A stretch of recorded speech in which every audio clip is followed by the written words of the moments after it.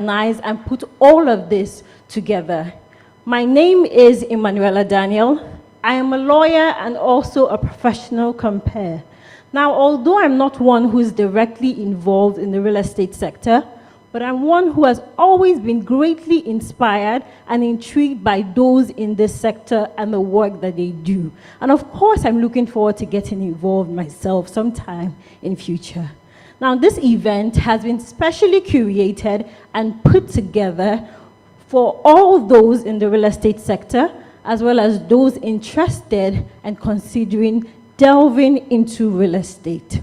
The goal is that every single person seated here today is going to get the opportunity to access integral knowledge and information about real estate, collaborate, partner, and get the opportunity to get inspired and motivated by some of the success stories which are going to be shared with us today.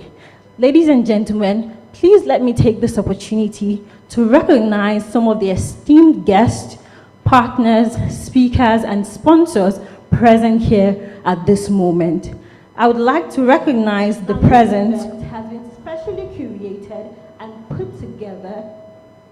I would like to recognize the presence of Mr. Ayodeji Amodu, RSV NIIVS. He is the Senior Special Assistant to the Governor of Lagos State on Housing. Please let us celebrate him.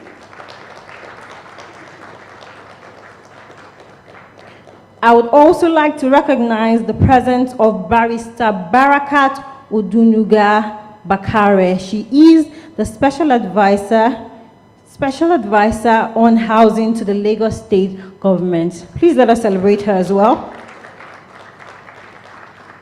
And of course, I would also like to recognize the presence of Mr. Akin Opatola. He is the President of FIABCI Nigeria. Please let us celebrate him as well. There's a quote by Donald Trump which says, "Real estate is at the core of every aspect of life and every business. Therefore, in order for you to be able to build wealth and improve your business, you need to know about real estate." Ladies and gentlemen, this is what we're here for today. We have a lot in store for you. So please, at this moment, permit me to say, sit back, relax, and enjoy the experience. Thank you. All right, ladies and gentlemen, please, there's a QR code which has been placed on your tables and on your seats. I would love for you to quickly scan the QR codes, as it's going to give you access to the event brochure where you can see the profile and all the information about our speakers and many other things that you need for today's event. Without any further delay, I would like to invite a very, very special personality in the person of Imelda Usoro Olaoye. She is the managing partner of Think Mint Group. Please let's celebrate her with a resounding round of applause as she comes up on stage to give the welcome address. Let's keep clapping till she comes up on stage.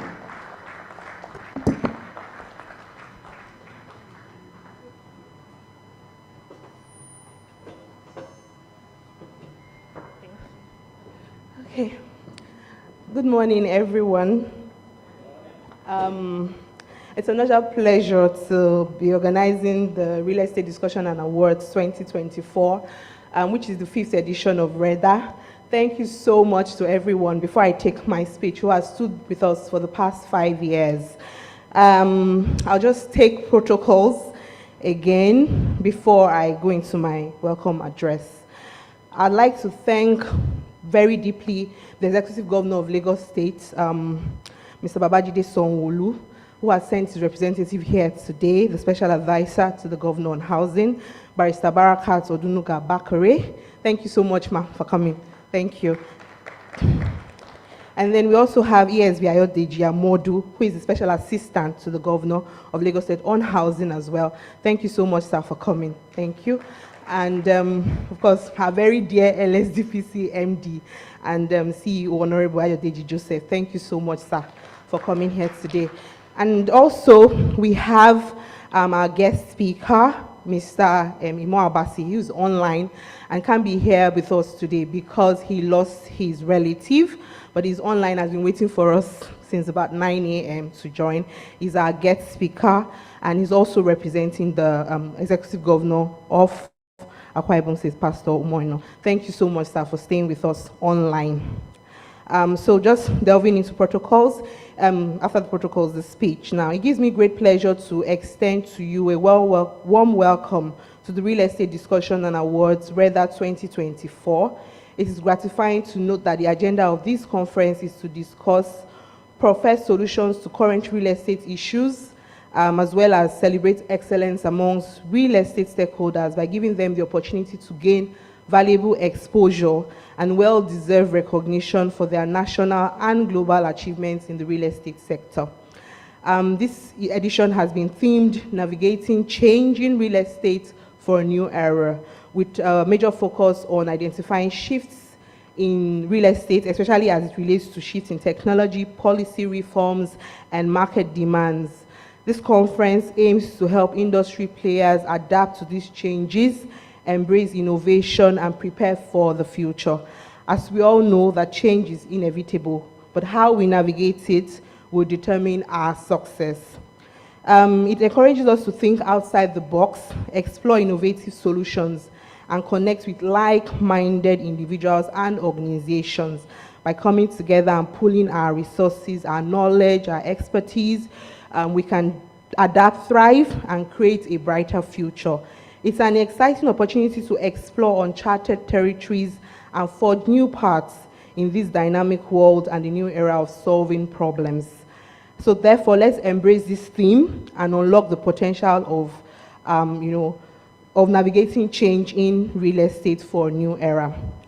We also set to use this medium to acknowledge, encourage, and celebrate excellence amongst Nigerian real estate stakeholders and leaders by giving them the opportunity to gain valuable exposure and well-deserved recognition for their national and global achievements in the real estate sector, which will be achieved by the awards that will be announced tomorrow, Wednesday 18, 2024.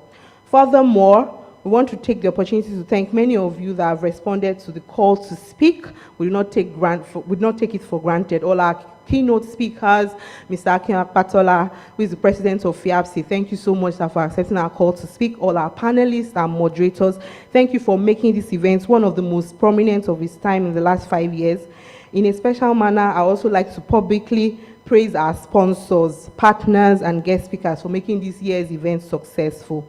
ThinkPink Nigeria is a one-stop digital-inspired firm that counsels businesses and organizations on their key strategic issues, leveraging our deep industry expertise and analytical rigor to help them manage the toughest and most critical business problems, ranging from sales, marketing, with a focus on the real estate industry. I'm pleased to declare the conference open, and then it's our wish that you enjoy this conference, and please take back with you the experiences, contributions, and happy memories of the Real Estate Discussions and Awards. Thank you so much.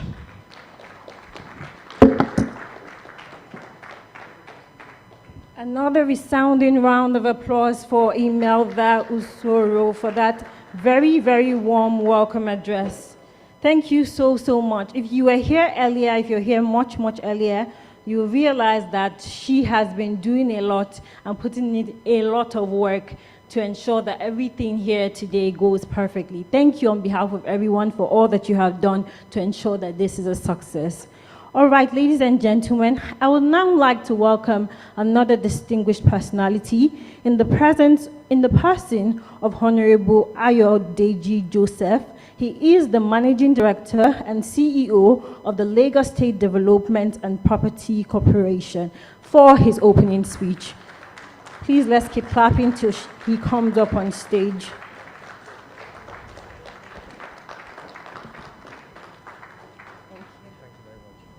Thank you. The Governor of Lagos State, ably represented by my sister, the essay to the Governor on housing, Barrister Barakat Bakari. I hope I got it right.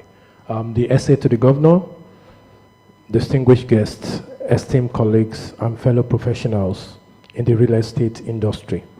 I'm honored and privileged to welcome you all to the 2024 Real Estate Discussion and Award Ceremony. As the Managing Director, CEO of the Lagos State Development and Property Corporation, LSDPC, I am delighted that our organization is not only organizing partner for this significant event, but also a proud supporter of this initiative. The team navigating change in the real estate for a new era is not just timely, but critical. It reflects the challenges and opportunities we face as we work together to reshape and adapt the real estate landscape to meet the evolving demands of our society. This event presents an opportunity for us all to engage in meaningful discussion, share insight, and build partnership that will help shape the future of real estate. I encourage you all to participate actively in the conversation that will unfold here. Let us challenge conventional thinking, explore innovative ideas, and work collaboratively to create solutions that meet the evolving demand of the future. On behalf of LSDPC, I would like to express our gratitude to all participants for making this event possible. Your presence here today is a testament to our shared commitment to driving positive change within the industry. Together, we can navigate the changes before us and lead the real estate industry into a new era of growth, resilience, and innovation. Thank you, and I wish you all a productive and inspiring day ahead. Thank you very much. Thank you very much, Honorable Ayodeji, for that opening speech. Ladies and gentlemen, as I mentioned earlier, the Executive Governor of Lagos State is represented by his special advisor in the person of Barrister Barakat Odunuga Bakare, and it is now time for us to listen to her speech. Please, with a very resounding round of applause, let us welcome her as she comes up on stage.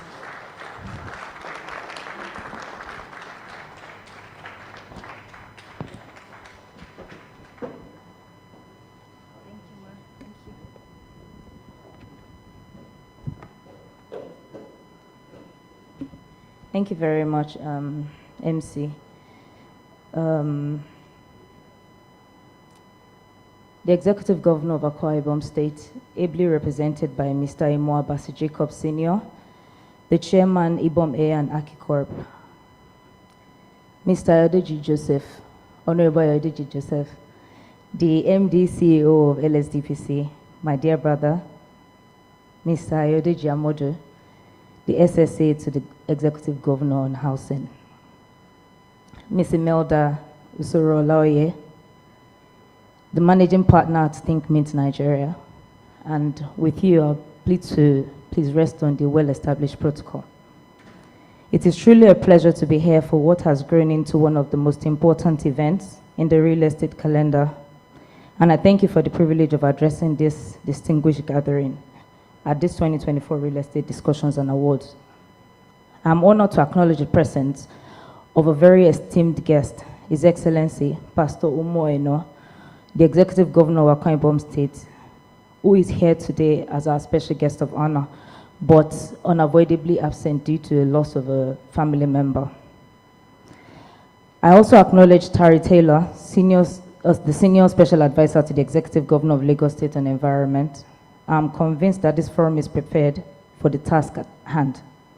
This gathering brings together all participants from around the world, and we are fortunate to have 70 prominent speakers from top of real estate organizations who will share their insights today at this laudable conference.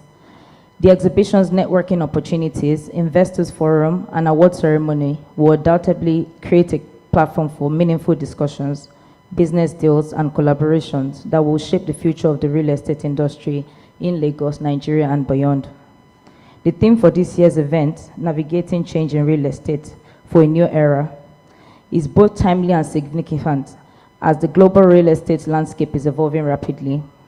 The changes we are witnessing, from technological advancements to shifting market dynamics and an increasing emphasis on sustainability, are fundamentally reshaping the future of the built environment. These changes present both challenges and opportunities, and I have no doubt that this forum will generate valuable insights into how we can collectively move forward. It is deeply gratifying to note that all the speakers for this occasion are experts in their field and ready to do justice to the many topics outlined for discussion over the period of this conference. We are privileged to have Mr. Imo Abasi Jacob Sr., who is representing the Executive Governor of Akwa Ibom State, as our guest speaker.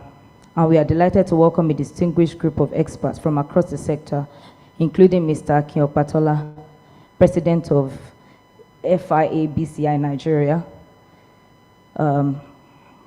Tari Taylor, Special Advisor to the Executive Governor on Environment, and my dear brother, Honorable Ayodeji Joseph, MD CEO of LSDPC, and many more. The significance of this event cannot be overstated. Real estate is not just about bricks and mortar. It is about building communities, creating opportunities, and driving economic growth. As we discuss the trends and opportunities that are emerging in this new era, I encourage us all to keep in mind the importance of innovation, sustainability, and inclusivity. These are the pillars upon which the future of real estate must be built. Our administration's contribution to the growth of real estate are multifaceted through comprehensive policy formulation and regulation, and by enhancing urban planning, zoning laws, and building codes. We are ensuring organized and sustainable development across the state. Our efforts to streamline land title registration and secure property ownership, such as the issuance of certificate of occupancy, have enhanced investor confidence and reduced property disputes, fostering a more stable real estate market and sector for the Lagos State people and Nigeria at large. We have also made significant investment in infrastructure development, which has been critical for unlocking the potential of real estate in the state. Projects like road expansions, transport networks, public utilities have improved accessibility to key areas, driving demand for real estate. The development of Lekki Free Trade Zone and support for public transport systems such as the BRT and the Lagos State Blue Line Rail have further enhanced the attractiveness of surrounding areas for both residential and commercial property development. To address the growing housing needs, we introduced affordable housing initiatives, including schemes like the Lagos State Rent-to-Own Program and Home Ownership Mortgage. These initiatives, often in collaboration with private developers through public-private partnerships, aim to provide quality housing for low to middle income earners, hereby reducing the housing deficits in Lagos State. Furthermore, we are promoting investment in real estate by offering tax incentives and supporting special economic zones like the Lekki Free Trade Zone, which boosts commercial and industrial real estate developments. Additionally, we emphasize environmental sustainability in real estate development by encouraging green building practices and investing in flood defenses, especially in coastal areas like the Eco-Atlantic City. Our administration is ensuring that future developments are both environmentally reasonable and resilient to climate risks. Regulatory body like the Lagos State Real Estate Regulatory Authority, LASRERA, and Lagos State Environmental Protection Agency, LASEPA, work to ensure that real estate transactions are transparent, environmentally compliant, and beneficial for all stakeholders. Let me also reiterate our commitment to working hand in hand with the private sector. Together, we can navigate the changes of this new era and shape a built environment that reflects the hopes and aspirations of all Lagos State citizens. I extend my heartfelt appreciation to Think Mint Nigeria for organizing this remarkable event, now in its 5th year, and to the Lagos State Property and Development Corporation, LSDPC, ably led by my dear brother, Honorable Ayodeji Joseph, for partnering in this success. Their dedication to promoting dialogue and advancing the real estate sector is commendable, and it is events like this that help drive the innovation and progress we need to stay competitive in a rapidly changing world. In conclusion, I commend other key sponsors for providing this platform where ideas are exchanged and partnerships are formed. Let us all take this full advantage of this next 2 days to learn, collaborate, and explore the investment opportunities that lie ahead. Thank you very much. I wish you all a happy deliberation and a productive day at this inspiring conference. Ìgbéga ìpínlẹ̀ Èkó, àjùmọ̀ṣe gbogbo wa náà.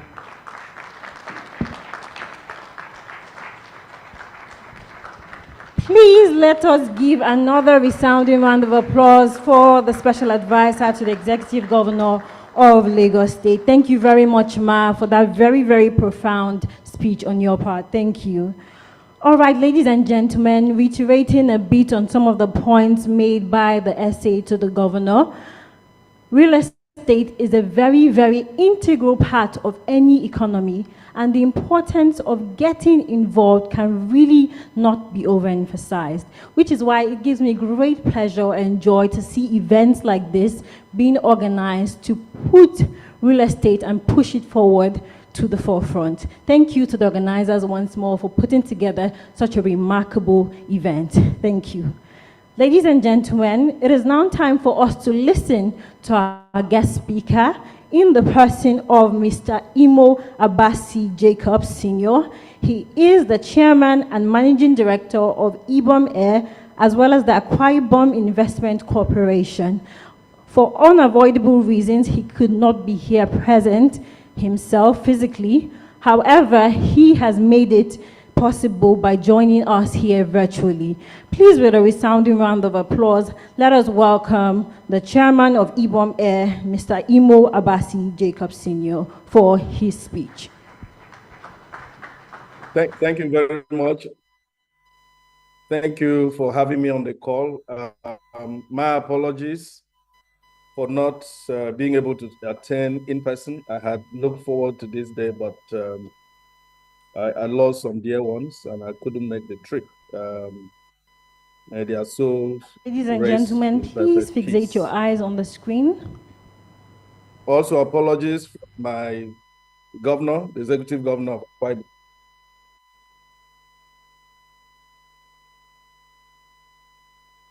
Hello.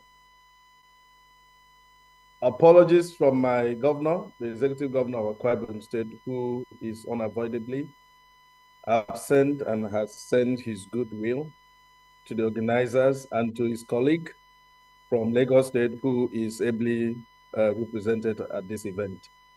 I want to thank the organizers, the Think Meet Nigeria, Think Meet Europe, for putting together this show. It's been very consistent for the last 5 years. And I think it's a platform that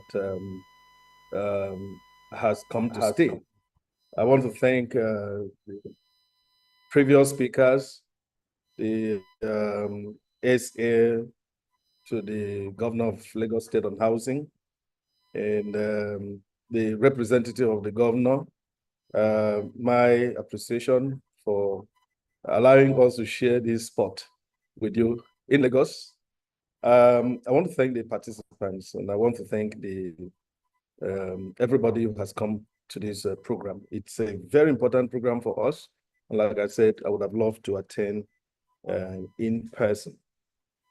I've been asked to talk to us or share insights or share knowledge on navigating change via investments for growth in the economy.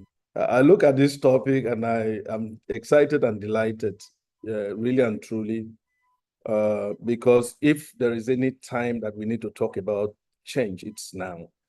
Our country has gone through significant headwinds, and the real sector is affected adversely. And any discussion on how to navigate around these headwinds and chart a course for the future is one whose time has come. This topic is one whose time has come. We're all players in the economy and need not tell you how we feel, how we're affected one way or the other. But I'm excited that a group of real estate practitioners have decided to take the bull by the horn and talk business, talk economy, talk about how to bring change to the economy through real estate. Where we are now, for me, investment is a pathway to the future. Investment is the thing that will guarantee job creation, wealth creation, income distribution. Investment for the future starts now. And I'm excited. I sit on this site as one who is in charge of the investment portfolio of Akwa Ibom State.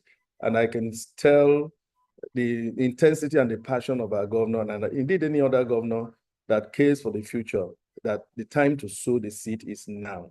The time to invest for the future is now.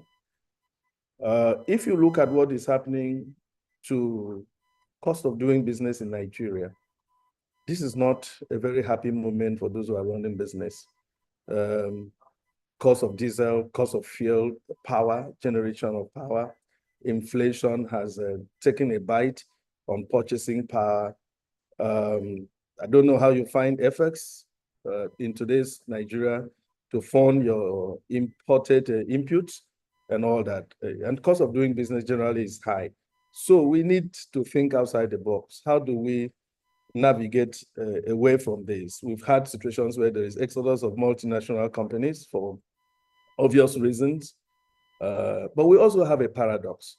I was looking at the indices published by the Nigerian Bureau of Statistics, which actually showed that there has been an improvement in foreign investment inflow of foreign investment in the first quarter of this year to a whopping 3.4 billion US dollars, rising from about 1.1 billion in the last quarter of last year. But when you break down the numbers, you see that the growth is only fueled by investment in foreign portfolio and not really in investment in the real sector. The manufacturing sector has not received a lot of investment in the quarter under review. So what does that mean? Short-term investment. Foreign investors are taking a bet on very short-term instruments fueled by what is happening in the banking sector. But the challenge is, will they convert this into long-term investment? They would do that if they believe that the macroeconomic framework is changing in the right trajectory. They will believe that if they are able to repatriate not just their dividend, but also their income, their capital, should they wish to do so. So a critical analysis of these numbers shows that there's still some work to be done in the real sector to drive investment in the manufacturing sector, where you can be guaranteed job creation, income generation, income distribution, general improvement in the well-being of the people. So this is where we are. How do we turn the curve? I would say that this calls for thinking outside the box at all levels of government, federal, state, principally, and then maybe local government, to be able to be pro-investment. You have to create the enabling environment to attract businesses. I know that at the federal and state level, there's been a lot of work done in enhancing the enabling environment to become attractive to foreign players and even domestic players. The challenge is that we need to be consistent. There needs to be policy stability. And of course, there's need to be putting money back in purchasing power so that the market will be there for those who dare to invest here. Let me tweak this presentation to show what states can do and what we are doing to prioritize investment, to invest today for tomorrow, and to look at the structure of our economy, import-dependent, distribution economy, federally distributed sources of wealth and all that. We think that the day has come when we begin to say to ourselves that that day has ended. That time when you look back to Abuja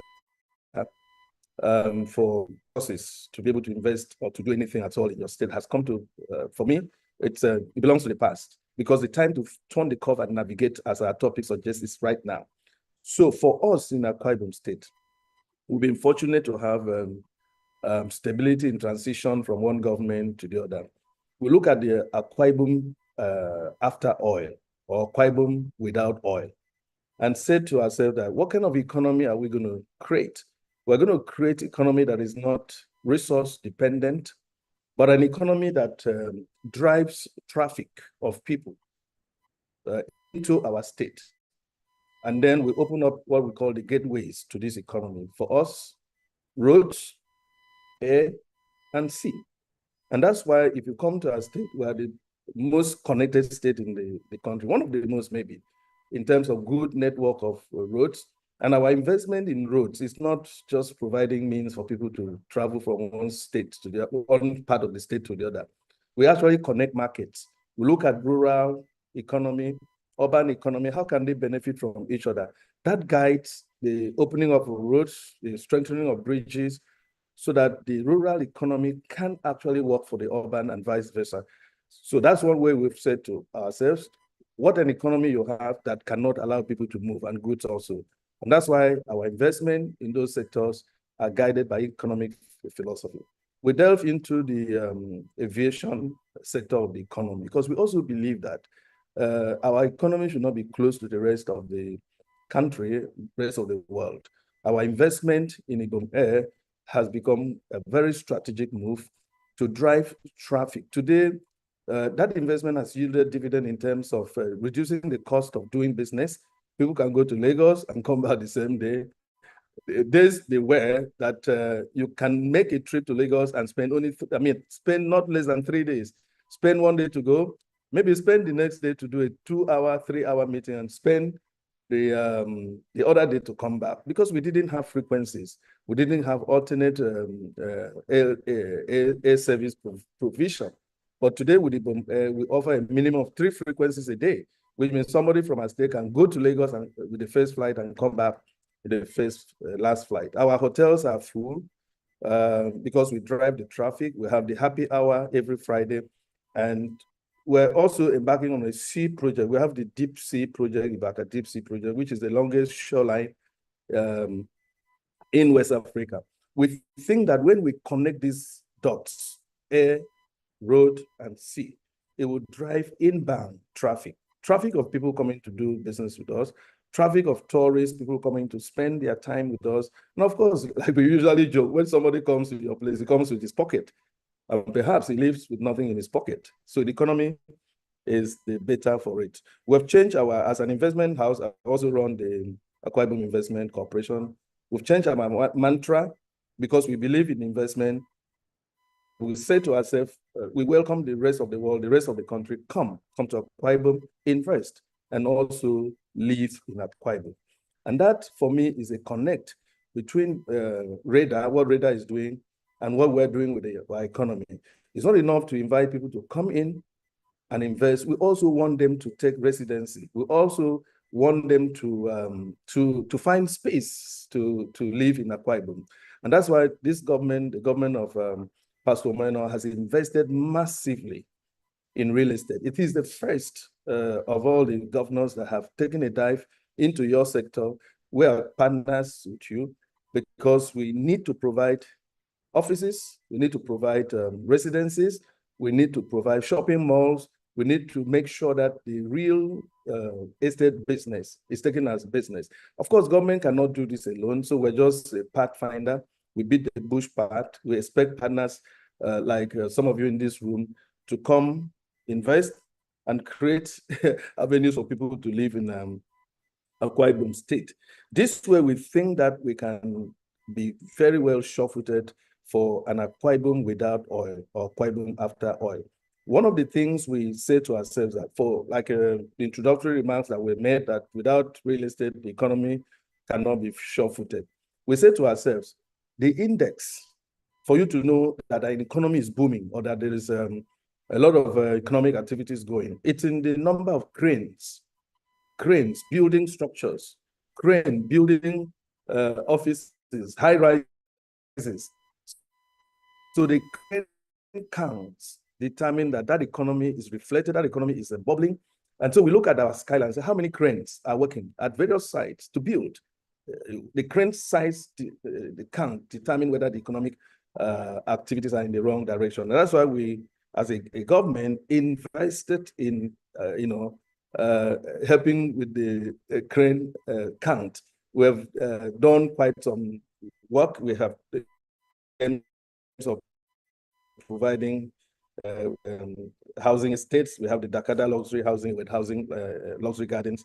We have a 21-story building with Domiano Towers for offices. We're looking at creating an aviation village. The entire aviation ecosystem has been so plotted that there's economic linkages.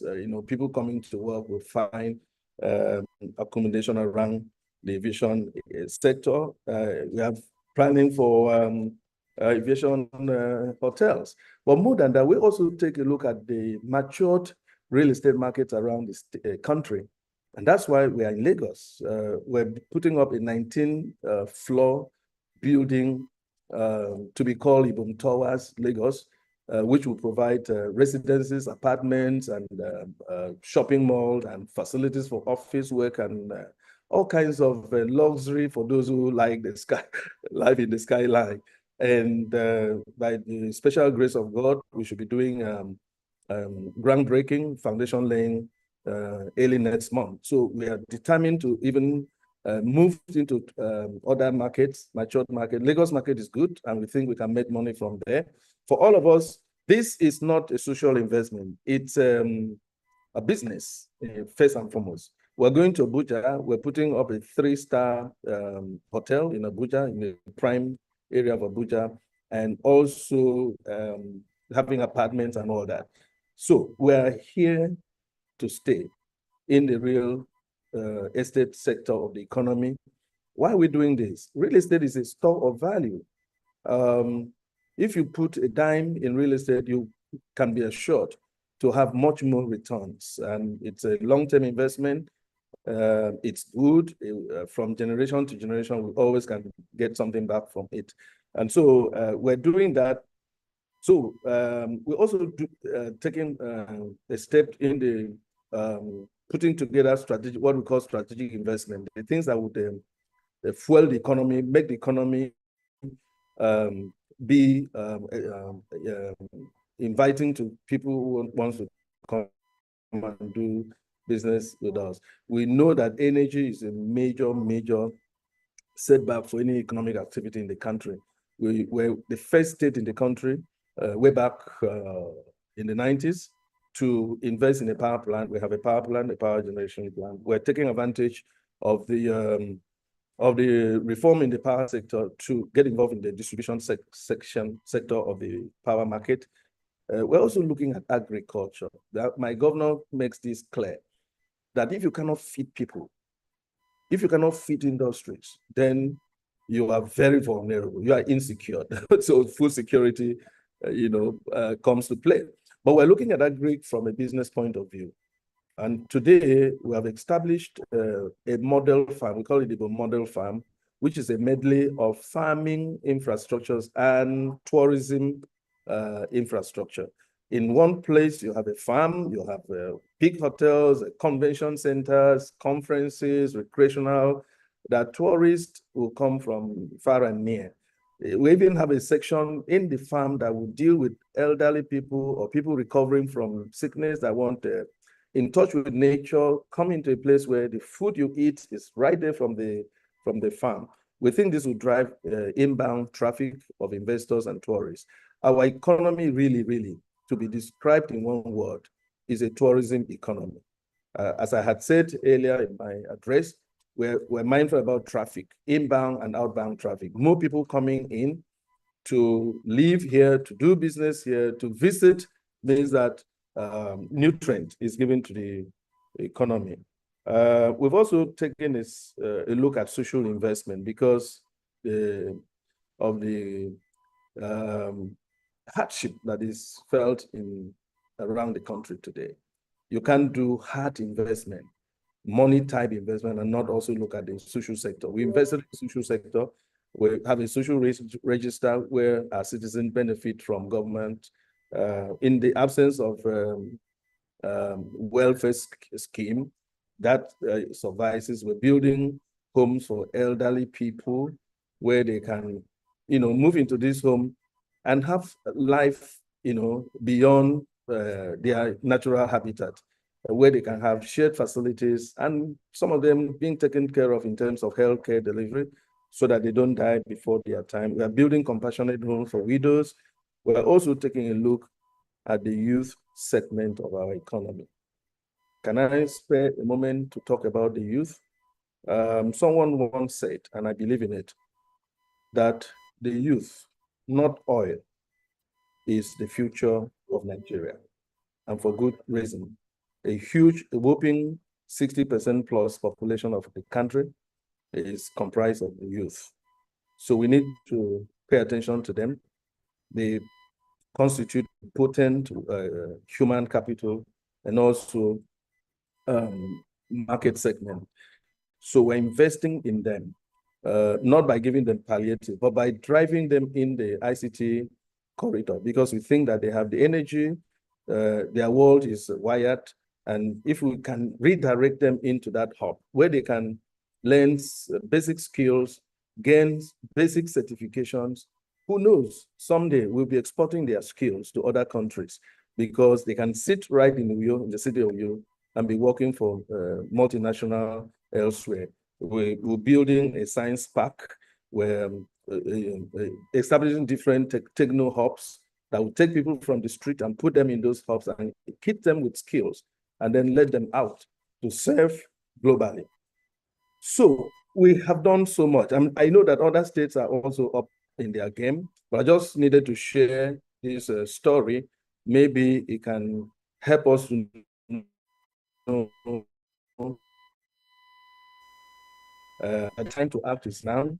Navigate the bad things we hear about Nigeria are actually stepping stones, are things we can turn around, like the youth. The youth for me is a sector that needs to be invested in. So we're also investing in human capital. In conclusion, I'd like to thank REDA for this event. It's unfortunate that we on this part of the state cannot attend in person. It's an event whose time has come. I charge that we use this event to develop partnership and networking, states to states. Like we're coming to Lagos. We're proud of the support we're receiving from the leadership of Lagos State. If you find things you can do amongst states, please, let's play the game. I was supposed to have an investors forum, participate in an investors forum. Unfortunately, because I'm not the in-person, I want to suggest, and I had discussed this with the organizers, that we can open a chat room, not just for Akwa Ibom State, but among us, particularly Lagos State that is fully represented there. So we can advance this discussion, look at what is possible, what we can do together, and come together. I'm willing to participate in the chat room to answer your questions, to offer more insight, and also to learn and lean on you. Let me end by saying, come, invest, live in Akwa Ibom State. We're ready, and I'd like to say welcome on board. Thank you for having me to speak at this event. God bless.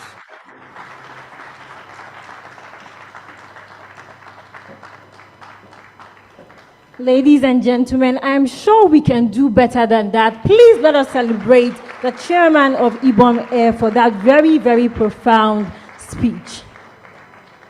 Thank you so much, sir, for that. And of course, to buttress a bit on some of the points he made, he talked about how important it is to delve into real estate and the fact that considering the current state of the Nigerian economy, the only way to actually drive sustainable change is by thinking outside the box. I couldn't agree more with that, which is why the discussions and the conversations we'll be having here today is very, very integral and important for the success of the economy and the real estate sector as well. Ladies and gentlemen, please once more let us celebrate the chairman of IBOM Air for his speech. Thank you so, so much.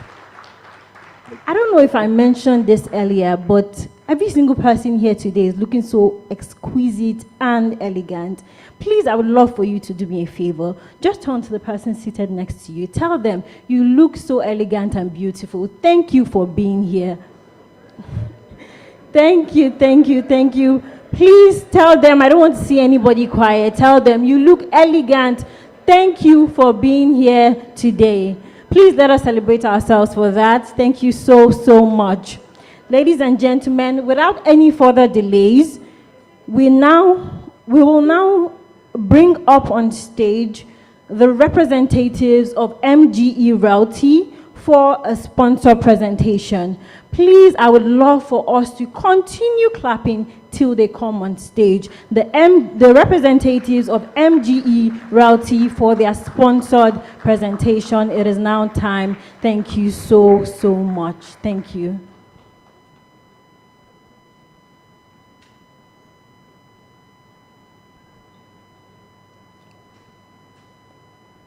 Please, let's keep clapping. She's giving us a really beautiful catwalk as she's coming on stage at the moment. Thank you so much.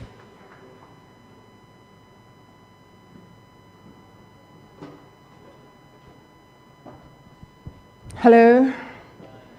It's so nice to meet you. Good afternoon. My name is Nena Iwagu from MGE Realty.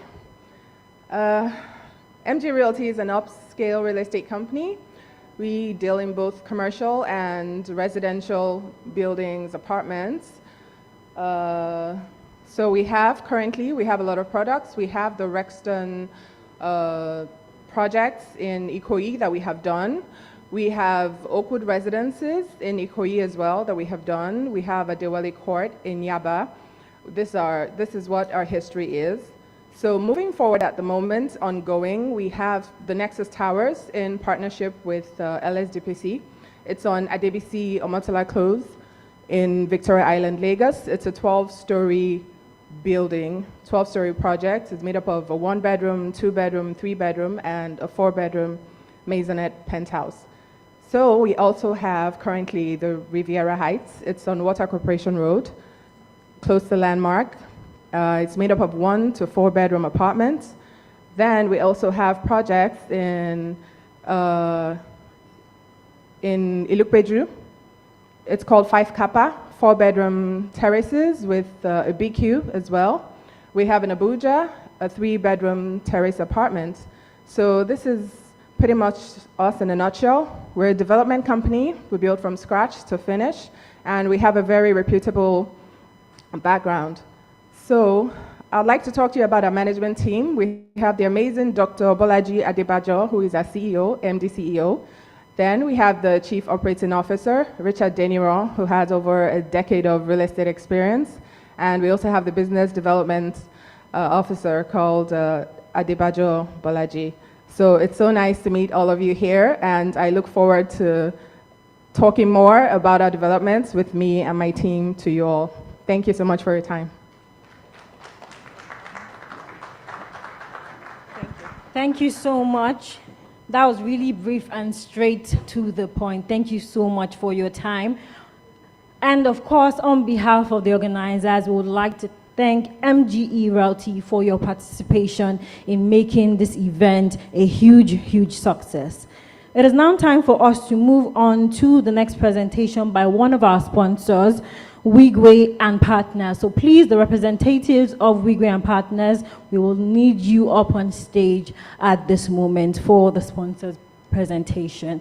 Please, let's give a resounding round of applause as he comes up on stage.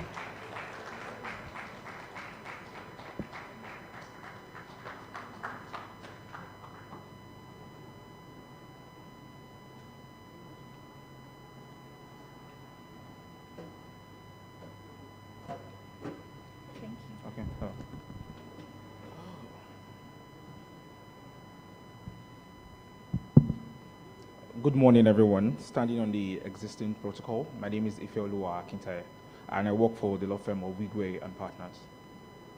So today, I just have a brief one, basically, and I'll just be running us through dispute resolution mechanisms in the real estate in Nigeria. However, I'll be putting a focus on ADR, alternative dispute resolution, as an appropriate or a better alternative in some of the disputes, basically. So I'll be starting with saying real estate in Nigeria. Would you say it's a gold mine or a cause for concern? Now, I'll take you to first. I'll be taking you to the statistics of real estate investments in Nigeria in 2023. That was just last year. Its valued investment inflow into Nigeria as 91 million US dollars, and is expected that in the next 7 years or the next 6 years from now, that's 2030, investments will have moved from 91.1 million US dollars in Nigeria to 137.8 million US dollars. Now, if you look at that, basically, you see that yes, there are a lot of opportunities here, basically, and investors are willing to come into it. So you would say you agree with me that it's a gold mine. However, going to the next one, we have on the report a prop tech company going. Replacing its CEO on the grounds of. Well, I'm not here to defend the claim whether it's right or correct. But then the issue here, the 1.6, the figure you can see here is investors' money. Now, the same way, that's what I want you to have at the back of your investors' money, investors' money, investors' money. So the next one I'm going to take us through again is just in 2021, there was a high-rise property collapse on Gerard Road, that's Ikoyi. Now, another thing that comes to our mind basically is that the property collapsed just after some of the off-takers are taking possession. Then at that question, when there's that collapse, your question again that comes to your mind basically is investors' money. What happened to investors' money? So at this point, I just want you to look into your, just search yourself and look at it. Is this thing really a gold mine or a cause for concern? But however, I'll take us through types of real estate investments, which we're already familiar with anyway. So I'll just run through them. I'll just run us through the general types of this thing. So we have the direct property investment. We have the REITs. We have the joint venture arrangement. We have the real estate syndication. So in terms of real estate investment, okay, everybody knows direct property. Everybody knows this. Ade has seen the property in Lekki Phase 1, which was valued at 200 million naira last year. Now, that was last year, and this year the property is going for 450 million. Ade wants to tap into the opportunity. Ade has gathered the sum of 450 million naira and is acquiring property to develop it same into short-let apartment or whatever it is, while still retaining the value on the land. So that's direct property investment. So also, REIT, basically that's investing in small bits and what have you and all of that, and basically. But however, I can see everybody's on the screen. Not everything on the screen. So I'm not going into this. There's still something before this.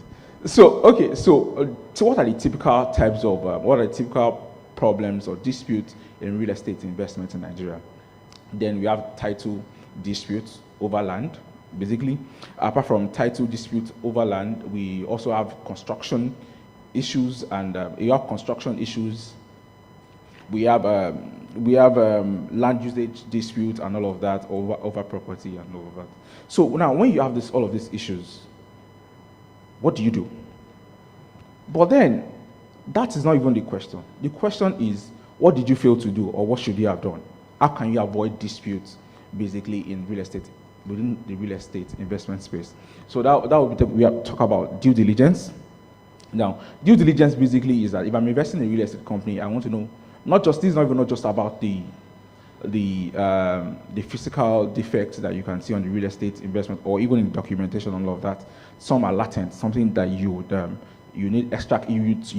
require a person who is more skilled in that area to help you look at and all of that. And I will bring one to some time ago, an estate in Lekki Phase 1. People had subscribed, people had bought the property that had been developed, people were living in the property. Only for the financier, a reputable bank in Nigeria, coming up to say it was the security, the property real estate development itself was security for the facility that was granted to develop it. People had bought, people are living there. I paid my full money, and all of that, and all of that. So basically, so it's just beyond. So what I'm just trying to say visually is that when you check those things, when you look at title and all of that, I mean, title might show, yes, this is the name of the person that owns the property, this, and that, and not all charge on the property are actually registered. So in a situation where such is not registered and all of that, and what do you do? What happens? And you paid full value for the property and all of that. But I would not want to go into full details into that dispute, but I just want us to know that yes, we have due diligence. Due diligence is very important in real estate. So let me just, what other ones seek legal advice when necessary and all of that, but then let me just go to the mechanism for dispute resolution and all of that. So in terms of the real estate investment will determine what is best suitable for it and all of that.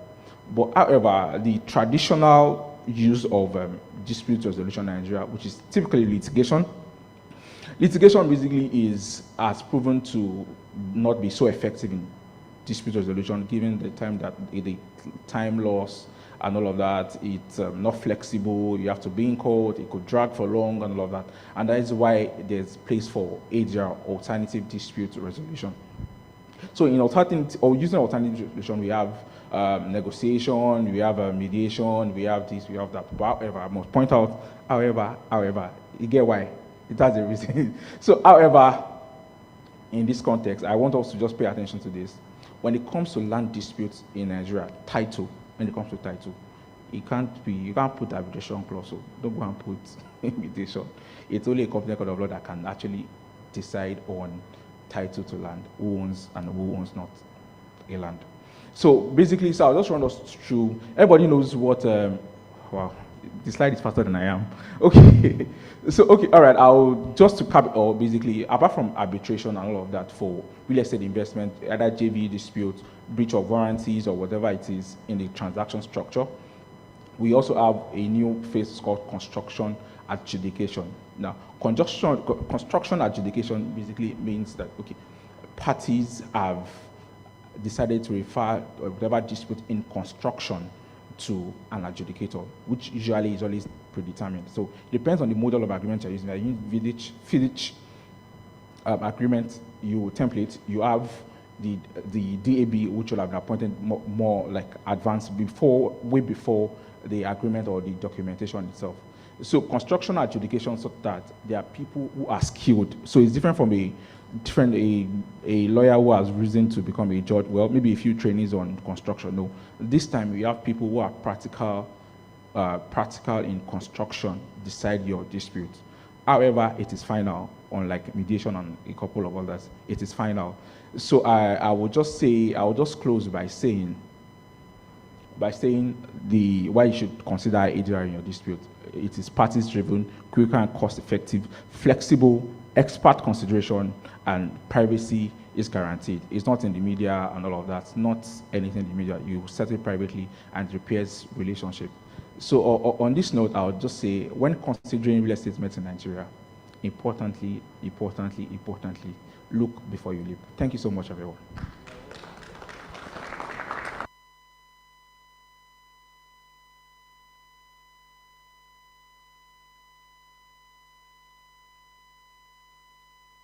Thank you so much, Mr. Akinteye, for that very, very sound presentation. Please let's give him another resounding round of applause. And of course, a big thank you to Wigwe and Partners for being a part of REDA 2024. For the next presentation, ladies and gentlemen, with a resounding round of applause, please join me as we welcome Monsurat Mohammed, the head of Help to Own Mortgage Family Homes Funds. Please let's celebrate her till she comes up on stage.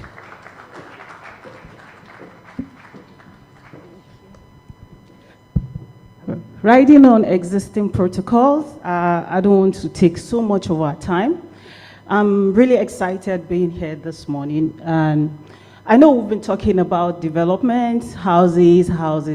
So today, my presentation speaks to first our landlord, who are ably represented here by representatives of the Lagos State government. And of course, we also, the end users and the suppliers, the developers. So my product speaks to every one of us seated here this morning. So I'm just going to give you a brief about family-owned fund, a very brief snapshot of family-owned funds.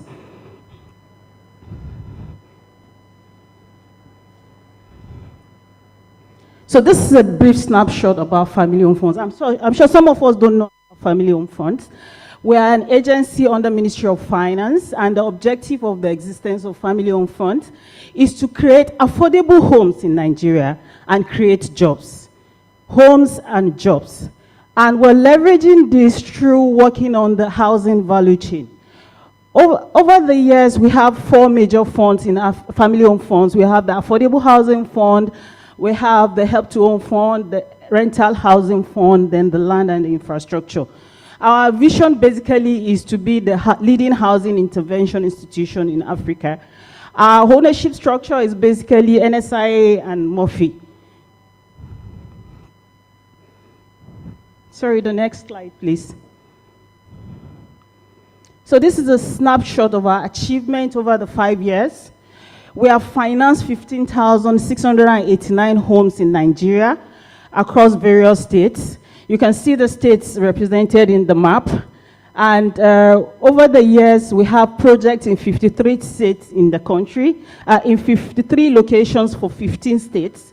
And we've created so far 84,000 jobs, both direct and indirect jobs in the market. We're rated A+ by Augustus & Co.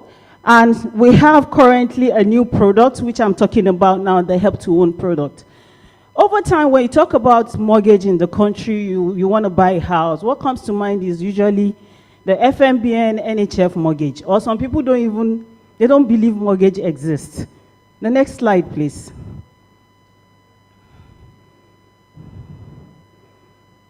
We know this, we all know this. There's a real tug of war. Home ownership, especially we first-time homeowners. You want to buy a house, there's challenge, you go to the mortgage bank, you have 20-30% equity down payment. The tenor maximum they give you is 10 years, and by the time they calculate it, even your income does not even fall into the expected repayment. So there's a challenge, first-time homeowners. The short tenor, the interest rate is killing. Right now, most banks are benchmarking NPR. NPR is with the range of 26% per annum. We all know nobody or only the high-end guys can afford this. The next slide, please. These are basically what we all know. So what is the solution? I'm not here to talk about the issues. Rather, I'm here to tell you the solution. What are we doing? The next slide. Thank you. What are we doing? So the Help to Own product. The mortgage product is a product of family-owned funds where we introduced into the market. We started this product offering last year, November, and we have proof of concept. A lot of people have benefited from this. We have partnered mortgage lenders across the country, more than 13 of them, both commercial bank and primary mortgage lenders. So what the product aims to do is to stimulate provision of sustainable and affordable mortgage financing in Nigeria. And this way, we're going to deepen the housing finance system and also make mortgage to contribute to a better percentage of the GDP of the country. And through this also, we're going to boost job creation. The developers here, you know what it means. If you have liquidity, you have a lot of guys working on your site, more job creation, more inflow of money flows through the economy, you create jobs, we reduce crime, because the guys there who are unemployed, they will all be busy doing 1 or 2 work on your sites. And also we have a complementary skill acquisition for youth under this scheme. Next slide, please. So how does it work? It's simple. What we're doing is we're partnering mortgage lenders across the country, and we're saying that end users should pay a minimum of 10% down payment equity to buy a property. The product focuses on low and middle income households. We're not dealing with the people on the higher part of the ladder. We're looking at the low and middle income household, and particularly the first-time homeowners. We're saying pay a minimum of 10% equity. The 90% part of the fund will be funded by family-owned fund and the mortgage lender of your choice. The 40% coming in from family-owned fund is going to come in at 5% per annum for a maximum of 20 years. And our partner mortgage lender is also going to fund the 50% part of the fund of the property at their market rate. So we're encouraging them, we're not interfering with their business. If their lending rate is 26%, they plug in 26%. So when you do a blended rate, you're going to come in at an average of 15% per annum, which you will believe or agree with me is better if you have a mortgage at 15% per annum than having it at 26 or 27 per annum. So that way, a lot of people are able to purchase their houses. And the plan is, we hope within the next 3 years to have a minimum of 15,000 mortgages created across the country. We know Lagos is a very peculiar environment because the cost of rental is on the increase, the population is growing. Lagos has one of the highest statistics of employed youth who have demand for affordable housing and who don't want to keep paying rent because the rent payment takes a chunk of their household income. So that expense can be channeled to home ownership under this help to own partnership. So this provides a maximum tenure of 20 years, affordable interest rate, efficient processing turnaround time. The expected turnaround time is on average of 90 days, and it's been happening. We've had some people here in Lagos access this mortgage within a month, and those guys were like, are they dreaming? They didn't believe it, but it's happening. The product is available, it's for everybody. This is a government product, and it is meant to make life better for Nigerians. So this also speaks to, please, the next slide. This is just the processing, how to assess it. You can ask my colleagues in our stand for more information here. The next slide.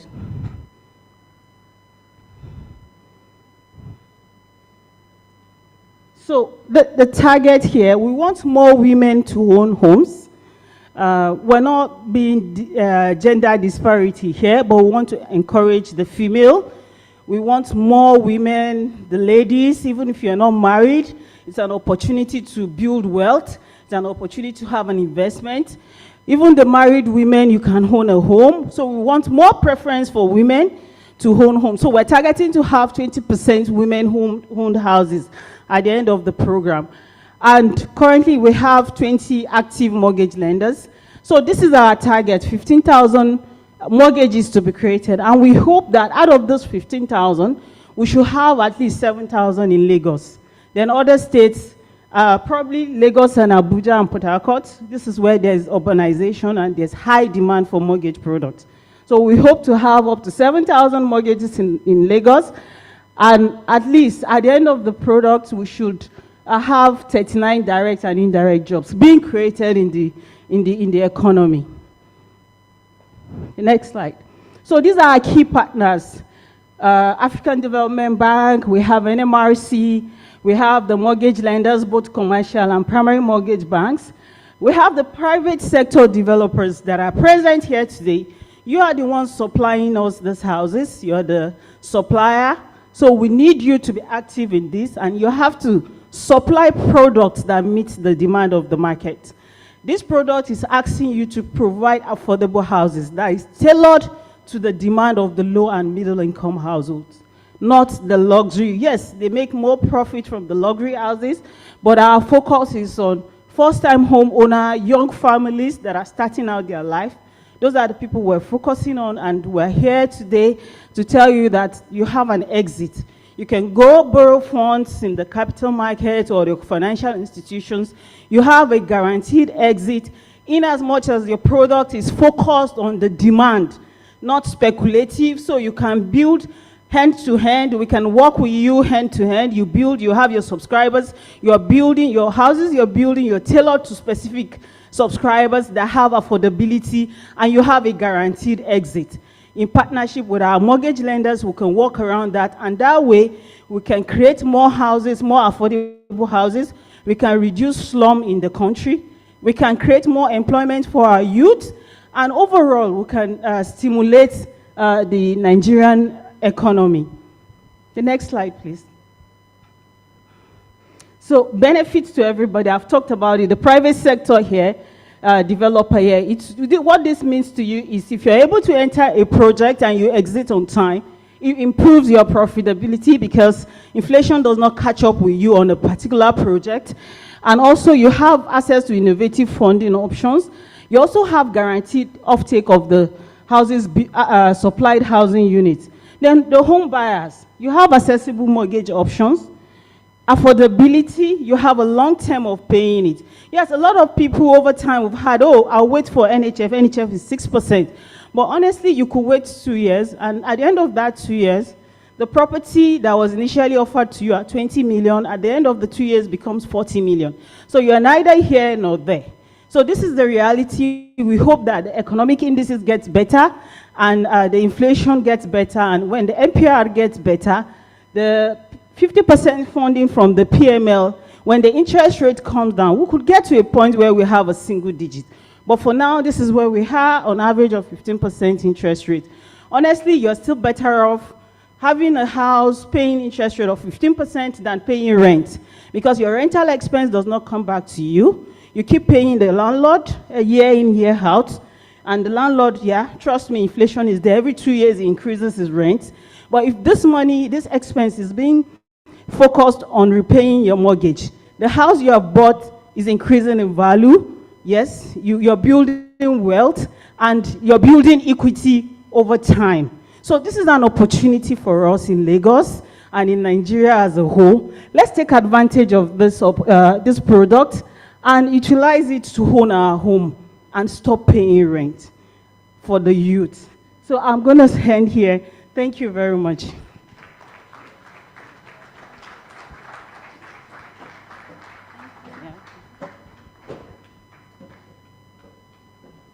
Thank you very much for that very educative and insightful presentation. Ladies and gentlemen, for a very short remark, please, with a resounding round of applause, let us welcome the Commandant of the Fire Service of Nigeria, Lagos State Chapter. Please, let's keep clapping till he comes up on stage for the remark.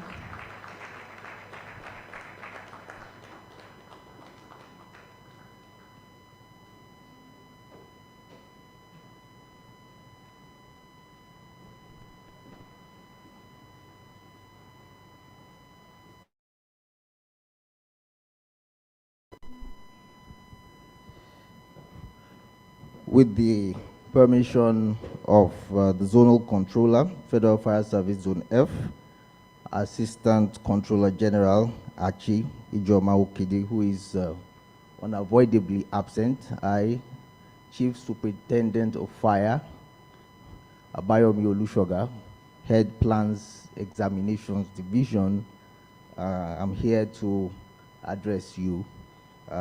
Thank you for having us back again for the first time since 2021. We had a very interesting discussion at the time, and I'm sure we'll be able to rub minds again. First of all, would like to point out that what's going on the right, to my right, is not exactly legal or obstruct the fire exit, please. So whether human or material, that's according to the National Fire Safety Code, which was extensively discussed the last time I was here. There is actually a penalty for that. You can be arrested and you have to pay a fine. And the law is no respecter of beautiful ladies. Okay. So let's just note that. So even that should be gone. The banner should be gone because of egress. In case of fire over here, God forbid, we would need to egress through this route. Yeah, this is one of the routes that we'll have to take to egress. Okay, note that. And that is going to obstruct our egress route. Yeah, just note that. Also, this sort of event should, ideally, it's a very good event. Has been discussed that it's a place where we can rub minds, but it's also important that you consult with fire service before the event. You have this kind of event, you were informed well in advance so we can have our input. We discussed that extensively the last time. There's something called an emergency action plan, which is according to the National Fire Safety Code, and that is section 42, fire safety and evacuation plans, okay? Which it is compulsory for every premises, including residential premises, okay? Now, a lot has happened since 2021. We discussed that. I have a short video. What has happened is that between that time and now, of course, we've improved on the emergency action plans. Some organizations have actually approached us, Mixed Africa, for instance. Very commendably, we prepared one for Lakwe Lakes, yeah. Although I believe they are yet to pick up the hard copy at our office. They've been sent a message for some time, so let them note that. So we prepared the emergency action plan for that. Amen Estate Phase 2, where actually the high-risk areas are prioritized in the estate design, okay? Note that. And how we are going to improve egress to those high-risk areas are noted. Also, fire lanes and so on and so forth are specified. Let's note that that is where the Federal Fire Service come in, because a lot of money, resources have been invested in research within the Federal Fire Service. We prepared one for the Metro Waves complex, which is coming up, and it is, I think we can play the video now, right?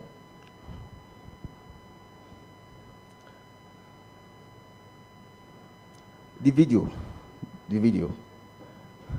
This is actually from a presentation earlier.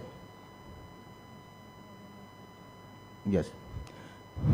This was from a presentation of a whole new concept called fire architecture, which we developed. But that was for the Lagos Architect Forum earlier this year, okay? And we are beginning to partner with some other organizations to teach the gospel of fire architecture as different from fire safety engineering. Okay, so note that's also an area of collaboration. But I just wanted us to play that video. Excuse me? It's not playing.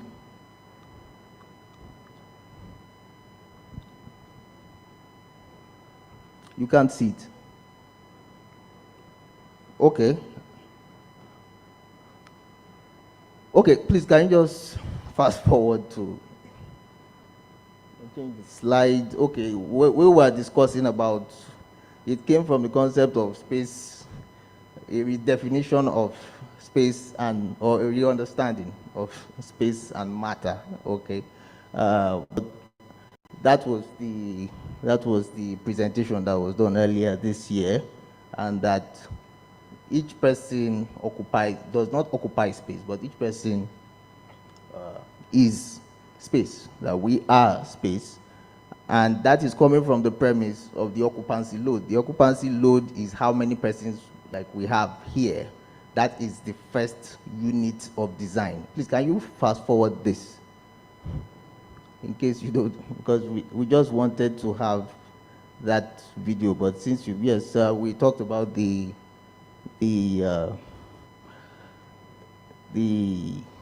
history of Federal Fire Service. That Federal Fire Service is actually older than Nigeria, by the way. So the country has been playing catch up with us, actually, not the other way around. We're about 14 years older than the concept of Nigeria, and so on and so forth. And that because of global warming, which is a changing environment, I believe that's the theme of this particular event, that we need to start rethinking the concept of fire safety. We use the Sterling Bank building as a case study of what can happen when fire safety is not properly inducted into the original idea. Okay, so can I just skip to the definition of fire architecture, please, and let's round up, please. Okay, okay, sorry. Okay, so that's fire architecture. It's talking about the application of principles in active and passive fire safety principles to architectural design, the adoption of the occupancy load as a basic unit of design. So when you have a design for an estate, for instance, the first question you ask, how many occupants? What's the occupancy load? How many persons am I designing for? That is going to determine every other aspect of the design, from the width of the roads to the positioning of the exit routes to every other thing. We talked about how we can use the Venturi effect for one's benefit. Can you just skip to the next slide? Okay. The next slide. Yes. Okay. Yeah, so it was mentioned, there was a diagram there we talked about how what might actually cause a fire, which is, you know, there's something called a fire tornado, which can be caused by the Venturi effect, which can spread. It's quite technical anyway. That's where we come in. So we are having like a waterfront building, for instance, and a waterfront estate. It is susceptible to fire spread, flame spread, which can lead to fire tornadoes. Okay, so how do you prevent that? How do you mitigate that? The bottom line is that please, please, and please, at the inception stage, when you have the idea of building an estate, a block of flats, a high-rise building, whatever, please consult with the Federal Fire Service, yeah, especially the Plans Examinations Division, and we'll be very, very ready to work with you and help you to prevent any kind of emergency. Thank you very much. Thank you to the Commandant of the Fire Service of Nigeria. And of course, I will certainly not be blocking any fire exits anytime in future.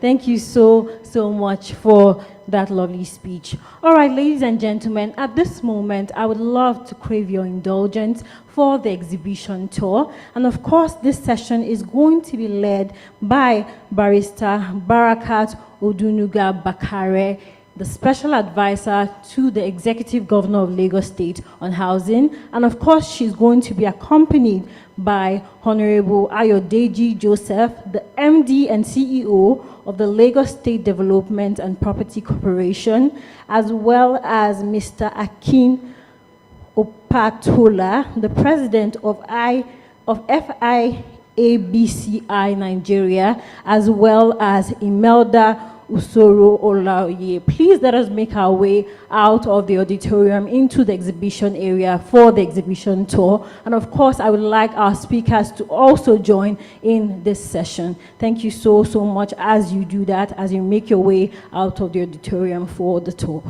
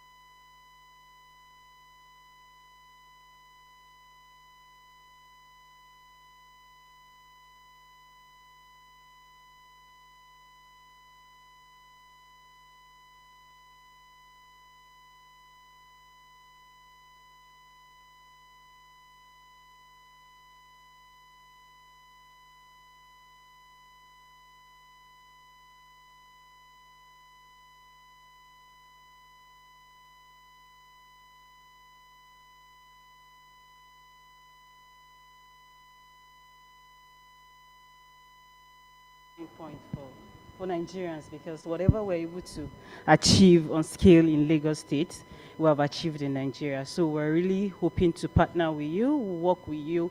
We'll be available to work all the way to make this life better for Nigerian youths in Lagos. Thank you, ma'am. Yes, ma'am. Yes, ma'am. Yes, ma'am. Eko ni baje. Okay, I'm sorry. Thank you. Thank you. All right. Thank you.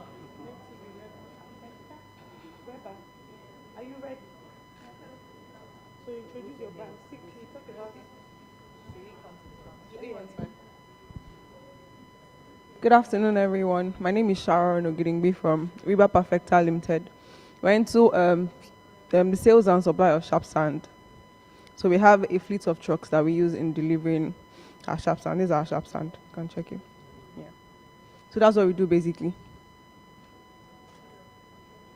Yeah, we are into general dredging consultants. We are into construction logistics, civil works, site preparation, land reclamation, barge operation. That's delivering of sand by water. Then we're into coastal defense, channelization, and canalization. Thank you very much. Yeah.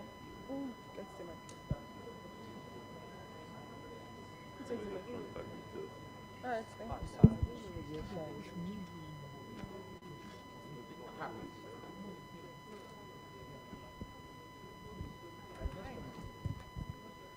Good afternoon, everyone. You're very welcome. Welcome to the MGE stand. We are presenting to you our projects, Riviera Heights, Estes Court, 5 Kappa.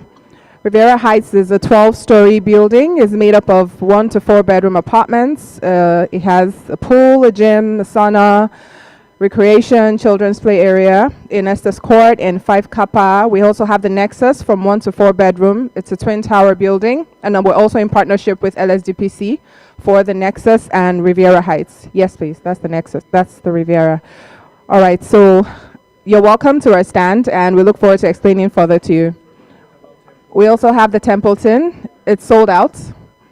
We have a 2-bedroom because it's sold out. We also sell. You're welcome. We look forward to meeting you and explaining further about our products. All right, sir.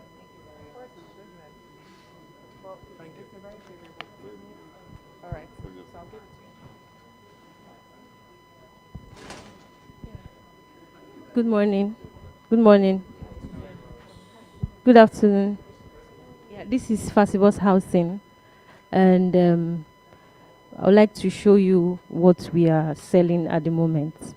So we are into property development, and at the moment we have high-rise building available for sale on off-plan, and you have as long as 18 months to spread payments. It's easier at Ikate, Lekki Phase 1. Yes. So we have Hybrid Phase 1 and Hybrid Phase 2. We also have projects at General Paints, Atlantic Layout General Paints. We have 3-bedroom terraces for sale. We have a self-gated 3-bedroom terrace with a self-gated compound. You have your own privacy to yourself, although it's a terrace. We also have 3-bedroom terraces. We have up to like 14 units in a compound. And then you have up to 6 months payments, to 6 months to spread payments. So with an initial deposit of 20 million naira, equal installments each month. And the good thing about it is that it's a self-serviced apartment where you get to manage your facilities yourself. You don't need to pay charges, like yearly charges on water, light, and all of that. So you get to manage it. Even if you're not in the country, you can actually manage your properties without paying too much to manage it. Thank you.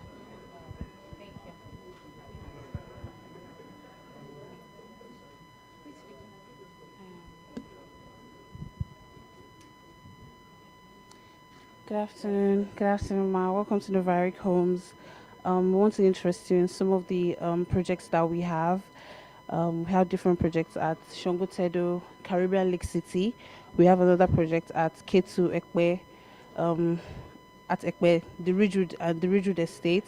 We have other projects. We have the Blissville, also at Lekki as well. So the Caribbean Lake City is located at Shongotedo, opposite ShopRite Mall. It's in a very general place, and it has the important thing about Caribbean Lake City is that it is surrounded by waterways, so you don't have to worry about traffic. You need to you can also, there's water transportation at Caribbean Lake City, and that's what makes this estate very different from other estates that you have. And for Alafia Resorts, for yes, specifically for the estates, you have water transportation that can take you anywhere. Like the water connects to different parts of the island. Yes, we are working with the Lagos State Waterways, the last one. So we do have a jetty specifically for the estates at Caribbean Lake City, and the Ridgewood at Ketuekpe is a vast area of land, over 30 acres that we have. And the special thing about the Ridgewood is that it has a resort. It's one of the estates that we have that has the first wellness resort in. It's going to have the first wellness resort in Nigeria. So it's called the Alafia Resort and Spa. And this Alafia Resort and Spa is in turn going to increase the return on investment of this land because of the because of the visibility that this resort is going to give the land, the estate in person. We have like a lot of amenities that come with this land, and that is why it is different from all the other lands that we have. We also have the buyback brochure, and this is in case you're not willing to spend a long amount of time in investing in one particular land. So the buyback subscription is an investment. You make an investment, and over time you get returns. And we have like a lot of payment plans for this subscription. We can do it over 3 months, over 6 months, over 12, 18 months.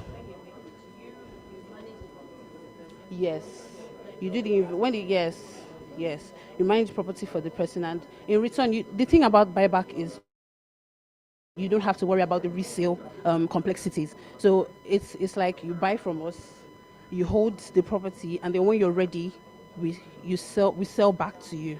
So you don't have to worry about the resale complexities of the project in general.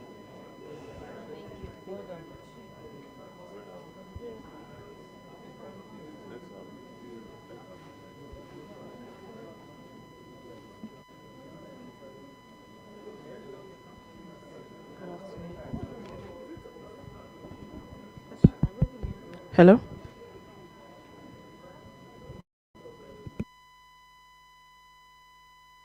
No. Okay. Good afternoon, everyone. Welcome. This is we are a real estate and agricultural and over time we have 1,000 we have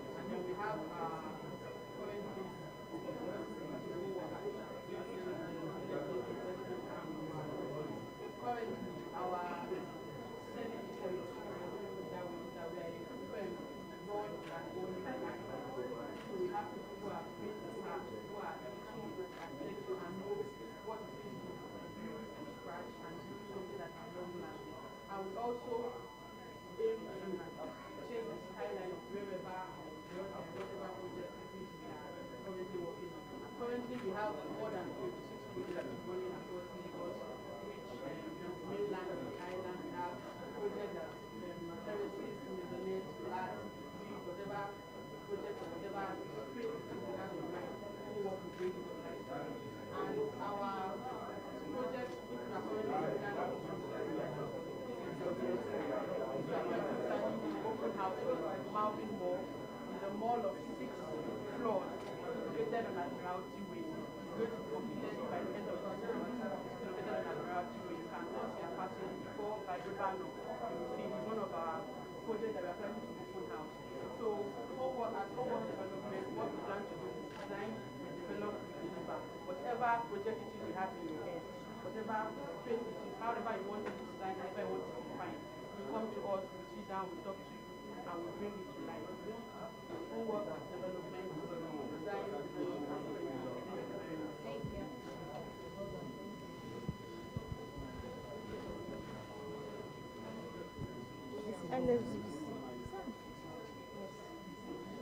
Good afternoon. This is LSDPC stand. We have projects at Mainland, Ilupeju Gardens. We have the Villa Court. We have Toe Heights, which are 2-bedroom mixed development, 2 and 3 bedroom and 1 bedroom 2. Then we have at Island 2, which is Garnet Residence, and VI, Srani Daranijo. Then we have Nexox 2 at Srani Daranijo, 2 3-bedroom. Then we have Crown Towers at Srani Daranijo 2 and 3 bedroom. We have 3 projects at Srani Daranijo. Yeah. It's 3. You have just 3. No. You have Nexus. We have Nexus, we have Garnet, we have Crown Towers and Crown Towers. Iconic Sowa is finished. It's sold out. That's 3 that you are selling now. Yeah. And Aja, you have only have Treasure Estate. Ajiwe, that's the 4th one. We have 3 projects for Nigeria. Yeah. The The links are exclusive and Treasure Estate. All right. No problem. Thank you. You are welcome, ma. Yeah. Of course, we have a papa. Yes. That's 2-bedroom flats, Masonet. How many people? We have 4-bedroom flats, sorry, sir. We have Pelewura, 2-bedroom flats. Okay, no problem. Thank you. Well done. You are welcome.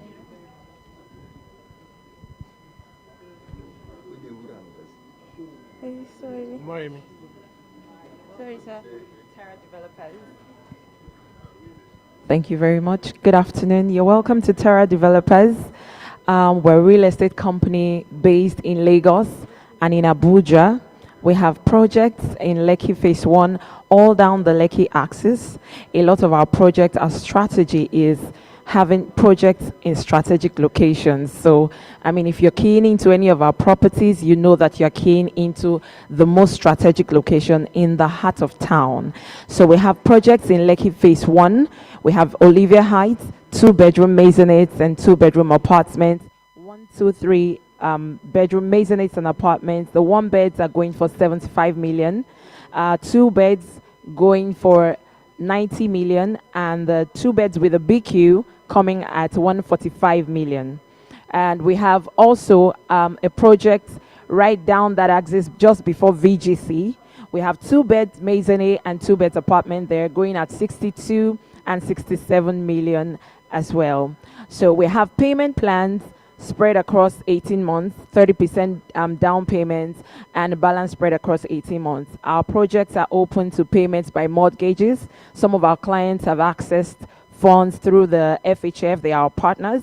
So our clients can, do a minimal down payment, and we can help them access RSA, NHF via the FHF fund platform, and then through the FMBN as well. So you're good with us. This is a mini brochure for you, Ma. And anyone that cares. Thank you very much. Okay. Thank you. So our website, please, so that when you're free, you can also go on our website to get more information. We're at www.terradevelopers.com.ng. You can also check us. Yes, it's on the brochure.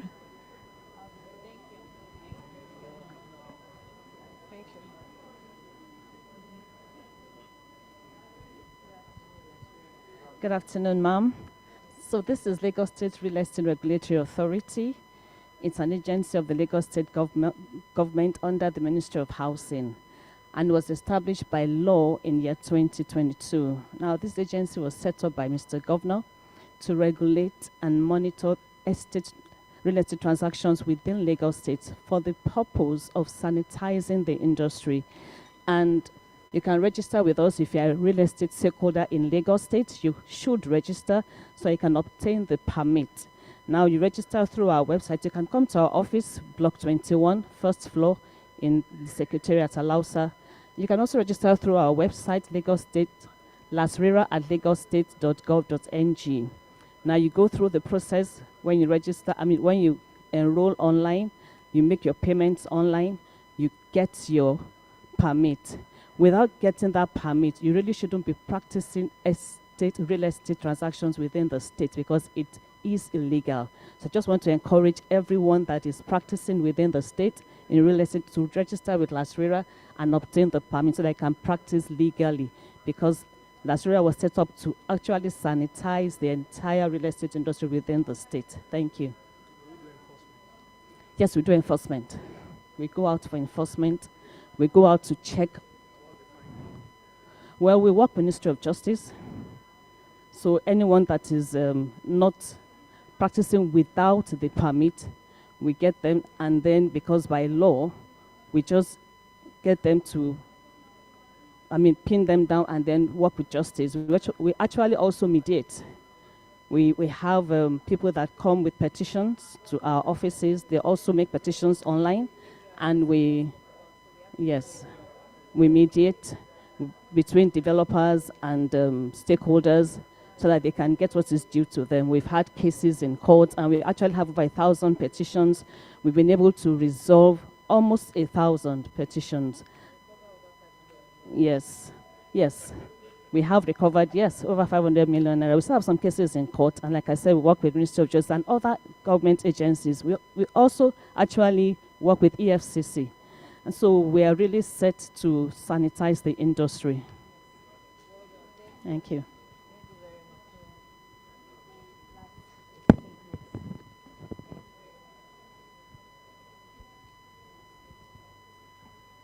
Okay. So you're welcome to Think Mint Nigeria. And we are a real estate company, a real estate marketing firm located here in Lagos. And we have properties in strategic locations in Lagos, in Port Harcourt, and in Abuja. We also have properties across the continent, even in Europe. So what we do basically is we ensure that we simplify the property purchase process by offering off-plan model, where you can get properties at cheaper rate, even lower than the market value at that time when you buy off-plan. So here in Lagos, we have property in strategic places. We have in Lekki, phase 1. We have in Ologolo. We have in Maryland. We have in Ikeja. We also have in Abuja and then Port Harcourt. So to know more about us, you can check out our website with www.thinkmint.ng/buy real estate. Thank you.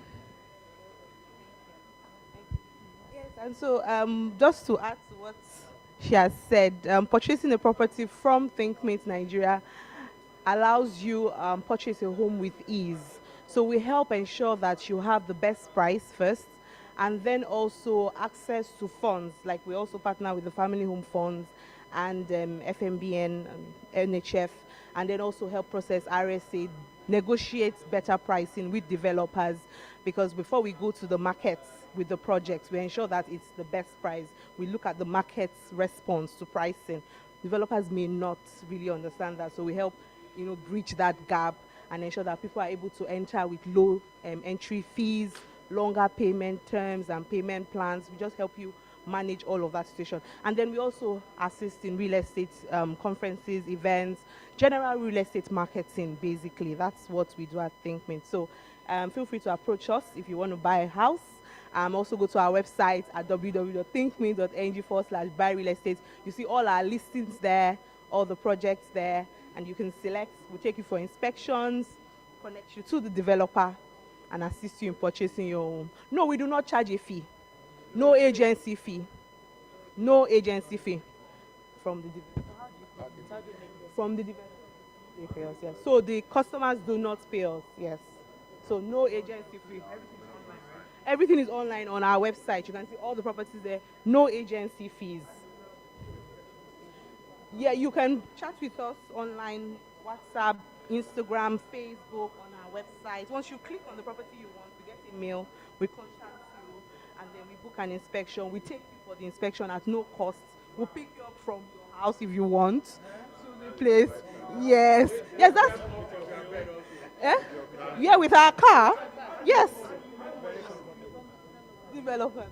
Because you are chosen. Chosen generation.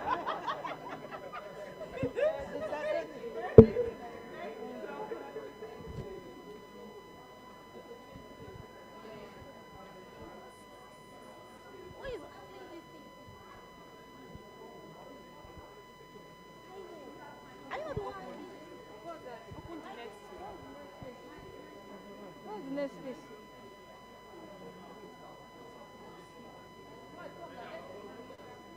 Where is the photographer? Official photographer. Come. No, take the mic back. Okay.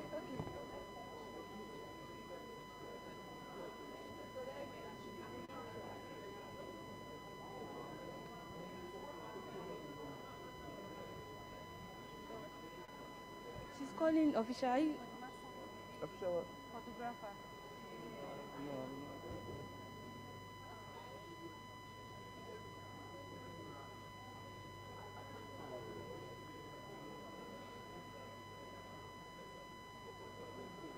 All right, thank you.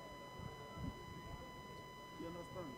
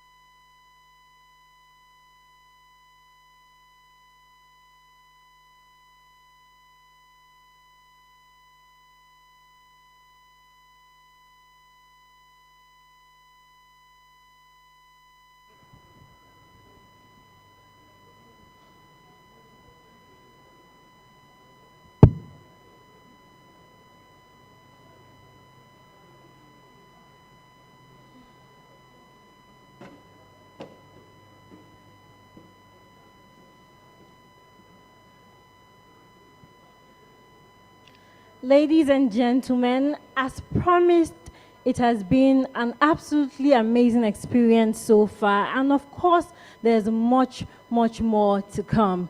Please let us settle back into the auditorium as we continue with the event for the day.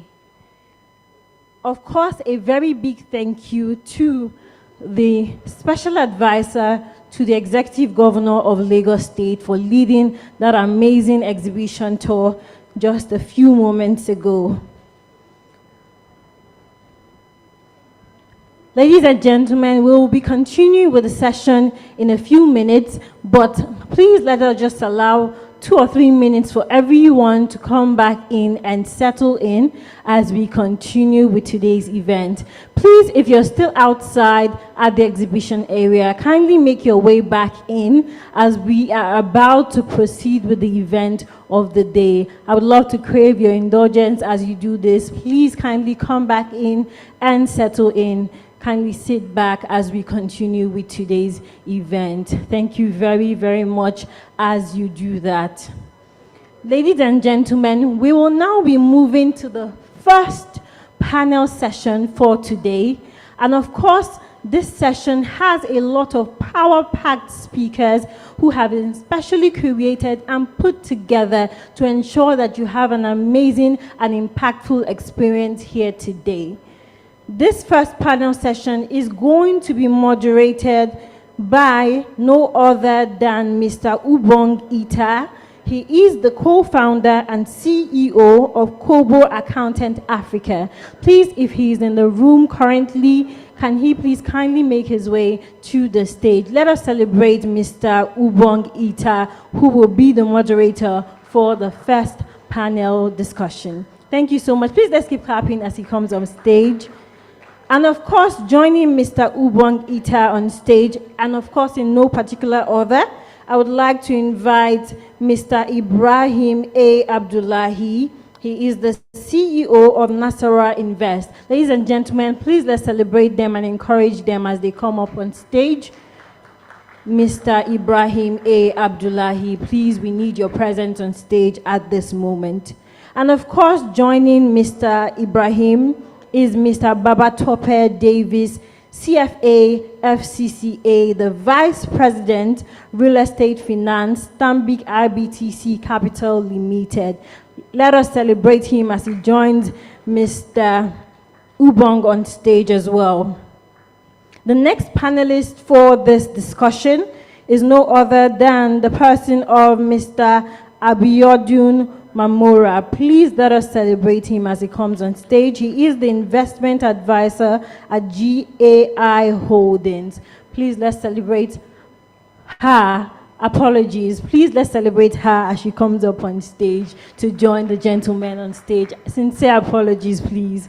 All right, so joining her on stage as well is Mr. Wilson Erumebo. He is the senior economist and manager at the Nigerian Economic Summit Group. Please let's encourage him. Let's encourage every single one of them. It's certainly not easy to be doing this. I mean, they're about to share from their wealth of knowledge and inculcate in us. It's not an easy one. So please let us encourage them as they come on stage. And of course, the next person who will be joining us on stage is Omoshalewa Fajobi. She is the Executive Director and COO of MISA Nigeria Limited. Please let us celebrate her as she comes up on stage. And of course, finally, we have Ifeoluwa Akinteye, the Associate at Wigwe and Partners.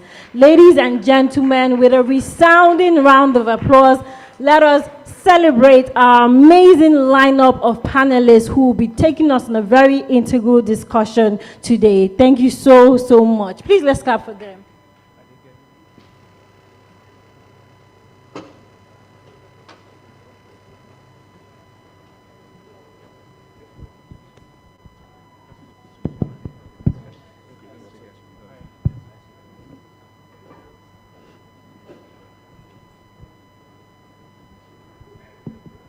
Yeah, hello everyone.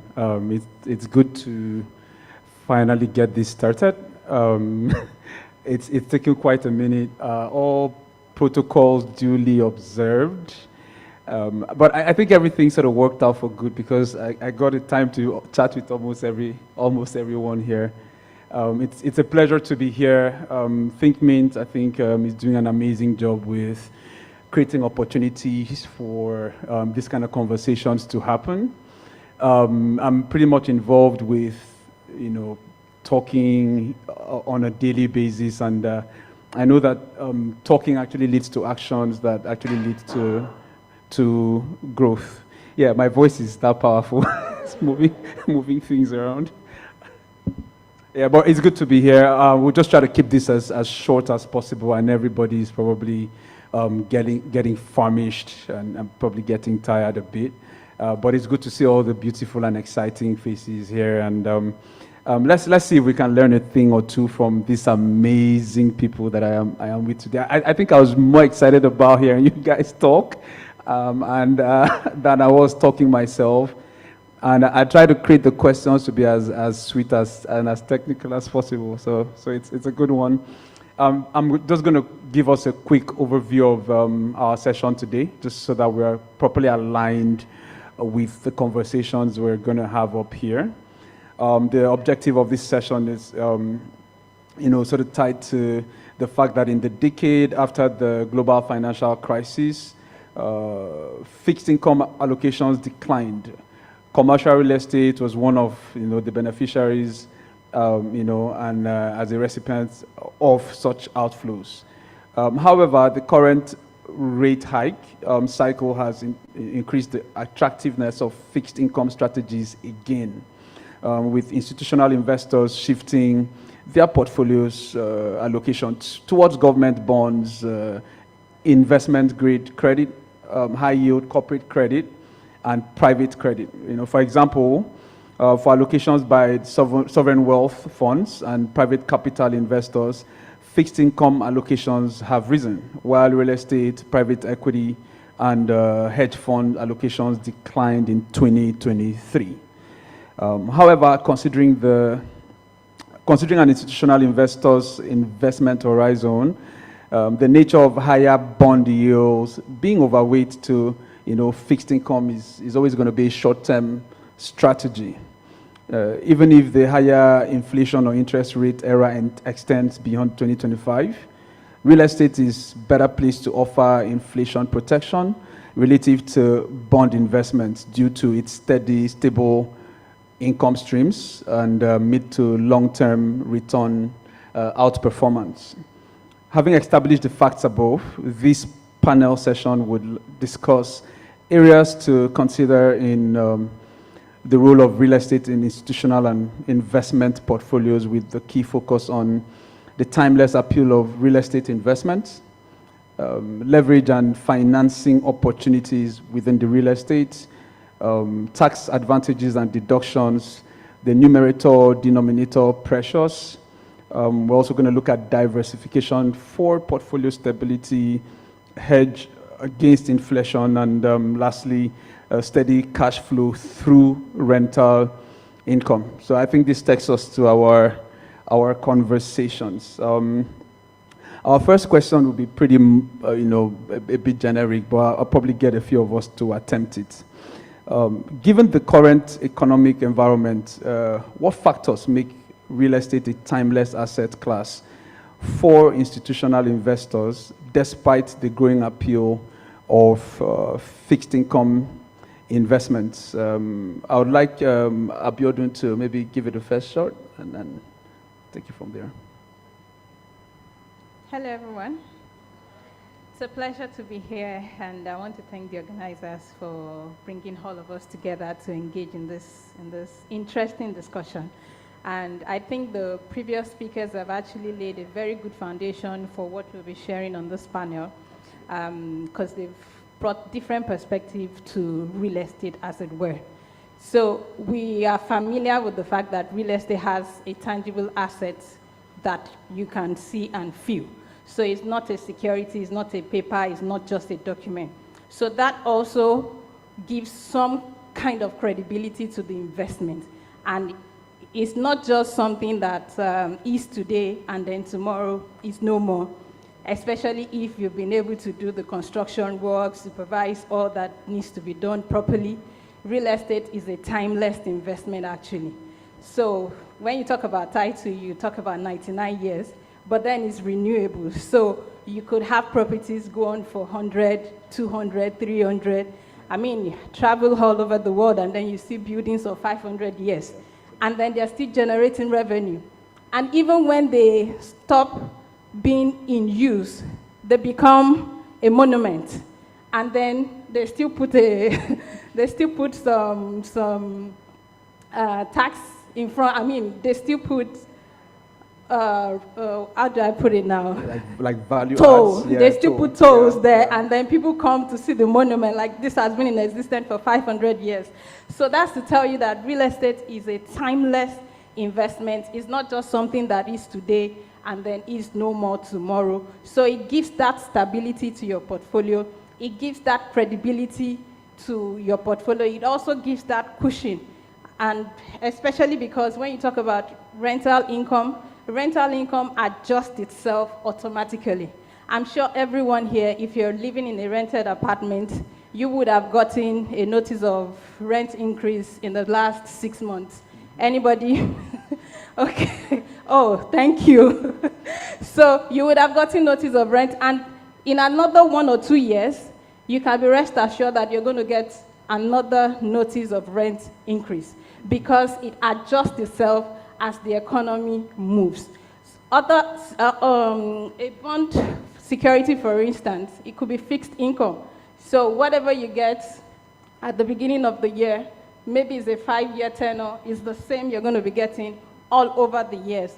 But real estate adjusts itself, and that's why people say it edges against inflation, because as the economy, as inflation bites, the price, your return on investment automatically goes up along with that economic adjustment. Yeah, thank you. I think you've done some high-level justice to it. And I'll hold on to the inflation part because we'll come back to that. Wilson, do you want to take a quick jump on that one just very quickly? Let's see what your perspective is. Yeah, thank you so much for the invitation to Think Meet. Thank you for the invitation and also all protocols observed. As an economist, well, I would start from the macro, and it's difficult. You can't hear an economist speak without talking about GDP. So I think I'll start from the broad as to how does real estate fit into the whole Nigerian economic landscape. If you look at GDP figures and the breakdown of Nigeria's GDP, particularly in 2023, you would see that real estate, the value there, the monetary contribution was 10.5 trillion naira. Now, when you adjust that for inflation, so we're looking at real GDP now, that figure drops significantly to 4.3 trillion, and it speaks to the point that real estate, catches up with inflation because, of course, your building materials and all of that, adjust as prices generally increases. So 4.3 trillion real contribution of real estate. If you do it as a percentage of Nigeria's GDP, it's 4.6%, which is really small. And it tells you that there is a lot of potential that is still untapped. So I always think of real estate as Nigeria itself. We talk about Nigeria's economy being untapped potential. That's the same story of real estate. Now, with 4.6% contribution, it's the lowest we've had since 1993. So in 1993, it was 2.6 or 2.7% contribution to GDP. After that, it rose. In the 2000s, it went to 7%, 8%. And so in the last couple of years, it's been dropping. In 2022, it was 5%. Now, 2023, it's 4.6%. So it tells you that real estate also, as much as it adjusts to the economic realities, inflation and all that, it is still prone to some of the challenges like, FX problems, interest rate itself, inflation, and then more importantly, government policies and regulation. So straight to your question, I would say that I think the key word there is timeless. Right now we're dealing with, we have a central bank that is saying the focus is inflation targeting. We're going to mop up excess liquidity, raising interest rates. There's an NPR meeting that would come up next week. Some people are thinking interest rate will still go up further. Many are predicting that there will be a hold on interest rate. But the key message here is that there is no way we can sustain and build a competitive Nigerian economy with interest rate at 25, 26%. I'm talking about yields on fixed income, 1-year investment. And then when you go to lending rates, you're talking about 30% plus 32% and thereabout. So the key message here is that interest rates will not always be this high. 2 years ago, it wasn't this high. So it then means that real estate is something that we can look up to. As long as, from a broad macroeconomics perspective, we start to think of how to address those issues that are cost drivers, whether it's in terms of FX, whether it's in terms of procuring raw materials locally, and many other challenges that we face. So let me stop here for now. Okay. All right, that was spot on. I could see people nodding and jotting down stuff. So it means we're communicating pretty solid. Back to the inflation, and I would like that you, Wilson, talk about that because it's sort of like in your area. How effective do you think real estate is as a hedge, towards against inflation? How do you compare real estate as compared to other, asset class like bonds and commodities? How do you assess it? Yeah, so one thing with hard assets is that they tend to move along with prices, like just Dr. Abiodun mentioned. Yeah. Sorry, I'm used to calling everyone doctor because I'm from also the academic field. But I think hard assets tend to move along with, prices. If inflation right now, just yesterday, the NBS released that inflation is 32%. It's dropped from 33.4% a month before to 32% in August. I don't think many of us would agree with that because prices are still going up regularly, and these figures, some people would contest that. But one thing about inflation is that inflation rate is that even if inflation drops to 32% from 33% a month before, that figure doesn't mean that prices have dropped. It just means that the rate at which price increased is what dropped. So 2 months ago, price increased by 33%. Last month, it increased by 32%. So that's the inflation rate, 32%. So you may not expect that price of goods has dropped by 32%. No, it just means that the rate of increase is what has slowed. I think that's one of the misconceptions we have. So when we see those figures, 32% inflation rate is still, in fact, it's hyperinflation, in this era that we live in. And so what real estate does is, as prices keep going up, you need to buy your raw materials, you need to buy your cement, you need to buy all of the other inputs, your rod, and all of that. And those things also adjust, and it's also part of the contribution to the general inflation. And so the value of real estate increases as well. And it's not just the cost, of whether the amount the property is sold for that also increases, also the additional income that comes with it, whether we're talking about rent, lease, sales, and what have you. So that's why I like the word that you use, timeless, that it's something that will always be there, always adjust to inflation. And in fact, when the economy stabilizes, perhaps maybe next year, when we at least have some stability with fuel price and all that. In fact, I think that more of these prices will increase, particularly for real estate, because again, we're dealing with, purchasing power would then improve, and people can then demand for even more properties, and that would also drive prices of real assets like real estate. So I think that's how it then compares. For yields and bonds, to be honest, it's not going to be this high for too long. By next year, I'm very sure the CBN will start, the Monetary Policy Committee will start reducing rates. And then, so yields will then effectively drop. Yeah, thank you for that. I think you you're pretty much a professor. Maybe I'll start calling you prof already. Okay, so let's just skip to financing opportunities as quickly as possible, and I'm going to come to you, Babatunde.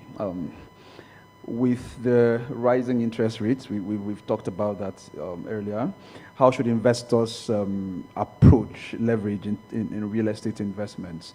What financing opportunities should be considered for long-term success? And I think the critical thing here is long-term success, looking at the fact that the inflation curve is going to come down at some point. So what kind of financing opportunities or strategies do you think investors should consider that would put them in the green in the long term? Yeah, thanks. Hi. Okay, afternoon everyone, thanks for having me.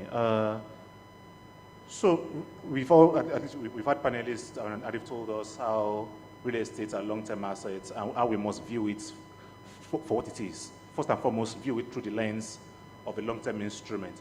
The interest rates are high, we're in high interest environments, but leverage continues to be particularly important, particularly if you're dealing with a permanent asset such as real estate.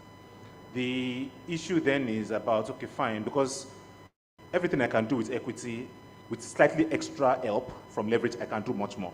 The question then is, how do I not abuse the help? How do I ensure that I'm being responsible and disciplined with the kind of help I'm taking per time? It's a long-term asset, and long-term assets means it's going to be exposed to cycles. There'll be times when the interest rates will be high. There'll be times when the interest rates will be low. There'll be times when the FX rate will be unbearable. There'll be times when the FX rate will be stable. There'll be all sorts of different cycles. And if you're exposing to real estate, an exposure to real estate is an exposure to the wider economy, at least for that particular area where that piece of land is. So everything that can happen to the economy will show up in real estate investments. So what that means is that as I am structuring for my investments, I must think about what are the different things that can happen, and those things must reflect in the kind of structure that I'm taking as leverage. So for example, that's one part. A good example will be if the cash flows will not be in foreign currency, I should be very careful about borrowing in a currency that I don't control, and so on and so forth like that.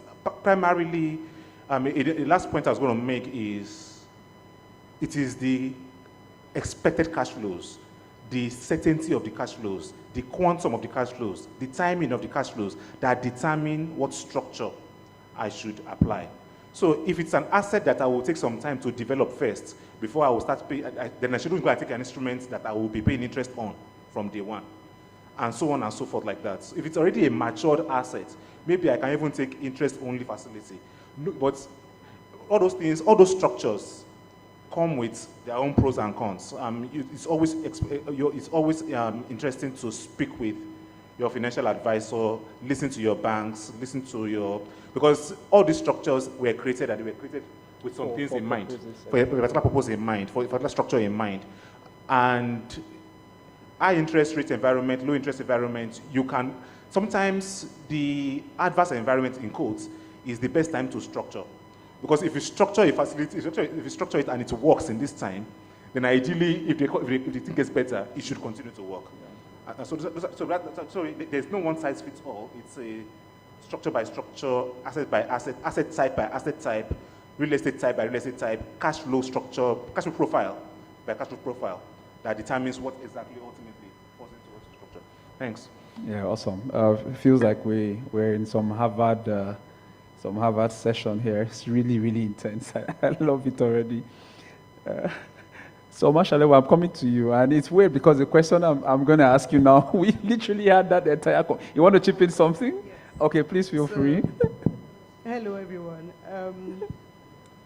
So I'm the practitioner here. He's the banker, she's the investor, he's the economist, I'm the builder, right? I'm the one who's buying the cement and the iron rods and paying for concrete, okay? So I'm going to just try and tie it all together so that we're kind of on the same page and we haven't gone to Harvard and stayed there.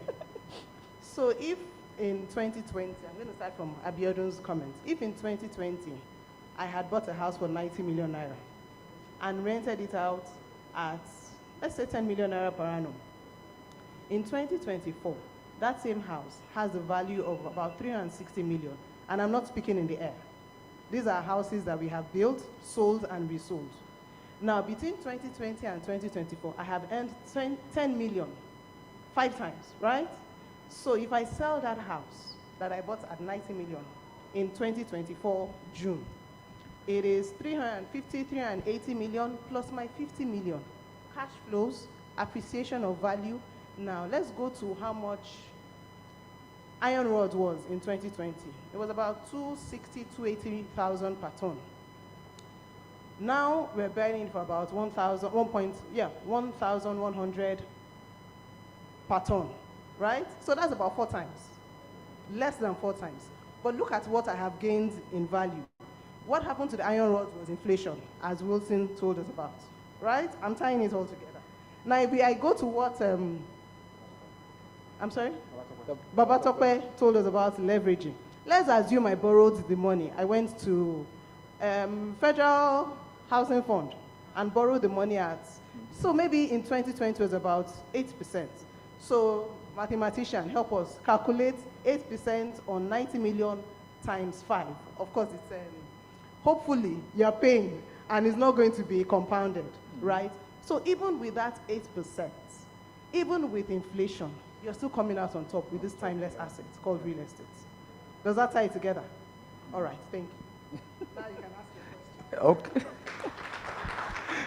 Yeah, thank you for sort of breaking it down, yeah, for everyone. And I was going to come to you with the geographic consideration for investments in real estate. I mean, looking at Africa. And as I said earlier, it's weird that we sat down and we talked about Ghana, we talked about the Kenyan market, talked a bit about Rwanda, and then we're trying to juxtapose and compare with, what is obtainable within Lagos, Abuja, and other parts of Nigeria. My question would be, are there any specific regions, like Nigeria or those other African markets where real estate investments are more appealing to institutional investors? What factors would typically influence what investors will be looking at, when they're going to put money down for a real estate project? Thank you. So I'm going to try not to give a glib answer and just, roll out factors. What I will do is, as Ubong had said, we had a conversation over there. And what we did was to compare certain parts of Africa with Nigeria. So certain parts of Africa really is, we focus on sub-Saharan Africa because what happens in North Africa and in Maghreb is completely different. It's completely different. So we talked about Kenya and Rwanda in East Africa. We talked about Ghana in West Africa. And then we talked about Botswana and South Africa in Southern Africa. And here's what the truth is, right? There are more developed parts of Africa than Nigeria, believe it or not. Apart from the fact that there's more discipline and there's more structure, there's also a tad bit more honesty, right? So if I take it from where the World Bank would typically do its doing business report, I don't think that report has come out since 2020 or thereabouts. But even if we use those figures, right, Rwanda, Kenya, Botswana, and South Africa are the first 4 African countries. It's easier to do business in those places. Then you see us, Nigeria, coming out at 131. Ghana is 118, right? Rwanda is number 38 in the world in ease of doing business. Why is that? Because in coming out with that report, what they have looked at is how easy is it to register a company? How easy is it to get a construction permit? How easy is it to get electricity to your house? How easy is it to employ? How easy is it to register title? How easy is it to sell the house? How easy is it to understand the tax laws?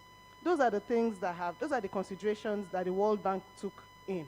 But if we now speak to real estate specifically, the things that I will speak to, so I'm not saying buy a house in Kenya, okay? I'm saying start from there, begin to think around how easy is it to do business in these places. So first of all. Secondly, we will then have to think about things like, yes, ease of registering, And when you ask that question, you're thinking about things along the lines of complexity of the process. I'm not going to compare with Alausa. No. I'm not saying anything about Alausa. But how difficult is it in Alausa? And how difficult is it in Kenya, where there's a registry? They have a land commission that is almost completely digital.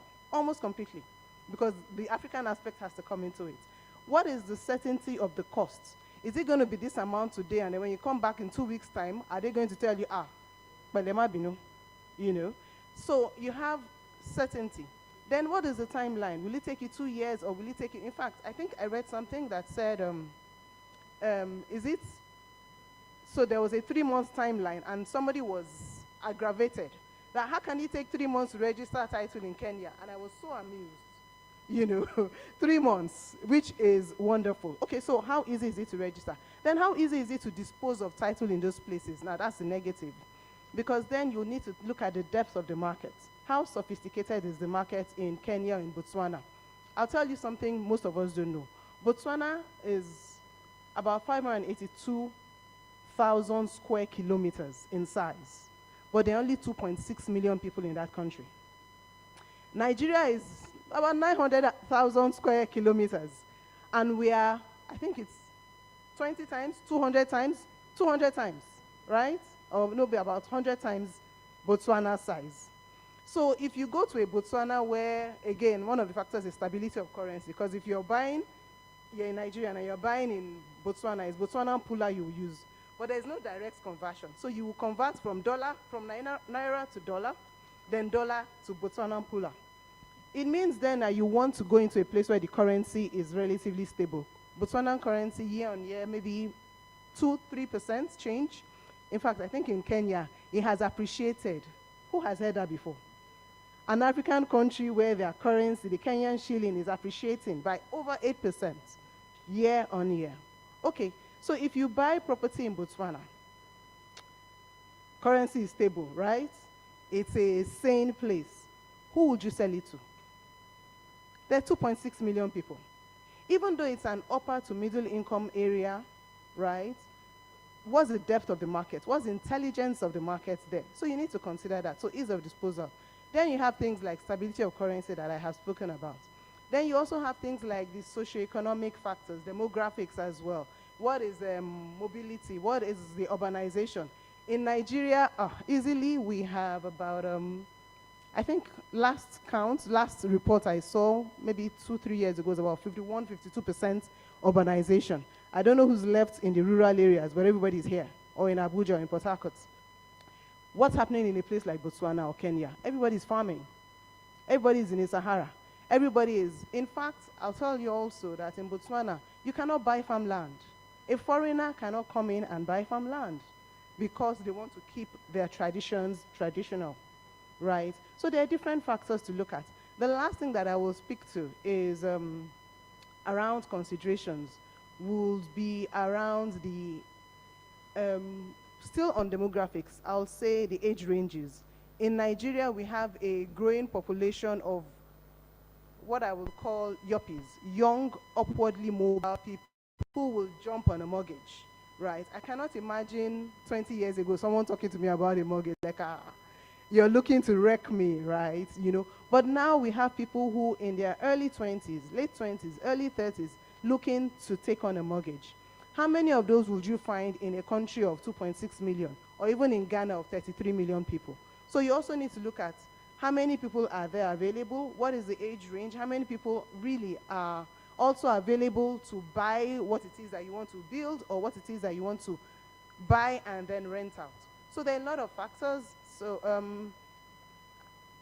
I'd say investment is a business. That what you start out with is, yes, you put your capital in, but you want returns. If you want a simple word for returns, you want profit. So it's not just somewhere to park your money so it doesn't get eroded. It's also somewhere to make profit from.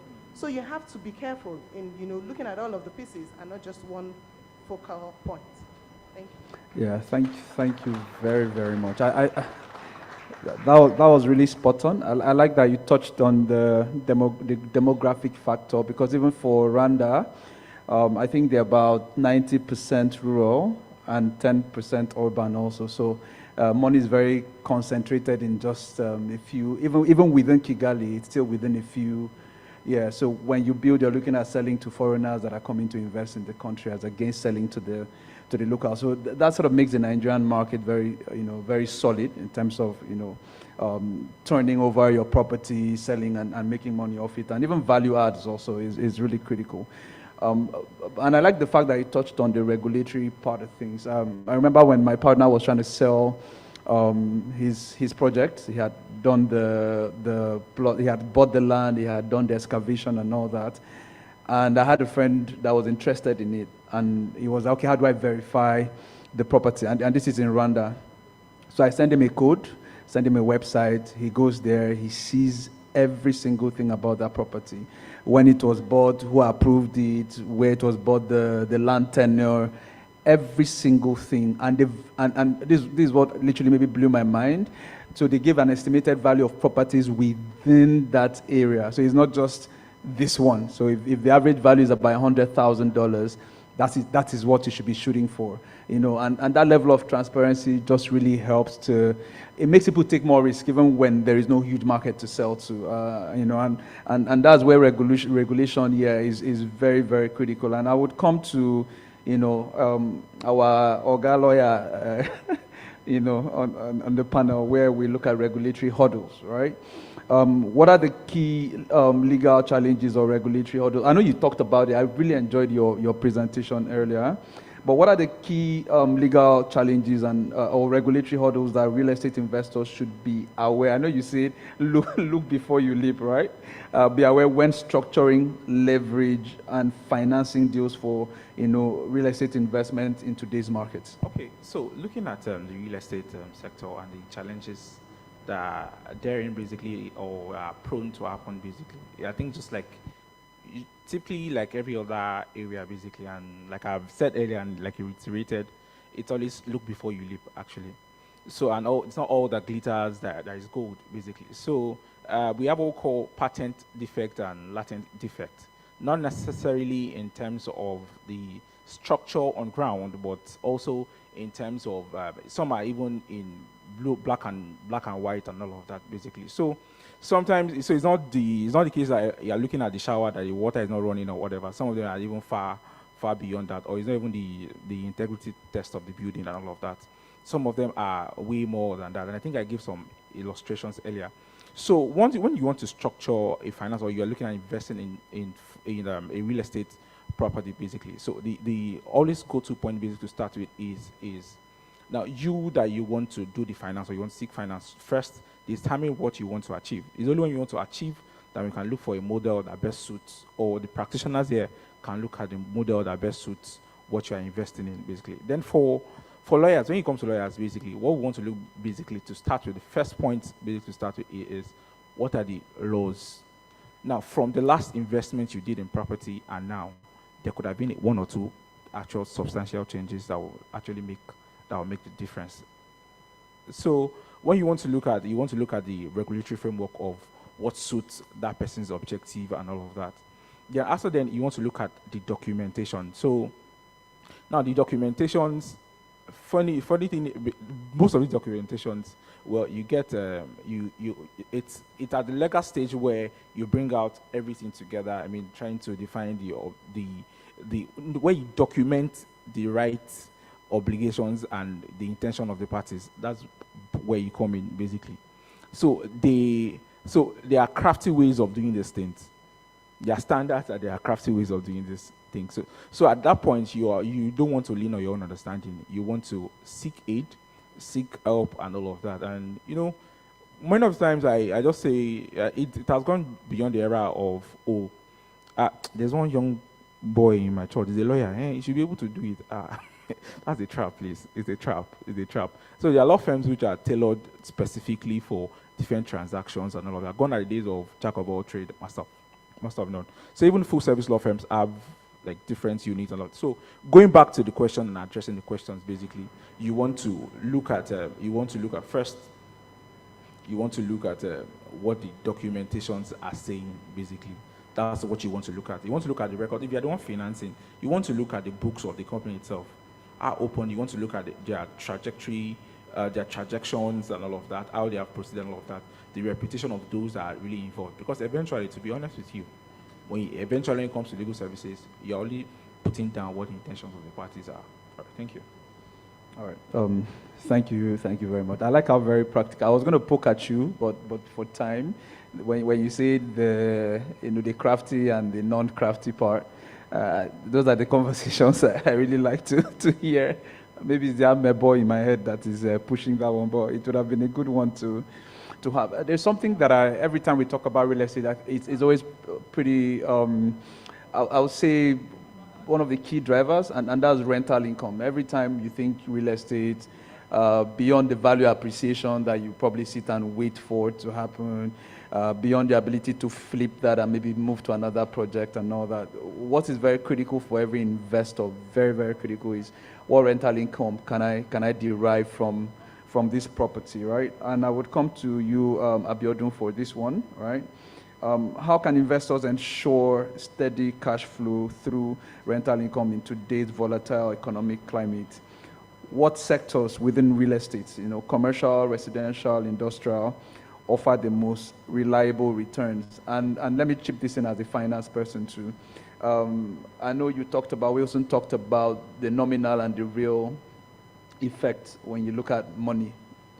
And every time we do a DCF or do some, we always throw that in because we want to really know the real return on rental income, looking at the markets and how volatile it is. So what would you recommend, as just strategies or approaches, investors can take to make sure they're always in the green when it comes to rental income? Thank you for that. When it comes to rental income, I believe the first place to start from is the construction phase, because we see a lot of properties that are developed and then they are unlivable. So they are completed, they look good externally, but then nobody is willing to move in because some pipes are leaking and then some floors are already soaked. So all of those construction issues could have been taken care of way beforehand. And that's where I believe property developers need to pay a lot more attention on the quality of the structure, especially since we have established that real estate is a long-term asset, is there for a long time. So baking that into the product at the very beginning would also guarantee rental income. So having taken care of the construction part, another thing that I think it's also very important, which we've already mentioned, is the title part. Because you don't want a situation where the next day after you are fully developed and then somebody else shows up with another title and says, sorry, this is my property. And I was reading an article that says that only about 10% of the land in Nigeria has title documents. So that's to tell you that 90% of land do not have title documents. So it puts you as an investor in that at a very great risk. So if you take care of that part and then you do the construction perfectly, then rental income becomes guaranteed. And one of the things that have also come to my attention is that even though when you look at commercial buildings, residential buildings, yeah, you could say high vacancy rate, but there are some buildings that are always in demand. And this raises a question in my heart, like, so why have some buildings always in demand while some other ones are lying down vacant, begging for people to come and occupy them? And I think the real difference is in the thought that goes into the development of that project in the first place and the quality that has been baked into it. Now we're talking about sustainability, we're talking about energy, we're talking about a whole lot of things. Those are the considerations that needs to go into development also to guarantee that rental income, because people want to be able to move into buildings that save them costs, especially with the way energy costs is in the Nigeria of today. So having taken care of all of those details, rental income now becomes more guaranteed. But in terms of looking at the portfolio that brings in more return on investment between commercial, residential, or industrial, I think it has to be geography based. And we've talked about demography, we've talked about a lot of things, geography already. So it has to be customized to a location. So given Lagos, for instance, everybody knows that Lagos is a commercial hub. But then you can't say the same about Abuja. Abuja is a different kind of market on its own and demands different kinds of real estate products. So looking at geography also helps to define the kind of product that you bring into the market. And having done all of those feasibility study, I believe that rental income is more guaranteed, and you can actually play at any level in the market, maybe prime, mid-level, or even at the low level to target the low-income to mid-income earners, as we've listened to earlier. So those are the things I believe that could help enhance the frequency and the certainty of rental income in real estate development. All right, thank you. That's well put together. Okay, so this question sort of top of mind, but I'm happy I was just going to go off script and I'm coming to your Marshall. I was going to go off script and put you in a spot, but thank God we have it penned down here. So private equity and real estate. I think one of the biggest issues we have in real estate is accessing financing, right? We've talked about interest rates being, astronomically high, and it's astronomically high because it is what it is. We shouldn't be talking about interest rates in double digits for, core things like housing, right? It's really a weird one to even have that conversation. Private equity and even hedge funds are not even doing too well, looking at the current state of the economy. So the question then goes, where does real estate stand, when we compare it with other alternative investment classes like, what you have in the private equity? If you're looking at this vis-a-vis just accessing financing.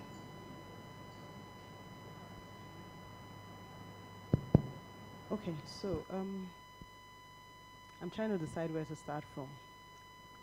For me, PE is, private equity is not a source of financing, right?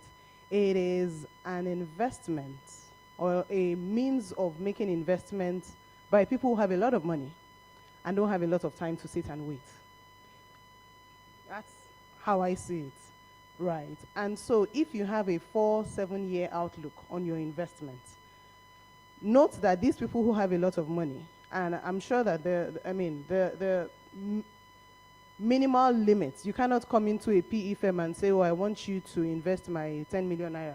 It's unlikely.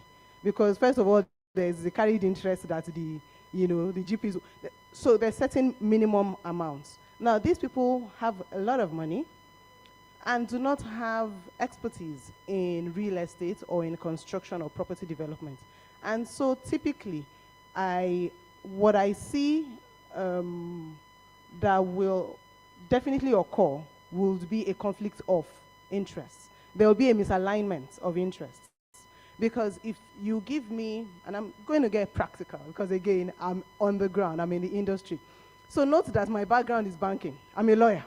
My background is banking, but I have found myself in construction. So I kind of have a view. Now, if you give me ₦1 billion and you tell me I want you to use it to invest it, but I want you to build something with it. First of all, for me to build something that's worth ₦1 billion will take me something close to, by the time we go through approvals, drawings in Alausa, 6 months gone. Then I start to pile, another 6 months gone. Before I put up the structure, at least 3.5 years have gone. You want your returns in 4 years. On the outside, maybe 7 years. That's the PE firm.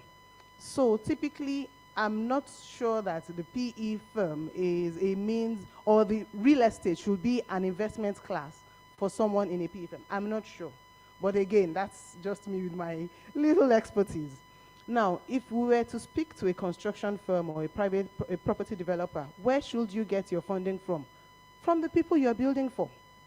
It's unlikely that I can go to the bank and get a loan at 30% or 32% and still make profits. It's unlikely. Now, if you were and sorry, Baba, I don't mean to take away from your business, right? But so I'll tell you what it is that we have done in the past. We have taken overdrafts, right? Not term loans or project finance or time loans either, because those ones typically have a certain amount that you need to pay back at a certain time. It is a recipe for disaster from day one. I'm setting myself up. But as the banker that I used to be, I understand that I don't want to give you an overdraft and just give you access to ₦1 billion, not knowing what it is that you're using it to pay for. You could tell me that I have this project, you know, I'm building 50 units on Glover Road, and then somewhere else, you're building 32 houses in, say, Ikate, and because the Glover looks attractive, that's what I have put forward. But I'm using your money to build Ikate, and we all know that Ikate cannot fund the interest on that loan. But that's what would happen with an overdraft. So what we have typically done in the past is take overdrafts and then sell off plan. The challenge with selling off plan is that you're selling at a discount already. However, you're cutting off the cost of funding. So why not meet somewhere in the middle? So you have your OD, which allows you to run things through, and you're only utilizing what you utilize. So they can only charge you interest on what it is that you utilize anyway. But as you're doing that, because you're selling off plan and you're getting milestone payments, you're able to keep your overdraft healthy. It's what's that word that you like to use? The account is not just cash flows. That you're seeing turnover. That's the word. You're seeing turnover because the money is coming in from the milestones that you're achieving, right? So that's one way. As far as we, in my organization, are concerned, we sell off plan, right? It's at a discount, but not just is it at a discount. You're cutting the cost of funding, but you're also from day one building appreciation for your clients, because your client already comes in lower than everybody else. And so as the market is moving, and one of the things, you know, about real estate is that it always adjusts itself by the market. It's not the MPR that somebody is sitting at not MPR, MPC, that someone is sitting at and determining the MPR that will determine how much, the bonds will be at 22% or T-bills will be at 21%. The market adjusts itself in real estate. So as you're putting in your money, you're seeing your appreciation already. So that's one area. The other aspect is friends and family. Be a good person. Let people invest in you, right? Be trustworthy as well. So when you have people who have seen you, you will have, to put in blood, sweat, and tears, at the beginning. But over time, when people see how you, what's that word now? How you deliver on what it is that you say you will do, then they're happy to put in money. So that's the second, friends and family. The third one is then the bank funding, right? Going to credit. But you see, you structure your credit in such a way that it meets whatever it is, the cash flows that you're expecting. We have talked about off-plan sales, we've talked about, when we have gone to credit, it has always been as a bridge finance, because we're expecting so and so to happen. So we don't take loans for 12 months. We will take a 6-month loan, knowing that in that period, this is what would have happened. And so we have already matched what it is. We've matched our potential payouts with what it is that we're expecting to come in. That's one. The other angle with the bank loan is that how will I put it? We only we do these short-term funding for when we want to do some kind of speculation, right? We know already what it is that we're targeting. We know already what it is that we need to pay out, and so we're tying both together. You have to be able to sit and see the end right from the beginning. Which I would say that in my years in legal department, right, the biggest defaulters, apart from oil and gas, clearly, have been property developers because of that risk and that temptation to divert. That temptation to divert. You see something quickly, and this is what the funds have been given to you to do. But you see something that looks really interesting, but because the funds they are available, you dive in. You have not done your proper CBA, cost benefit analysis. You have not done your proper project evaluation, and then because the funds again are available, you jump in. Then there's a crash. Then there's a big crash. So, upsell, explore, friends and family, equity investments, explore. Now, when you get to the banking, it is a structure that is critical. What are you tying the inflows to? What is the timing of the loan? What is the utilization that you want to deploy that money to? Those are the things that are critical with construction financing. Thank you. Thank you very much, Marshal. That was really solid. So over to you, Baba Tokwe, because you could see it was already coming to you, right? Let's look at just long-term strategies. Fixed income yields, pretty much very nice right now. You know, it's looking really, really attractive, right? So how should investors balance their short-term gains with the bonds, with the long-term benefits of real estate within their portfolios? Now we're looking at portfolio management. Short-term looks beautiful. Do we get carried away with that, or do we hedge and sort of have a balanced portfolio? How do we go about that to ensure we win in the long run? Thanks. So as an investor now, from an investor perspective, what is critical is to look at your objective, your investment objective. What are your investment goals? Okay, I want to achieve XYZ in terms of asset value by so and so time. And how much time do I have for it? And within that period, I'm going to need so and so amount of liquidity. So if I need to pay school fees by so and so day, I need to pay rent by so and so day. In 2 years' time, my 15-year-old child will be leaving secondary school, and I'll need to pay for university. So I need to factor all of those into, and that's an individual investor plan. From an institutional perspective, I look at, okay, fine, if I'm an institution, who are the people that have invested money with me? Whose assets am I managing? What do they need this money for? When would they require the liquidity? All of those, by default, enter into how I craft my long-term strategy. I know for certain that real estate has so much potential, but real estate is a long-term plan. So as a long-term investor, because most investors have long-term life, it makes sense that I have some exposure to real estate, because in the long term, that's where I get the most value for my investors. But then also, if my investors need money in the interim, and I cannot flip real estate just like this, then I must plan for I must plan for the cash that they would need when they would need it. So what am I trying to say? If we all agree that interest rates are high and we are investing for the long term, what that means is that we are invariably saying that interest rates will ultimately come down. So if interest rates will ultimately come down in the future, what investments should I be making to give myself the best optic in the long term? It means I should have some exposure to real estate. But how much exposure? Is then a question of, okay, how much liquidity do I need? How much cash certainty do I need? Because real estate, even though it promises you cash in the future, cash in the long term does not promise you exactly when the cash will come. But unlike the fixed income instrument that says, okay, by day X, by 31st of December, so and so day, this bond will mature. So I can play around my cash flow needs a lot more with fixed income instruments. But I will need to have an exposure. If I'm dealing long-term and long-term returns, I will need to have some decent exposure to real estate as well. So it's a combination of all of those, and it's a real estate, and it's a portfolio perspective in that sense. And the beauty about why real estate is useful to add to your portfolio is, unlike it gives you a different kind of exposure. Like I mentioned earlier, if I buy a particular corporate bond, I'm exposed to that particular corporate firstly.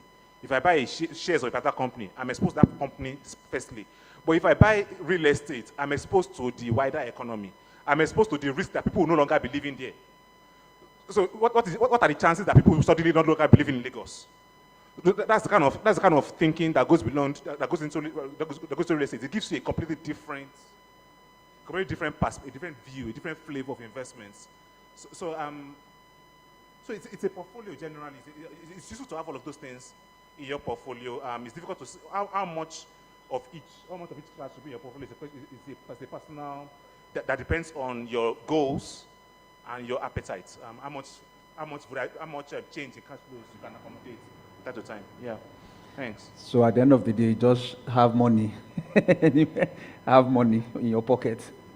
So you can plan properly around, because if you have more money, you can take risk.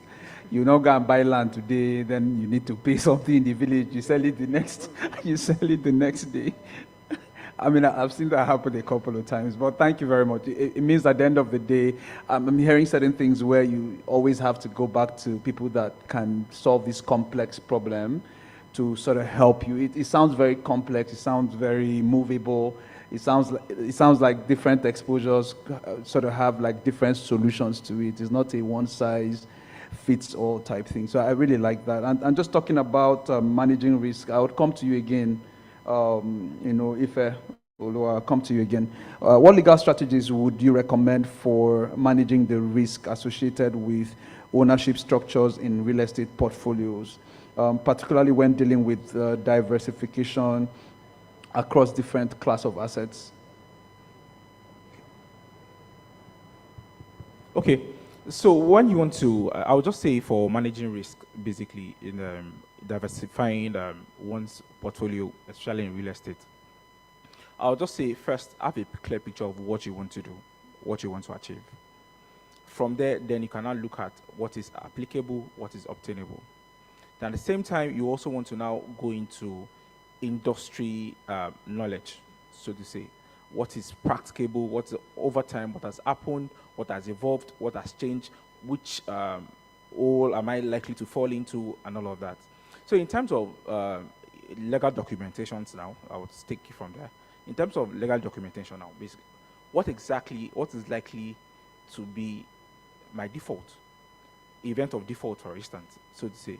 What is likely to go wrong on my own end and whatever, and how do I prepare against it so I don't fall? Mind you, business is eventually you're looking for how to make the most profit.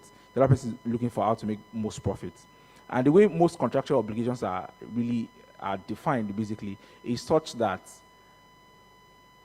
I would make the consequence so grave that I'll make it so grave that you'll be discouraged from falling into that, from wanting to default.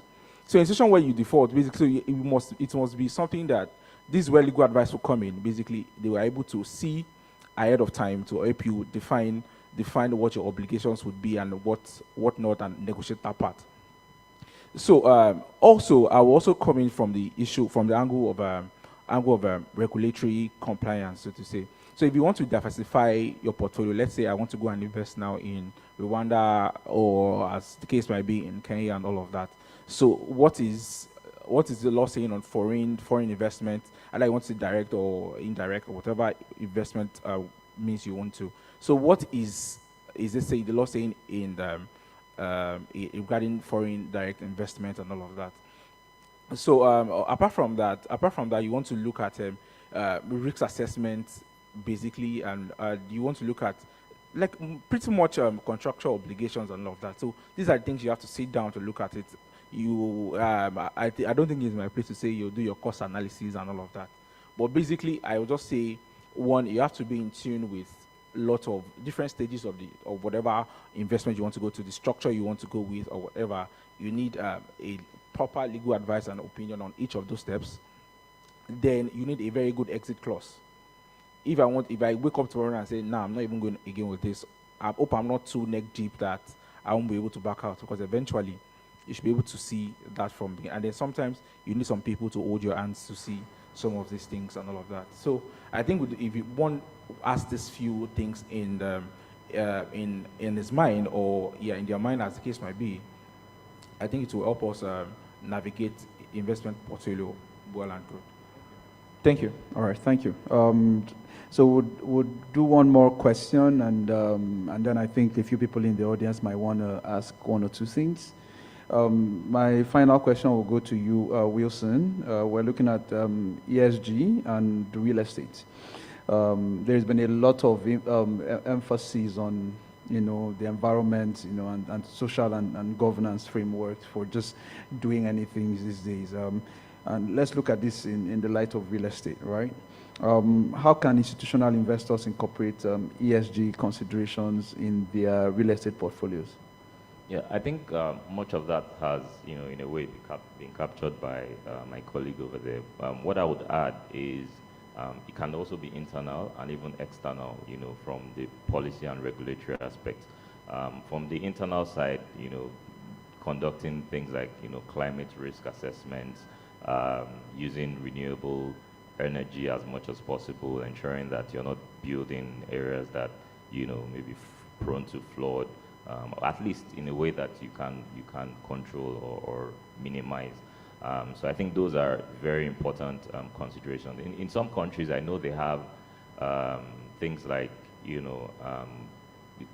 green building certificates and all that. I'm not sure how much, much of that. Yeah, so we have in Nigeria. Here, actually. Yeah, so I think those are, initiatives from the external side that can be pushed and ensure that people get to key into those initiatives. And I think I would like to make a final point on some of the points you raised about demand. Yeah. What I see for the real estate is that demand will continue to increase. And I think one aspect, that is very critical is the diaspora market. As much as we talk about, JACPA, there are lots of benefits that can come from there. And I have, been part of that, In the last, just a few years ago, I was in a session like this, speaking in Westminster in London, where I've been living in the last 3 years. And in that conference, it was organized by some Nigerian real estate developers. And in fact, after that session, we had lots of Nigerians in diaspora, looking for opportunities to invest in properties here in Nigeria. And I think those, it can be more structured, and not just about real estate, even things like pensions. I have lots of friends, lots of colleagues who are thinking of, look, they know they will not live here forever. Just a few months ago, or last month in August, thankfully I just left the UK, there was this riot, black people and people of other races, leave our country, so a lot of friends were calling and saying, look, it's dawning on us that we cannot be here forever. We have to start thinking of, having something back home. And I think, you want their numbers? Yeah. So I think if we have structured plans for them, and it doesn't have to be outright sale, what is it, monthly contributions or something like that, that can target that particular market. I think that's one key opportunity that many Nigerian real estate firms need to start thinking of. Yeah, thank you. All right, Wilson. Thank you very much. I think you want to chip in something? Yeah, absolutely. Please go ahead. Particularly around the sustainable building, as in going green with your buildings. And this is going to tie into what Abiodun had spoken to around guaranteeing rental income. So absolutely, the LED certified buildings in Nigeria, and IFC has an EDGE certification as well. It's all about building green. But beyond building green and saving the environment, it's also cheaper to maintain the buildings, because then you're not burning diesel, right? You have already incorporated the fact that rainwater that is being collected is going to be recycled and used again in the building. It's also about ensuring that there is parking for different kinds of people, that is a charging point for electric cars, that there's parking for bicycles, that there is parking for so and so. It's also about ensuring that the panels on the building from the get-go are solar enabled. It's also so many different things. So when you're building to manage, you're going green, you're ensuring rental income. And Abiodun, one of the reasons you will see some buildings constantly in demand or some not, is also about the rent. It's also about the rent. Why do I have to pay so much rent here when I can pay so little there, right? So, I mean, those are just the issues. And if you tie them all together, you're coming out with something that, makes absolute sense. And I totally agree with you. And I've seen this played out in, a lot in East Africa, where you have the solar panels sort of coming with the property. And for most of the buildings, you probably have to maybe go to electricity, maybe towards evening and all that. So it's much cheaper to access a lot of things. And I was on NTA early this year, and it was about green finance. And I was surprised when the person that was interviewing sort of was trying to compare Rwanda and Nigeria in terms of even policy and the framework. And I had to remind him that we even have a much more robust framework around, just the green, movement, literally. And I was amazed that he was interviewing me and he didn't probably know what was going on. So there's a lot of work that has been done by the federal government. It's just for a lot of us to key into it and bring it to light, and there are a lot of benefits that comes with that. So I think we can take one or two questions. If you have a question, maybe you can maybe raise your hands and somebody will get the mic to you. Okay, awesome.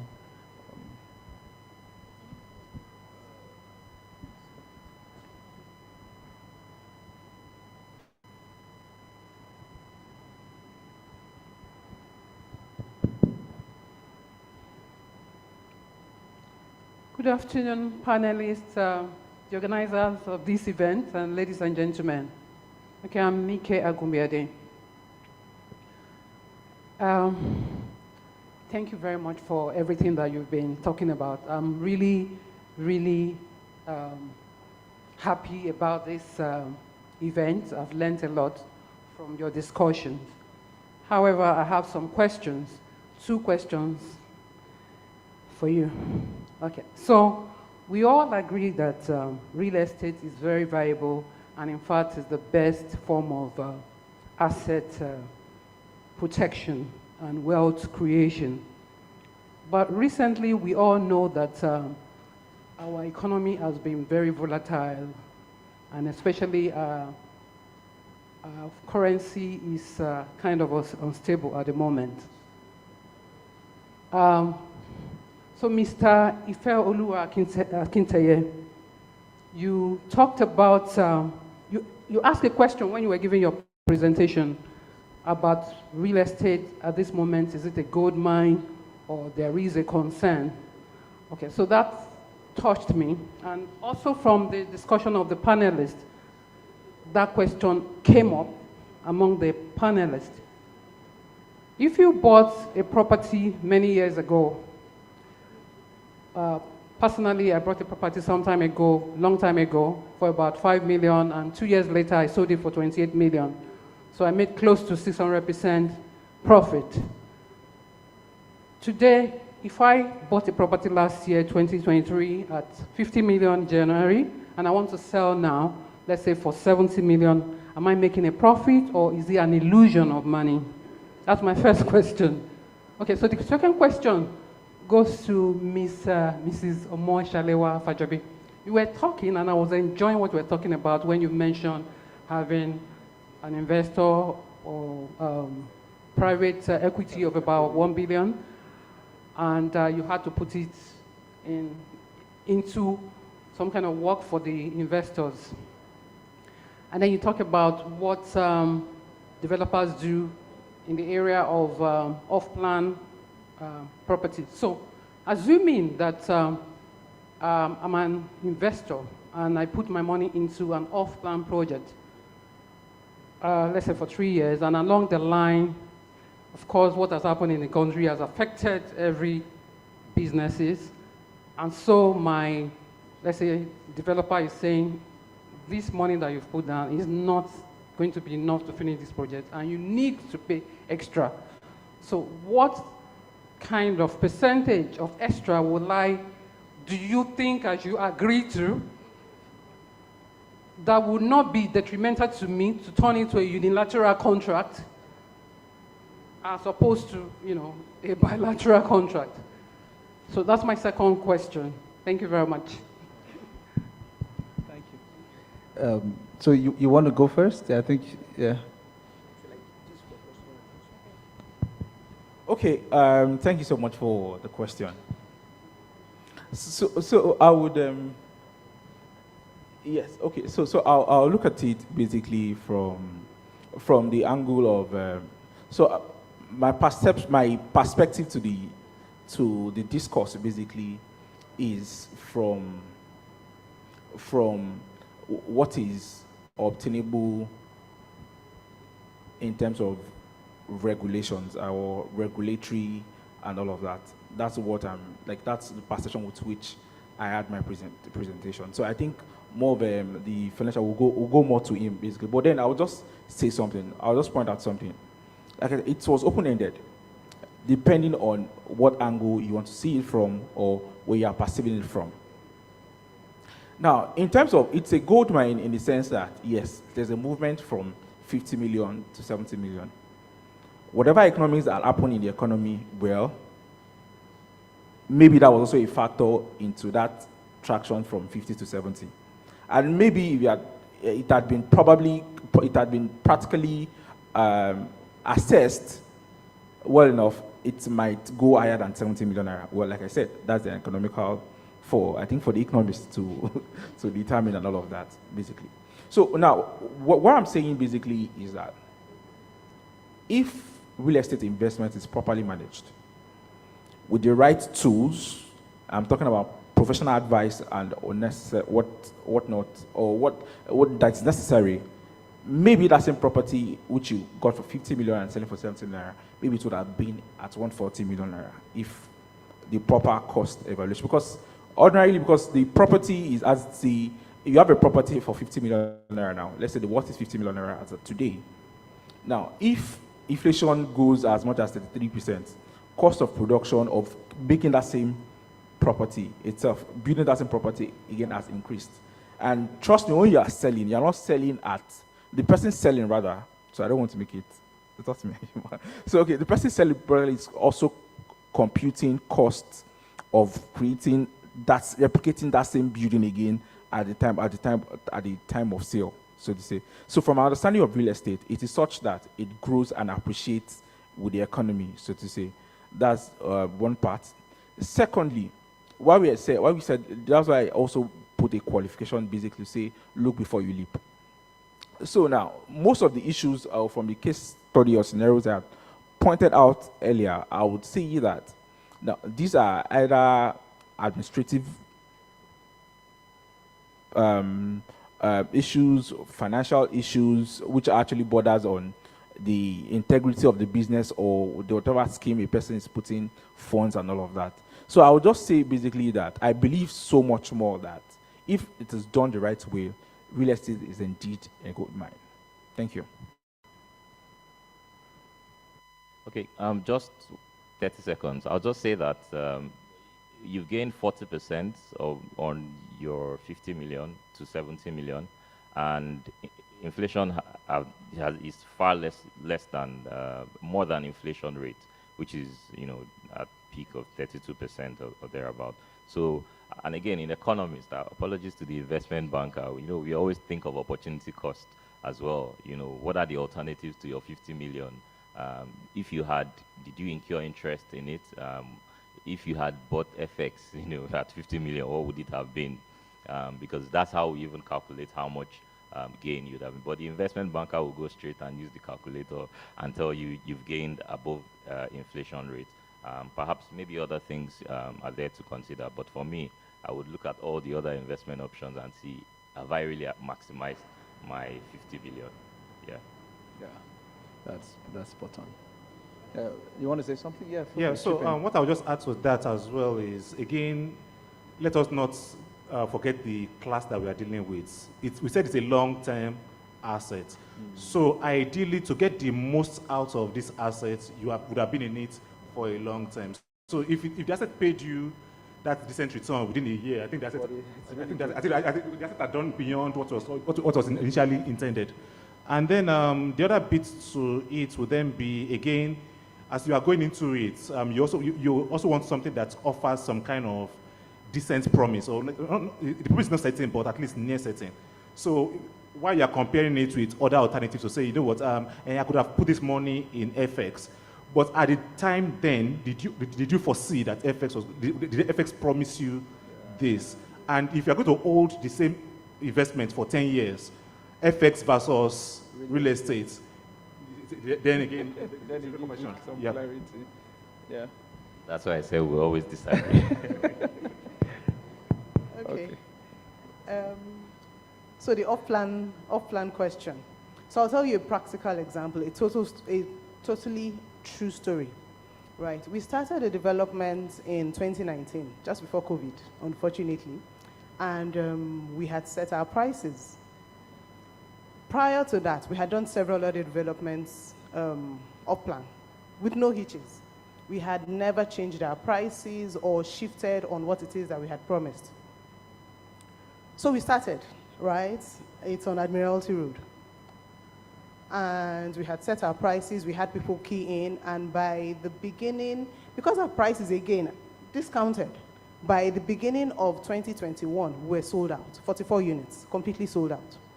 And people had started to pay in. Now, what we do typically is we don't set timelines for you to pay. We don't say after 3 months you pay this. We say on milestone achievement, you will pay so and so, right? So everybody was on that journey with us. So I'll take you through the events of 2020 to 2022. 2020 was COVID. Everybody was shut down. 2021, I think, was in November that the 21 Gerard crash occurred. Everybody was shut down again. Then Lagos State Building Control Agency entered gear, and I mean full gear. So before you go to the next stage, they will come and do inspection. I don't know if there's any Lasbaka official here. Just close your ears. But they will tell you we don't have money for transport. Call Uber for us, and all manners of things. So not only have you backed up almost 2 years, remember we set our prices in 2019. You also then have a regulatory body that is being interesting, okay? So by June 2022, we realized if we wanted to actually deliver on this project, we would have to change our prices. So what did we do? We then put together a letter. I will tell you for sure, honestly, it took me 3 days to compose that letter. Because I then had to start asking my accountant, how much were we buying granite? How much were we buying iron rods? How much were we buying this? So all the major, even tiles, the different kinds of tiles, wall tiles, floor tiles, 30 by 30, 60 by 60, we put all of that in the letter. We did not just unilaterally say we're increasing to this. We had a letter that had an Excel sheet that had been copied and pasted in it that had how much each item was. So we had 2019 price movement, 2020. What is the percentage? 2021. What is the percentage? 2022. So that was there. And then we averaged it out. The lowest price movement was about 53%. So we totally, I mean, the letter is on record, was about 53%. And then in the next paragraph, we said, listen, we know that we had told you that we'll deliver a one bed at, I think it was 45 million. However, we are being forced to increase this by 22%. None of these items have increased by 22%. Please, try for us. You know, let's make this payment. Remember also that they're paying overtime, and so they are seeing, you know, certain effects. And that was what we wrote. However, that was a negotiation point, because we also had people who came in who said, I cannot pay this your 22%. Now, it was a development that had four different kinds of, it comprised of 4 different kinds of structures. 1 bed, 2 bed with BQ, 2 bed without, and then 3 bed maisonettes.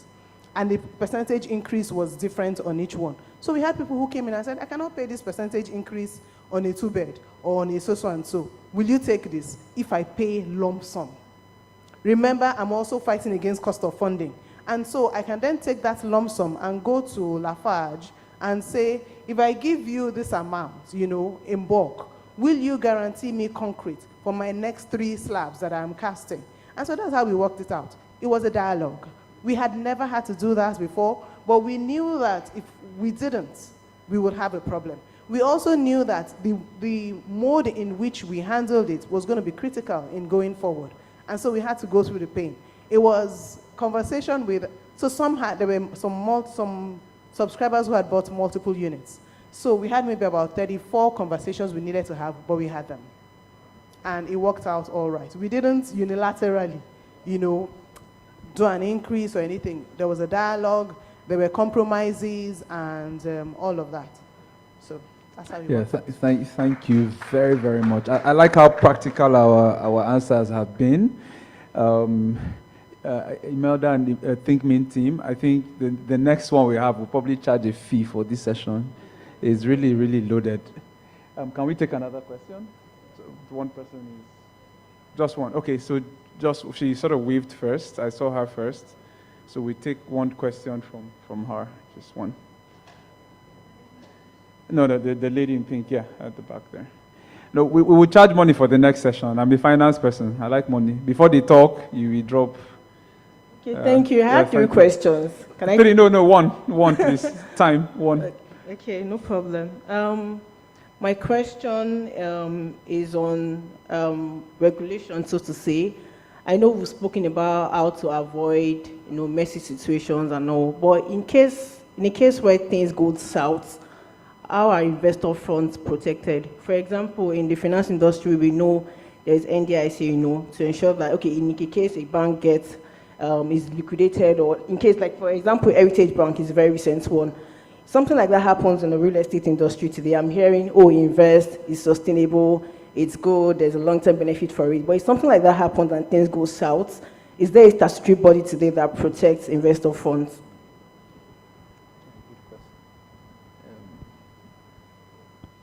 Okay, who would want to take it? If I this is your question.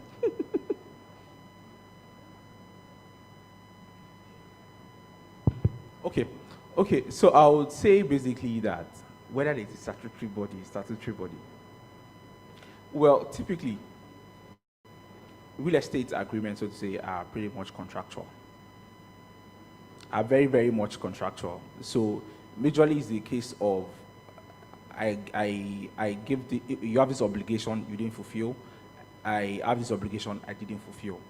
So the bank is not going to hear from you that say the property, whatever had crumbled or whatever, what was collateralized, what was the security ad and all of that. So it's just to leverage on the security. So eventually it would have to go back to our dispute resolution mechanism, as the case might be.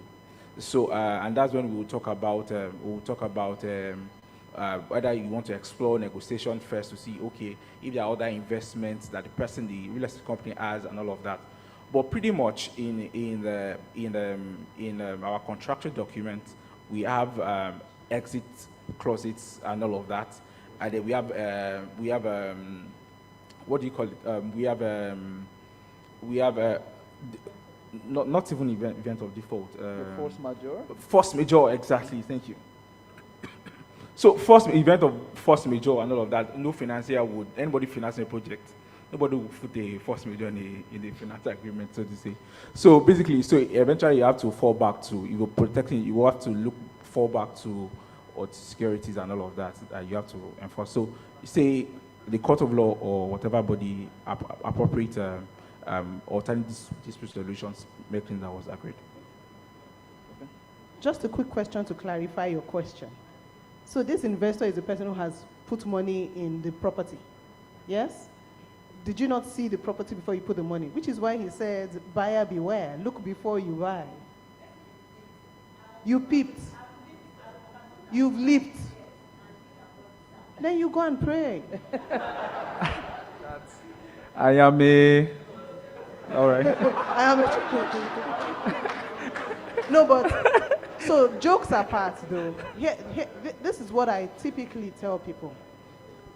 You cannot overemphasize the role or the need for, you cannot overemphasize the need for due diligence. Not just in Alausa where you will go to, not just do the search, you will go to land information systems and make sure that that property is not built on land that is being revoked or revocable. You find the coordinates, you track it, right? Apart from that, you also need to do your due diligence on the developer, right? What have they done before? What is their pedigree? Who are they?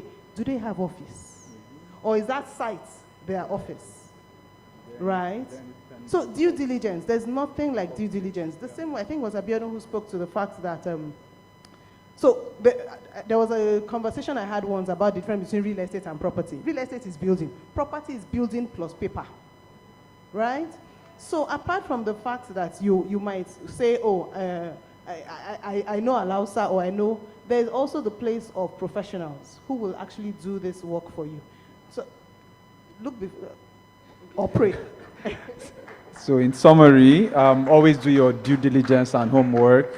It's better to be clear on what you're doing than to, to say I've already fallen into it. So thank you guys. I think it's been a pretty interesting session. I've learned so much. I've had such an amazing time with my amazing panelists here. And I think we'll probably just maybe leave your face for a minute so you guys can maybe get some refreshments and whatever. But it's been a very good one. Thank you very much. Thank you everybody for listening in, and enjoy the rest of your afternoon. Ladies and gentlemen, please let us give a resounding round of applause to our amazing lineup of panelists for today. Please, I would love for us to take pictures, so please, our photographers and our ushers, please kindly coordinate the session as we take pictures of the panelists. Very, very important before they leave the stage very shortly.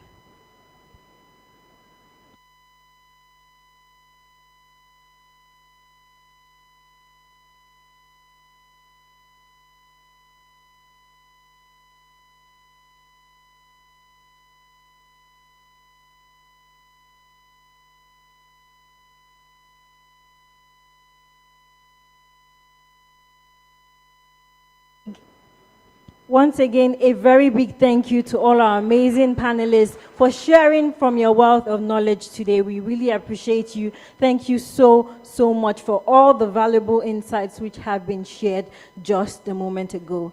Thank you.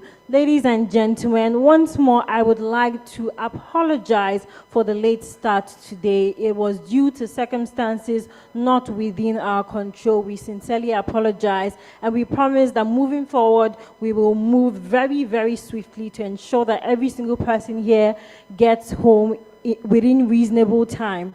Okay, not to delay any further, I would like for us to dive right into the second panel session for today. And of course, this session is going to be moderated by Estate Surveyor and Valuer Tolu Dima Okoje. Please let us celebrate her as she comes up on stage to moderate the second panel session. She is the Estate Surveyor and Valuer at Kola Akomolide and Company. Please let us celebrate her. Thank you so much, Ma, for joining us. And of course, yes, please just take a seat.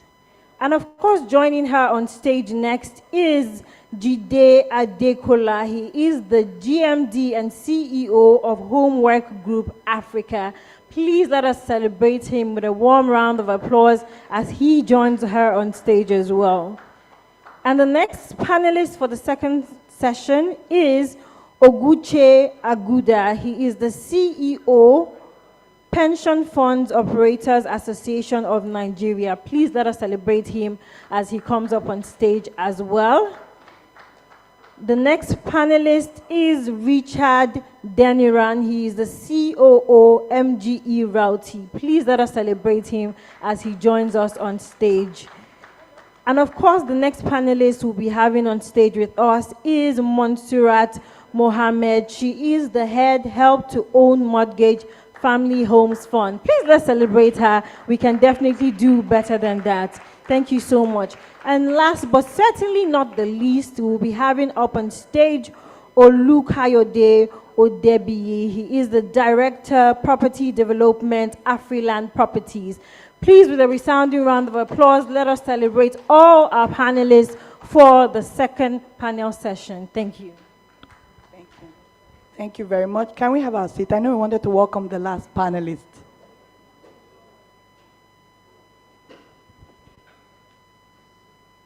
Welcome, sir. All right. I know we are all looking at the time, but I intend to have my time with my panel because we've been looking forward to this session. So welcome again to my panelists. Without further ado, our topic for this panel is housing, cost of living, and its social impact. So I'm going to go very quickly to Mr. Adekola. My first question goes to you. Do we all have our microphones with us? Yes? All right, thank you. So my first question goes to you, Mr. Adekola. We're talking about housing, the cost of living, and its social impact. So how, the previous panel, we've spoken about inflation, we've spoken about Nigeria. I want you to bring it all in for us. How would you say the rising cost of building materials impacts housing affordability? And what would you say can be done to mitigate this? Okay, thank you for having me. I mean, we'll just make it quick. I don't really think at this point it's very easy to mitigate it. We've not seen anything like this before. But one important thing is some of these things force us to be creative, and you have to be creative about the choice of materials. When you're meant to do something and you have pressure, that's what forces us as Nigerians to start to think. So there's a lot that is going on around this period. Obviously, you know what's going on with the dollar. It's so funny that this is even the time we have the largest influx of forex coming in. So that's why you have to just balance it. But I'll say that most of us try to do more of partnerships than just sales, because you have to survive. So, and the idea is that even those buyers can come in as sort of investors. So you're sort of turning that transaction into a transaction where they can bring in all the funds for the building, or say you're buying a 2-bed and you say, look, just pay us everything, because clearly you can see what's going on, but you're an investor. So you're comparing the rate of return for them and you're comparing that to inflation. So that way you can buy your materials fast and do what you need to do. But in terms of being creative, you have to look at your designs. This is the time to make sure you're not wasteful. This is the time to make sure that you also procure some of your things early enough. If you're trying to look at sustainable materials and all, it's a survival period, but we shouldn't take our eyes and mind away from that, because we still have materials that we can use. There's a friend of mine that has this flexi clay product, and that's clay, using clay on the external. So if you can be creative about it and think through ways in which you can cut down that cost. But I think it's even more from the end of the buyers and you trying to get customers. Because to be honest with you, most people are just trying to survive right now. Because you don't know what happens next. I can tell you sometimes there was a period where we bought reinforcements and every week it was changing. Even if you paid the money, they will reject it and tell you, sorry, we don't know the price the next day. So, what's critical in this period is just to make sure you sit back, make sure you're not wasting.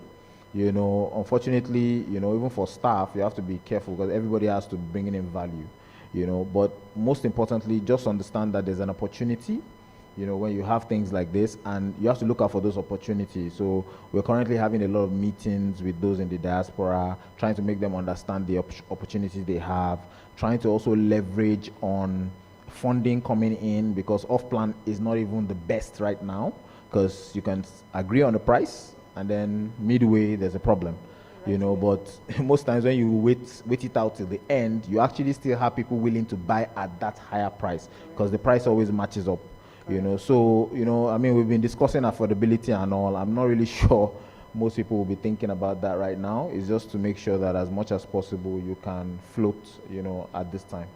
You can survive. Thank you for that. I picked too many things. I picked collaboration, and I think that's a recurring message that we're hearing from today's event. You talked about creativity, using clay, alternative energy. With some of us, we're on band A++. So it's forcing you to think out the box in terms of, don't you like natural breeze? It's just beautiful air, don't you know?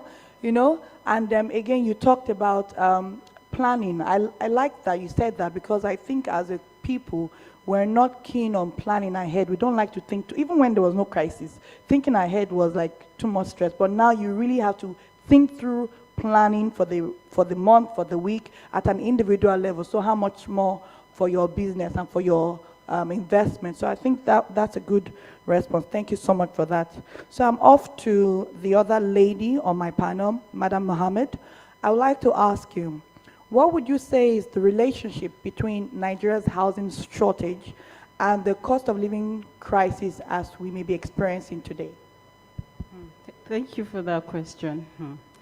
There's already crisis. There's a living crisis because the last speaker spoke about landlord after 1 year notifying you of rent increase. Yes, when you complain, they say, Madam, you know the Nigeria, you know the economy. So inflation is affecting your rent also. So there's already a crisis. And the household income, unfortunately, is not catching up with the inflation. The increase in wages is not happening the way inflation is catching up with other expenses. So what you find out is most households, the chunk of your expense, the living expense in your household income is taken up by rent. That is the major issue.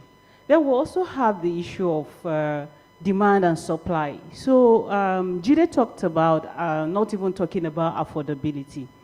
The truth is there's a lot of construction going out there, and where we have the active demand is the low and middle income households, the first-time home buyers. And unfortunately, Jide likes developers like Jide wouldn't want to focus on first-time home buyers.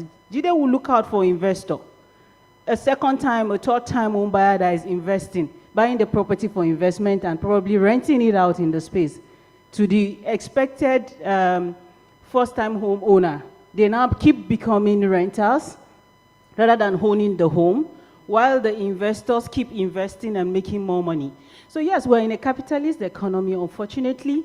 There's a mismatch of supply and demand in the space in the housing sector, and also lack of adequate infrastructure. I'm sure when the developers here in this panel, when they are building, the cost of infrastructure still goes back to the end borrower, which makes the cost of the property unaffordable. Then when you look at our economic indices, the inflation here and there is also passed to the end beneficiary because the developers must break even. They will have to break even. So whether rental or purchase, at the end of the day, the end beneficiary is still at the receiving end. But honestly, the crisis is there, but there is a solution to it. The solution is home ownership. No matter what the challenges are, you're better off owning a home or starting somewhere. That way, you're able to mitigate subsequent increases in inflation that would affect the rental expenses, and you manage your home expense in such a way that you could foresee growth in the family and wealth building and poverty reduction. Otherwise, the crisis is there. There's no two way about it. Everybody is facing it. The developers are facing it, but the end beneficiary are the ones that are most hit by this because everything comes back to them. The cost, everything is loaded on the end beneficiary, whether rental or owning the home. And so you have just confirmed that there is a relationship, and the advice here now is to own your home. So you've heard it from her, and let's take that forward with Mr. Odebi, going from what Madam just said. In your experience, because you have quite some under your belt, sir, how effective would you say is Nigeria's current housing policy or policies, and what changes would you say should be prioritized to reduce the housing deficit? Thank you. I think the best way to review our housing policy is to look at the outcomes. And so depending on who you speak to, we can have a shortage of anywhere from 17 all the way to as wild as 28 million deficit, which means we need to be building somewhere around 700,000 to 1 million houses per year. Now juxtapose that with what's actually happening, which means we're building only about 100,000 homes a year. You have a deficit of about 600. So clearly the policies are not as effective as they should be. Now I said not as effective, which means that they have worked. to an extent, because if you look at the early 2000s, we were building only about 30,000 to 50,000. So we've doubled in that time. So we've made progress, but we're still so much more to do. So in terms of the policies have not necessarily helped. And to just, piggyback on some of the comments that have been made, in Nigeria, for example, only about 25 to 30% of the population owns their own home. Now, if you go to urban areas, that drops as low as 10% in urban areas. Our total housing stock is about, I think they say between 10 to 13 million. If you compare that to South Africa, where their housing stock is about, I think, 17 million, but there are only 60 million people, we're 220 million people. So we have a significant problem. Now, how do you solve that? There's an ecosystem around housing delivery. There's the demand side, and then there's the supply side. The demand side is how much do people earn, and how can they afford it? And then there's, sort of living patterns. Where do people like to live? How do they like to live? Those are things that, marketing can help us with. On the supply side, so it means that on the demand side, the biggest challenge is income and access to finance. On the supply side, there's land.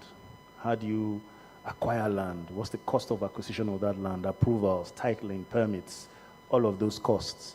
Then there's construction. Our construction methodology does not lend itself to that volume of building the way we are currently structured. Currently, concrete will only cure in only so many number of days, no matter how fast you try to do it. So we have to start looking at, construction methodologies. What other construction methods can we use to improve the way we build and to make it faster? So in terms of policy, I would say the biggest thing that we need to be thinking about, just to reiterate what Madam has said, is to own your own home, you need to be able to access finance. So access to finance is the first thing. And as from a developer's perspective, for government to incentivize developers to be able to bring down the costs, cost of acquisition of the land, cost of infrastructure, because if I build and I put in the infrastructure, I will recover my costs. If the cost of marketing, the cost of research, everything, I will recover all of those costs. So if government incentivizes developers, either by providing the infrastructure, providing the information, reducing the cost of titling and the time and the cost it takes, then that helps us with being able to provide houses at the rate at which the economy can absorb it. Because you can build all of these houses and still nobody's buying. So for us to be able to come to the low middle income classes, then it means that when I build for them, then they can buy it. Otherwise, capital will flow to where the return will come to. Correct. Thank you. All right, thank you so much for that.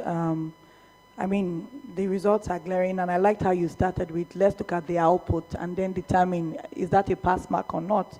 So that's food for thought for us there, and maybe an opportunity as well, because I did pick that you said we need to look at how we are building. Interesting, you said that. I'm also aware people are looking at alternatives. You mentioned clay. I know someone using light gauge as well. So there are opportunities, and there's also the cost factor and other things. But it's good to see creativity come through on that. All right, Mr. Deniro, we're coming to you now.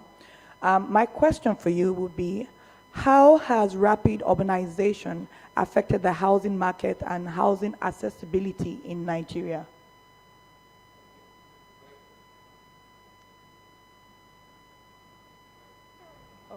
Hello, okay, thank you very much for that question. I would say rapid urbanization has affected the housing market in a lot of ways, in several ways. Let's start with the very obvious, which is high demand. With rapid urbanization, which is people moving to urban areas. We have quite a few of them in Nigeria, from Lagos to Abuja to Port Harcourt and Kano, Kaduna. There's a high demand basically for housing, and the Nigerian statistics is very clear. The housing deficit is extreme, like he mentioned, about 13 million housing catering to 220 million people, and in urban centers, which my gentleman here also said is even worse, which brings the figure down to about 10% thereabout. So I would say there's a high demand of housing, so it's putting a lot of strain, which on the second hand, it would obviously lead to high cost of housing, which we see clearly every day. People wonder why the prices of the houses in Lagos are very, very high. This is one of the results of it, because there's a lot of movement of people to Lagos. Lagos is where you make it, is the New York of Africa. So we are paying the price for it. That's why prices are skyrocketing. I'm sure we're now even seeing houses these days in Lagos, for 10 billion and above. So basically, this is a fallout from the rise in urbanization. I would also say, infrastructure strain on the infrastructure is also one of such effects, because if the roads were created to, cater to a certain number of cars, certain number of people, the electricity, basically the infrastructure that runs the city, from the water provisions to electricity to roads and light, the more people migrate into the urban areas, it's putting a strain on that. That's why we have our roads literally, quality also plays a factor in that, but usage and stress on our infrastructure is playing out before our very eyes. So it will be taking twice the cost for the government to be maintaining all public infrastructure. This is taking a lot of strain in that regard. I would also like to say that it is also giving rise to a lot of settlements. Yes, overcrowded and settlements, because the more people, migrate to urban centers, Lagos again, where we live, we see that happen every day. We are seeing every settlement. Next to every high-profile area, there's a settlement. You're staying in Oniru, in a 300 million naira house, looking through your window, there are settlements. You're staying in VGC, stretching across, there's a settlement. You're staying in Osakpa, looking at Jakonde, there's a settlement. And all this has social factors which might not even be in the best interest of the identity of those urban areas. We also on the final note, I think it also leads to displacement and regentrification. If you look at it clearly, because the more people rise to urban centers, old houses will begin to be broken down, and new houses will be built there.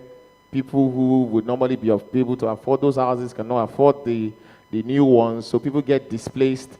And this is what we see today. So definitely, migration to urban areas is basically has its effects on the economy, which it has its good side, because the more population, the more productive the economy is, and it also has its downside, because it takes a strain.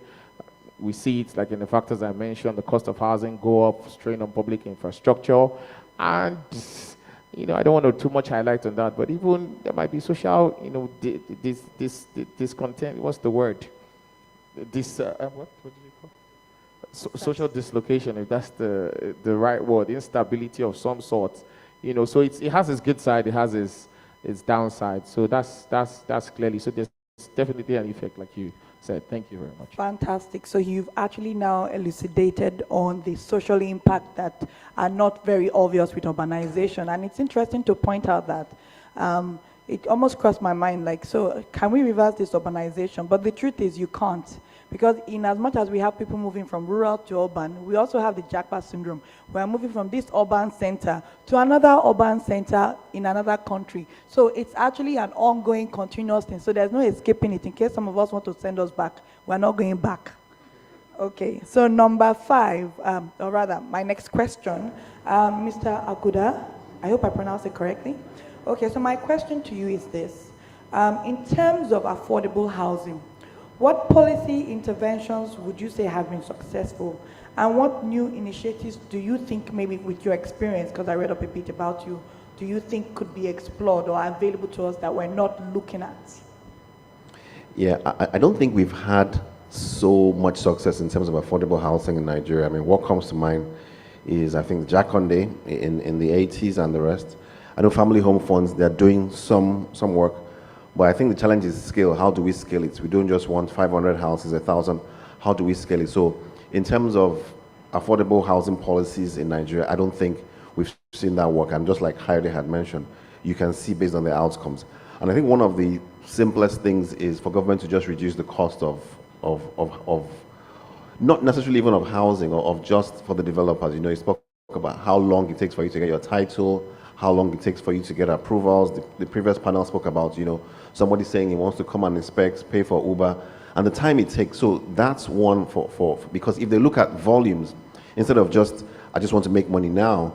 So if Lagos State, for instance, they're able to build, like he says, maybe 1,000 homes a year, and no matter how much they make, if they can move that 1,000 to 5,000, you can imagine how much they'll make. So it makes sense for them to look at volumes as opposed to just getting how much on a particular home. Then I think things like reducing the tariffs for some of these things, some of the things we import. If you reduce the tariffs, it will help. And of course, also looking at how we can construct quicker, construct faster, construct cheaper, as some of the other people have spoken about. And I think, one simple thing I just thought about was the state governments coming together and working together. There's no reason why, for instance, Oyo State Government, Ogun State Government can't work with Lagos State Government.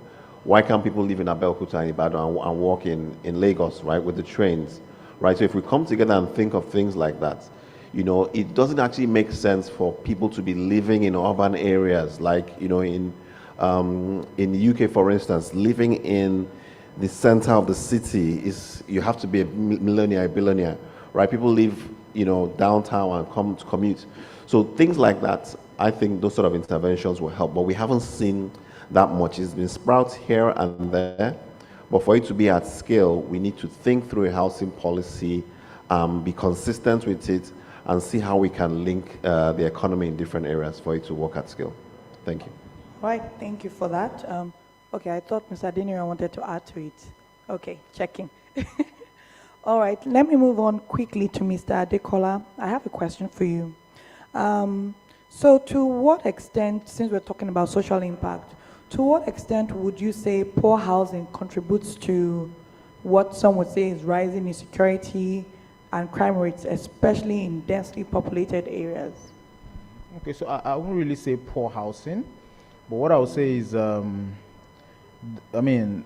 just like the gentleman mentioned, you have slums beside, not even in Ikoyi. So the challenge is that, are you providing housing for those people? These are guys that walk. These are guys that if you know what happens in Lagos, you will know that when you're trying to do like artisans coming over, they have a place they stay while they do your work. Are we thinking about those sort of accommodations? Because what you have is you just have those slums beside me. You know what happened in SARS, you know what happened with shops in Lekki Phase 1. Clearly that just answers the question. In as much as you're doing that redevelopment, so to speak, and you don't think about those people, I don't know what sort of housing we have to do. So what sort of low-cost housing we have to do that will cater to where they stay. But I think if there's some, and it goes back to creativity. If one is thinking about these people, knowing fully well that they're supposed to be close to such areas, we have things like Jakonde, when they wanted to just clear out people there, they were displaced. That's how crime starts. If you have any issue, I believe, we even know the spots. I think Jakonde is the first place. Then after Jakonde, I think somewhere in Elegushi, even when you're parking your car, you see them coming to beg you, and they now become aggressive. So, it's very, clearly it's a security challenge. And as things are even getting more expensive, you begin to see it from them first of all. So it will, crime rates will increase and all of that. So it's very important for us to think through, while doing all this urbanization and planning, we have to think and put this into consideration. Because for me, their own housing, you should see where they stay. You have people lining up to have their bath.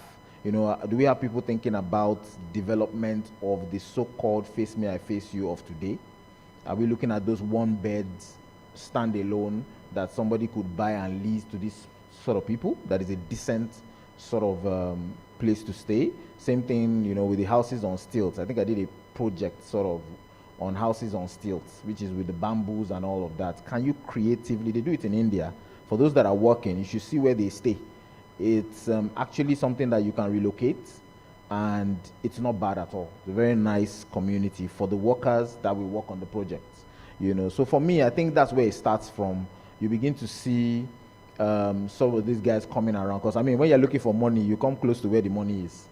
So if you know that, I think I've seen an advert where there's just a fence, dividing that slum from a very expensive estate.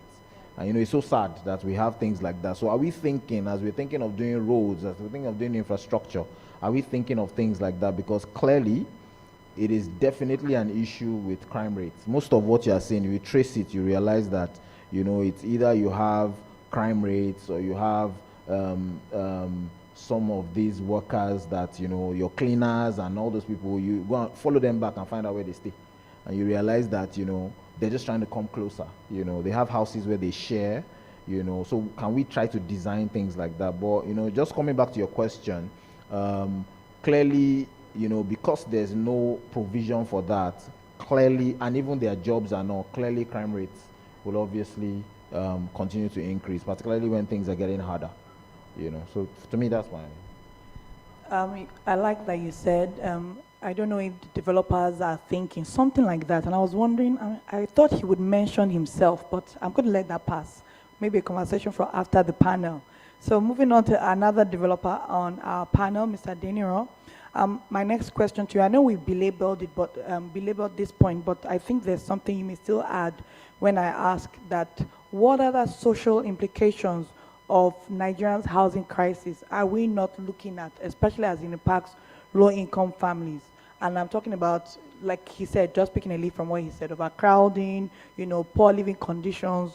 What other social implications are we not looking at? Okay, thank you again for the question.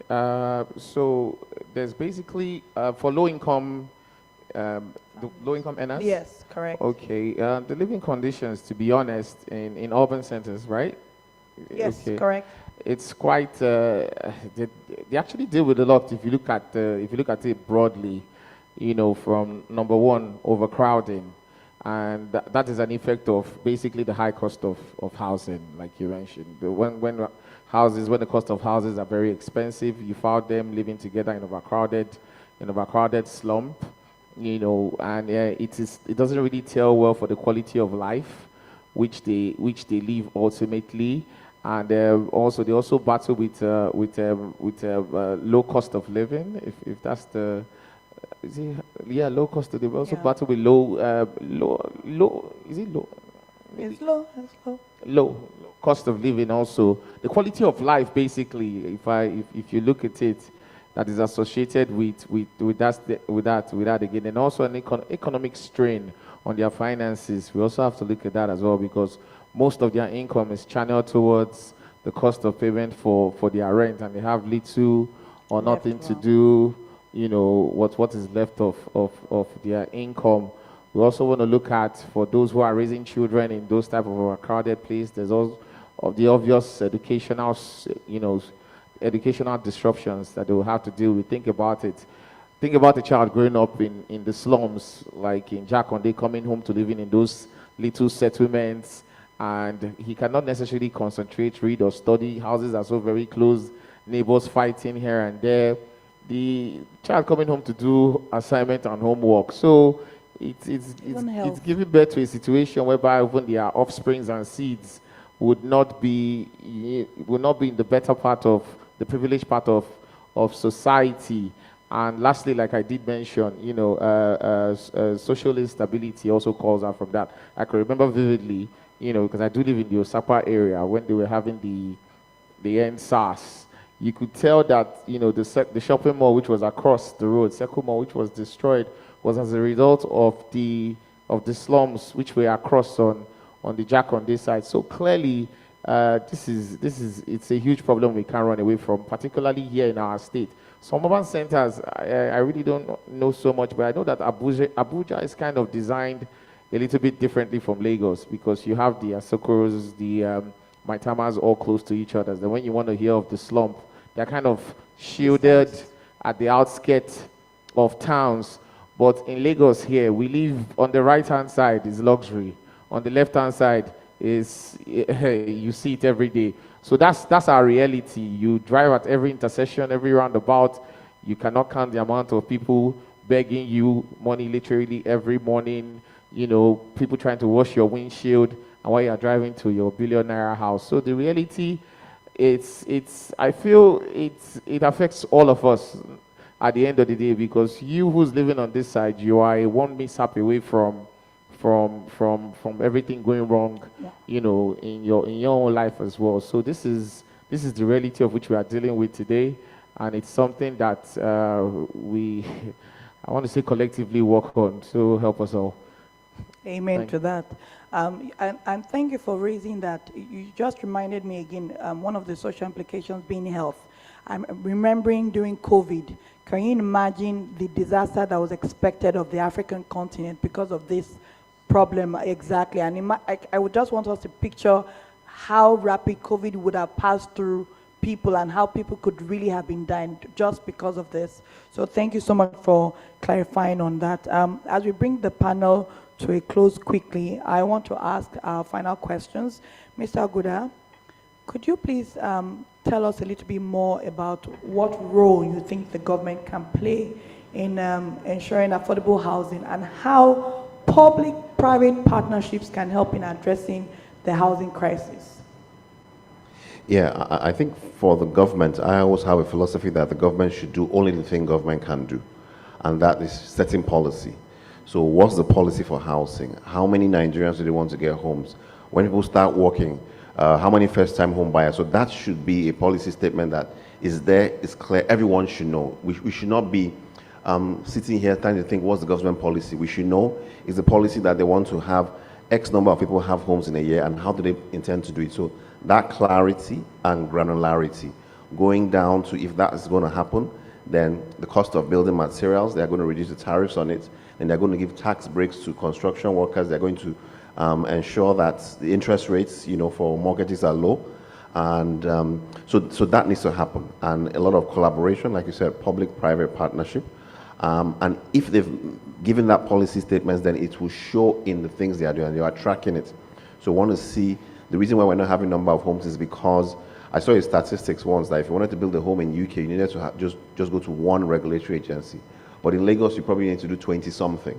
So it doesn't make sense. So is the government thinking of revenue, or are they thinking of getting home? So that policy statement is very, very important. That's one.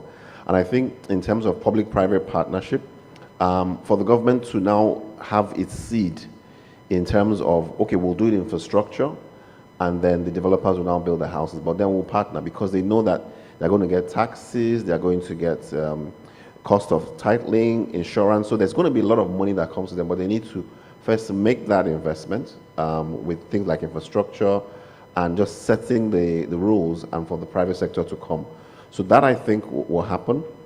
And then there's some things we are working on with regards to the pension industry where you can use about 25% of your retirement savings account as a down payment for mortgage. So that is something that is happening, and we are seeing more of that. But we need to also expand that, because even when people have the 25%, we thought 25% was a problem, so people don't have money for down payment. Now, trying to resolve that, but then the cost of the mortgages are high, right? So there's some work going on to see if we can blend the cost so that mortgages will be at an affordable rate for individuals. So that kind of partnership I think will work, and looking forward to that. I was waiting for that part, so thank you for bringing that up. Thank you so much, and I think that's something encouraging to even see that, like I was saying on my table, that the government is also expanding and growing and responding, so you're seeing where are the gaps. Okay, we tried this, let's move on. So thank you for sharing that with us. Moving on to Mr. Odebi, your final question, sir. How can Nigeria incorporate sustainable building practices in its housing development to reduce environmental impact? Yeah, that's okay. You know, it's interesting because, the question is interesting because affordability tends to want to drive the prices of houses down, while sustainability today tends to raise the prices. So it's a bit of a tug of war between sustainability. Now, if you're a developer, excuse me, if you're a developer who holds your property for maintenance and you're doing facilities management, it makes sense because your long-term maintenance and management costs ultimately go down. If you're just building to exit completely, what's the motivation for you to put anything in there? Today, maybe not so much.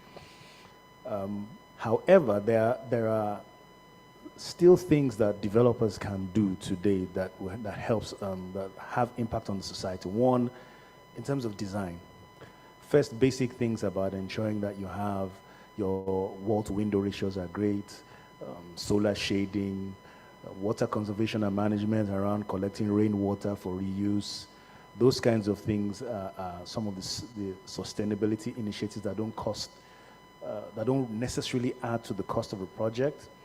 For some that do add to the cost of a project, you can tie them together. One is, for example, clean energy, and incentivizing developers to invest in clean energy, and then giving them some sort of, I don't know whether it's tax breaks or tax credits, whereby the amounts they invest in solar energy, for example, can be net off some of their tax liabilities or things like that. That would encourage, that then makes it interesting for a developer to invest in those kinds of things. So you have to incentivize.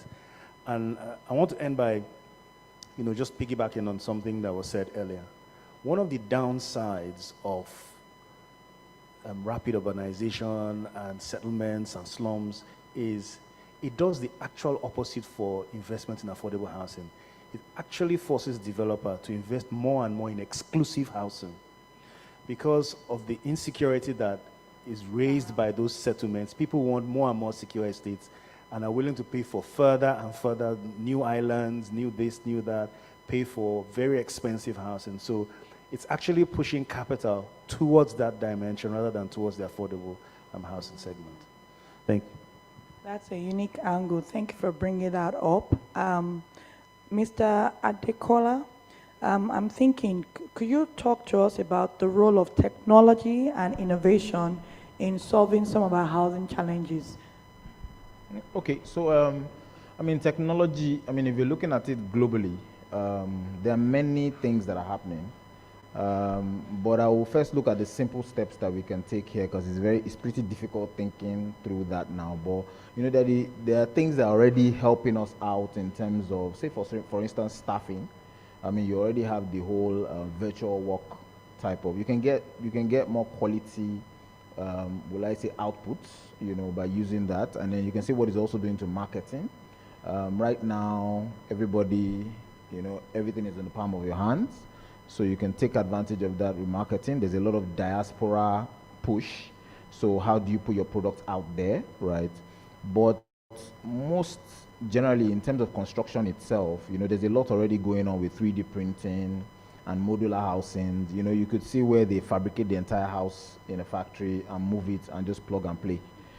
So we might not have gotten there yet, but it's important to think through, what we know is happening globally. And in our own way, we can also look at how we can see how this technology is helping us out. The 3D printing is very interesting because you actually get that house built in record time. It cuts out labor. It might be expensive now because you're going to get the machines and all of that. But the truth is that that's where the world is going now. So if nobody is thinking that way, you might not be able to cut through some of these things when they really happen. And it just takes one person to invest. I've seen a machine that plasters, and it can just do this whole line wall on his own, So by the time you've gotten it and you do several jobs, you can recoup and then start to, reap the benefits. So, for me, technology generally will just help you work better. Again, it's always said that with AI, it's how those that are using it or learn how to use AI. It's not like, AI takes the jobs. But it's important to look at all of these things and see how we can do our jobs better, faster, with less labor, and to ensure that it's also neater, and in most cases. But aside that, things like mortgages and all, outside the country, blockchain is already doing a lot to sort of profile the buyers without having to do that physical, trying to find out where you stay, address verification, and all of that stuff. Transactions to have e-signatures and all of that. So there's a lot, if we sit to talk about it today, there'll be a lot. But it's just important for us to just think through, and so that we're not left behind. We can think through what we can adapt. And in the little technology we have, take advantage of it. You have, try and get the best hands, try and make sure that you can see how you can do things cheaper and better and more accurately. All right. So the topic for our panel, it was or rather is housing, cost of living, and its social impact. I was worried that I had such a gloomy topic, but I think after this panel, we have highlighted, yes, some social impact, but we are seeing some opportunities with pen up, saying you can access your pension 25%. We also have the family fund as well, the opportunity there. And then Mr. Adekola just spoke again about technology being the way forward. So I think we have some hope despite looking at the social impact. So with that, I'm bringing the panel to a close. Thank you very much to my panelists for your contribution. I learned a lot, and I'm sure we all have as well. I don't know if we can ask one question or we're moving right ahead. Do we have any questions? We have too many questions. I will leave you to choose the questionnaire.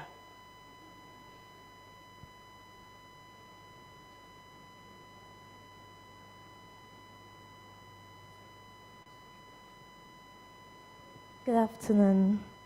Yeah. So during a recent conversation with a client in the diaspora, he expressed his frustration with investing in Nigeria, citing inflation and forex fluctuation as key challenges. He mentioned that he has decided not to invest in the country anymore, stating it's becoming increasingly difficult due to the unstable economic environment, especially with forex volatility, which has made investment a disaster. Given this sentiment, how can we better address these concerns and restore confidence in the Nigerian real estate market for Nigerians in the diaspora? Is that question addressed to any particular person, or I should choose? Mr. Odebi?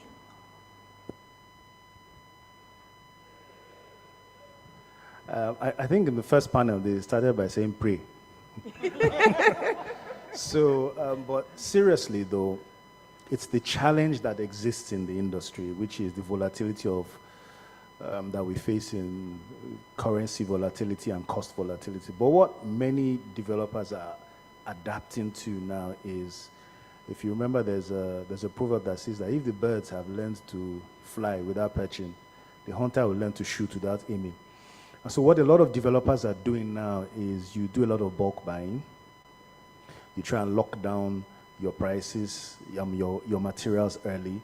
In your sales contracts, you tend to put a bit of escalation clauses, and then you tie those escalation clauses to very clear macroeconomic variables to say, okay, if inflation goes to exceeds this is the basis. So it's very scientific that people understand that I'm buying this at 100 naira today, but if X goes to 2, it can be actually 125 naira. So that helps everybody have that clarity. But real estate is also a lag indicator of an economy, which means that the investment, the confidence comes first in the economy, and then it will trickle down to real estate. So it's not as if real estate is acting up. It is responding to macro variables or macro metrics within the economy. So what needs to happen is, as the economy starts to stabilize, and it will stabilize, that's the truth, it will stabilize. It takes a while for government policy to trickle down, a certain number of quarters for it to filter. Once the market starts to stabilize, the industry itself will start to stabilize. Now, whether the pricing will go down, I don't know, but at least, even for those of us who were in the market last year, we're able to plan better this year. Last year, if you got a quote from a vendor, in some cases they gave you 24 hours as quote. At least now we are back up to 2 weeks for some people. So things will get better. And as things get better, contracting helps to restore confidence. But something was also said earlier, and that is, for those who are in the diaspora, they have to do their due diligence. There are, in every industry, and it's not just real estate, there are people who are doing an honest job, and there are also those who are taking advantage of a situation. So if you want to invest, you have to do your due diligence. So for example, if I may blow my own horn, Afriland Properties PLC, we're quoted on the stock on NASD. We have proper corporate governance. We're publicly quoted. We have board of directors, corporate governance. There are many things that we can't do like the average developer might do. So, and there are many other companies that are properly run. It's not just Afriland Properties.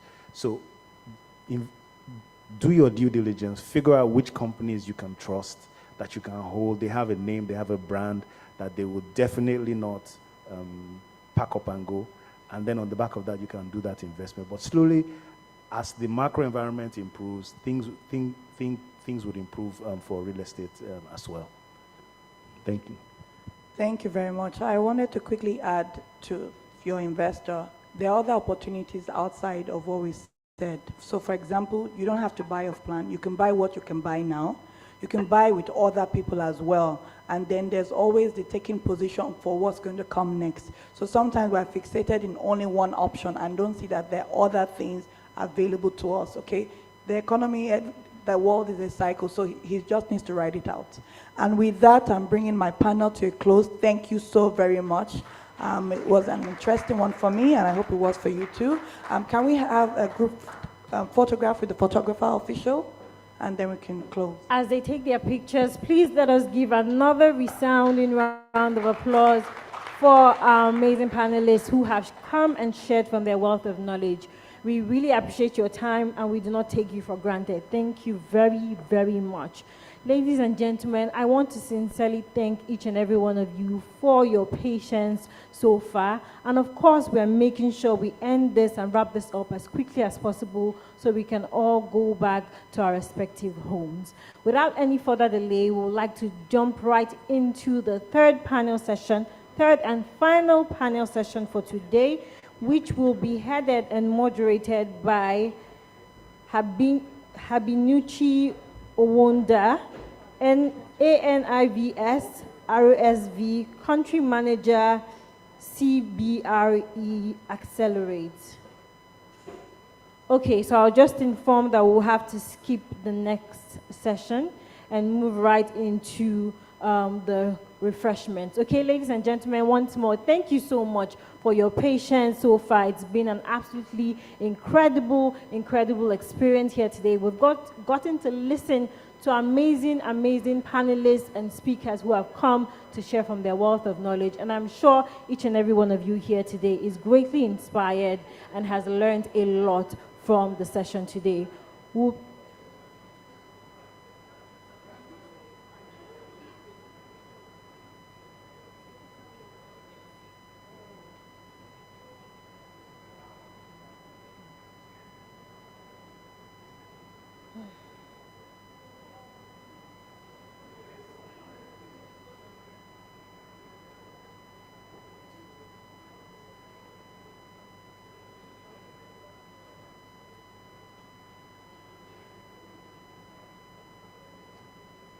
Okay, I was just informed that I have skipped a presentation which we're supposed to have.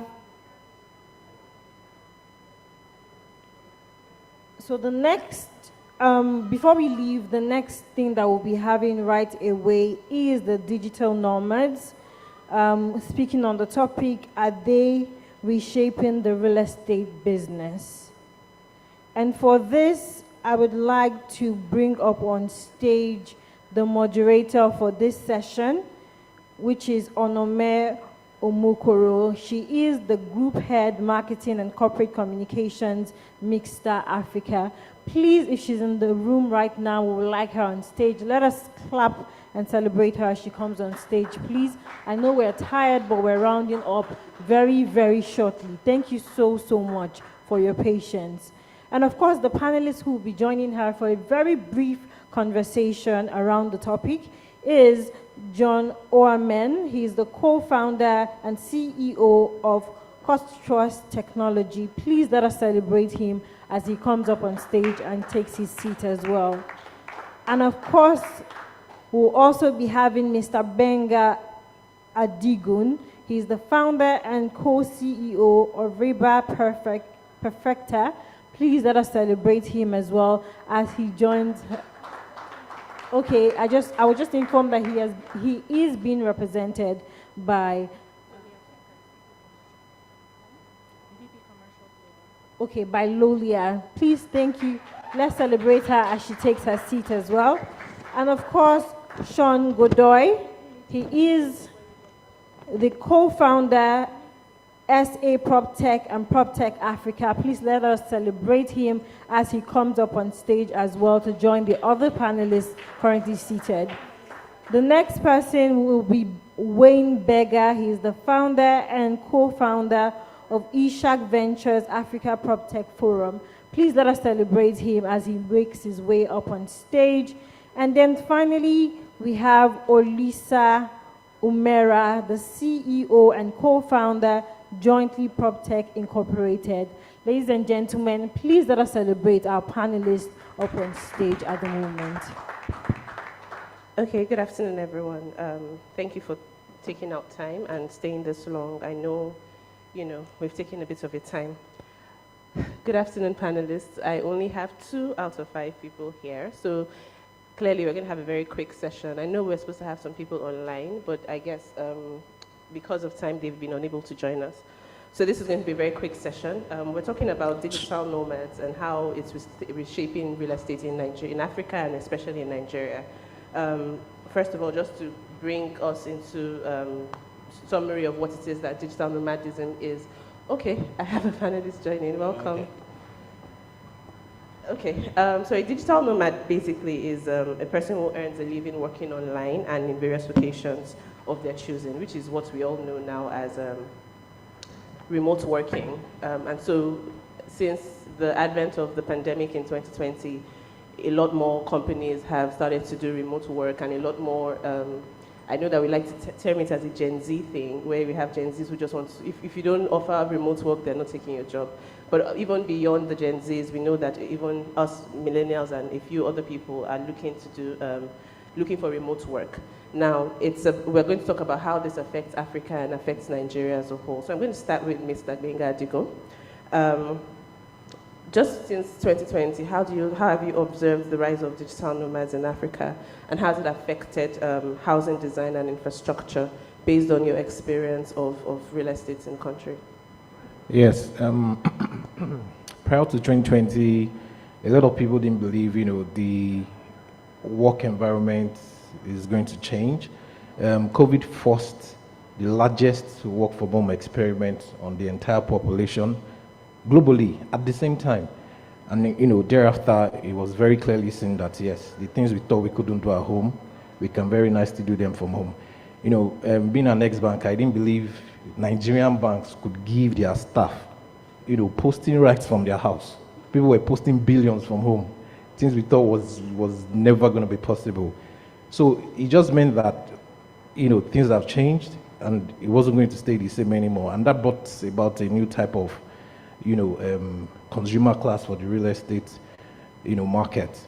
And since then, like you rightly said, everybody wants a mix of, remote work from home, either hybrid or fully remote. And this has given people chance to move around, even across the region, different places, different countries.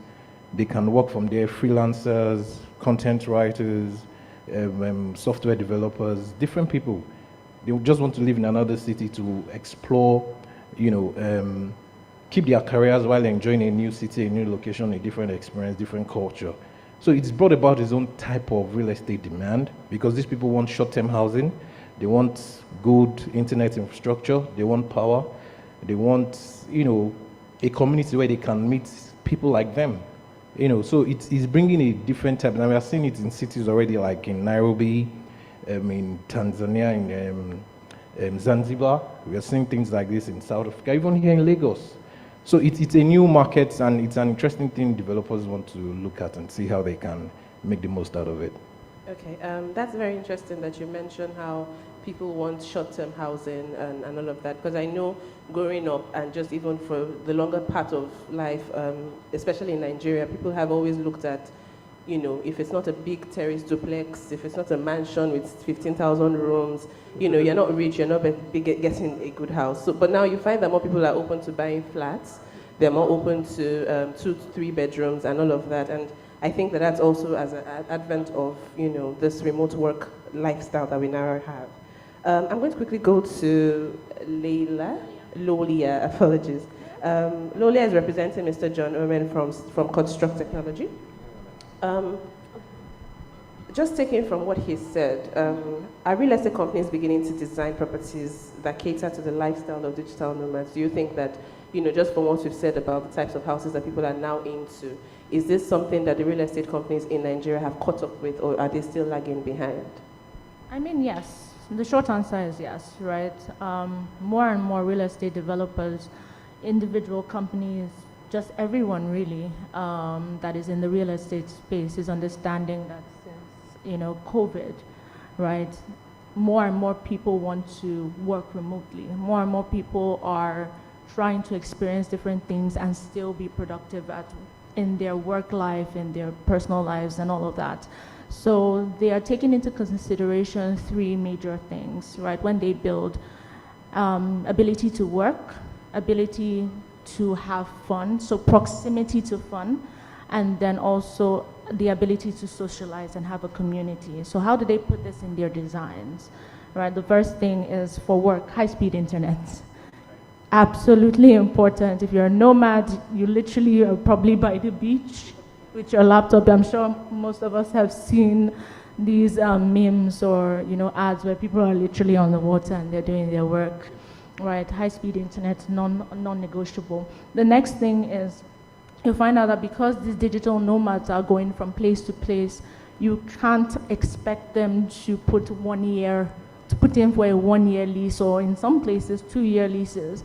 So what developers and people who are giving access to accommodation, let's put it that way, are making provisions for short-term leases, whether it's a month, whether it's a week, whether it's 3 months. It is now the criteria for that has now started reducing just to make it more palatable to people who want to access these facilities. Another thing, when you talk about leisure, right, because sometimes these people are not necessarily from the place the country, they could be from another country, they could be from another state. They want to experience what that state, that country has to offer. So you have to strategically put these accommodation spaces in places where they have access to leisure activities. Then social connectivity, they want to meet other people, they want to make friends, they want to network. Do you have lounges in your design? Do you have places where they can probably cook together or something? They can lounge, they can maybe gyms, things like that where they can meet other people and commune with them. Then I think one of the final things, there are a lot of things, but one of the final things that we've actually seen rapidly build up for the past couple of years are co-working spaces. People are home, right? They don't want to be at home. So they find the nearest co-working space to work and meet people just like them.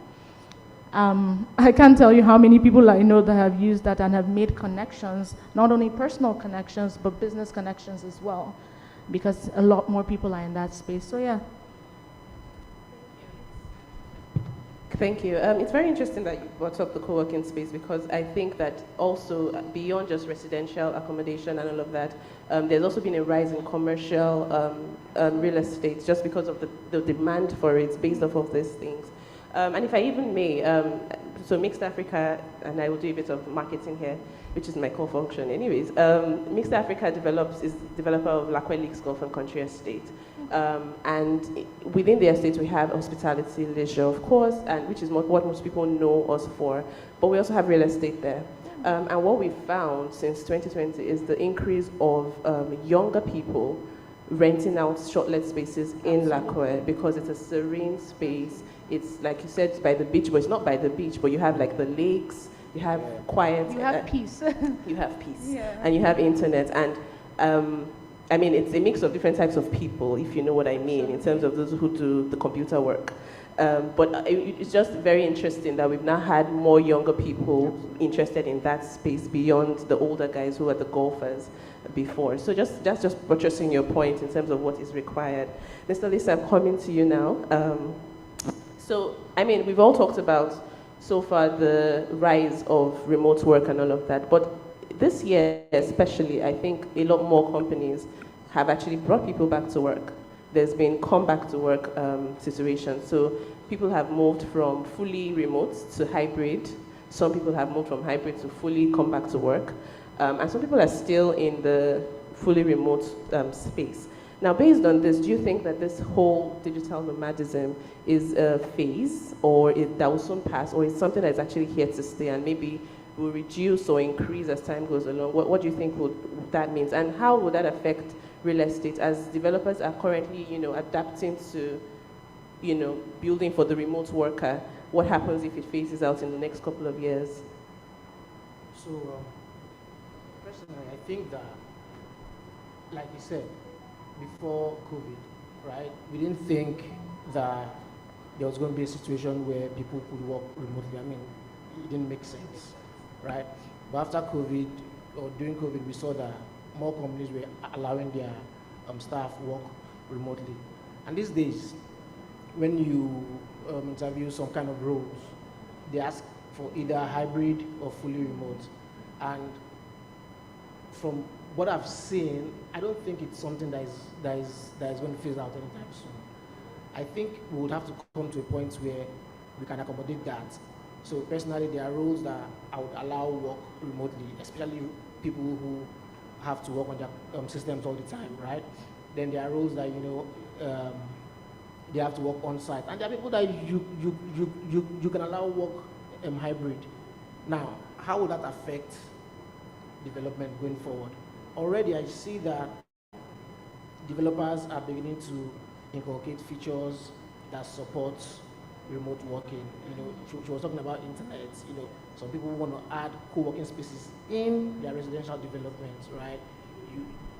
I don't think you want to do bigger spaces. So studios, 1 bed, 2 bed, because this is what these people, ask for. So at the end of the day, I think what would happen is that the market would have to adjust, to accommodate these guys, because I don't think it's something that is going to get phased out anytime soon. Thank you so much. Sorry, thank you so much for that. So we're going to wrap up now, but just taking from what you had said, I'm going to go back to Mr. Benga now. How do we still accommodate, as real estate developers, still accommodate the traditional way of things without, how he has said, it's not going away anytime soon, but we just need to adjust and see. But how is it that we will be able to not fully rely on this digital nomad market and still be able to sell to the typical Nigerian or African who wants, the large houses? How can developers manage this? Yeah, it's interesting because the digital nomad side of things is like EVs, electric vehicles, trying to replace traditional old, fossil fuel. It's going to take time. And this is still a very latent opportunity. It's not something you can rely on. There are many things that can affect it. It might be good for a region this year, and next year your region is no longer attractive for many reasons. Regulation, infrastructure. No matter how well you do your house, you need to rely on the kind of internet service that, let's use in quote and unquote, the government can provide or supply. So there are many things affecting it. So the good old traditional way of buying and selling real estate, products, rental, home sales, will still linger for a very long while, in my opinion. However, the people in the supply side of this value chain need to continue to look for ways to be innovative. For example, now fuel is now above 1,000 naira lifetime high in the history of Nigeria. So a lot of employers would have to look for ways to take off the burden from the employees. If you are doing full-time, do you want to switch to hybrid? If you are doing full-time, do you want to switch to fully remote for those who can? Or are you ready to up their salaries so that they can cover for transportation?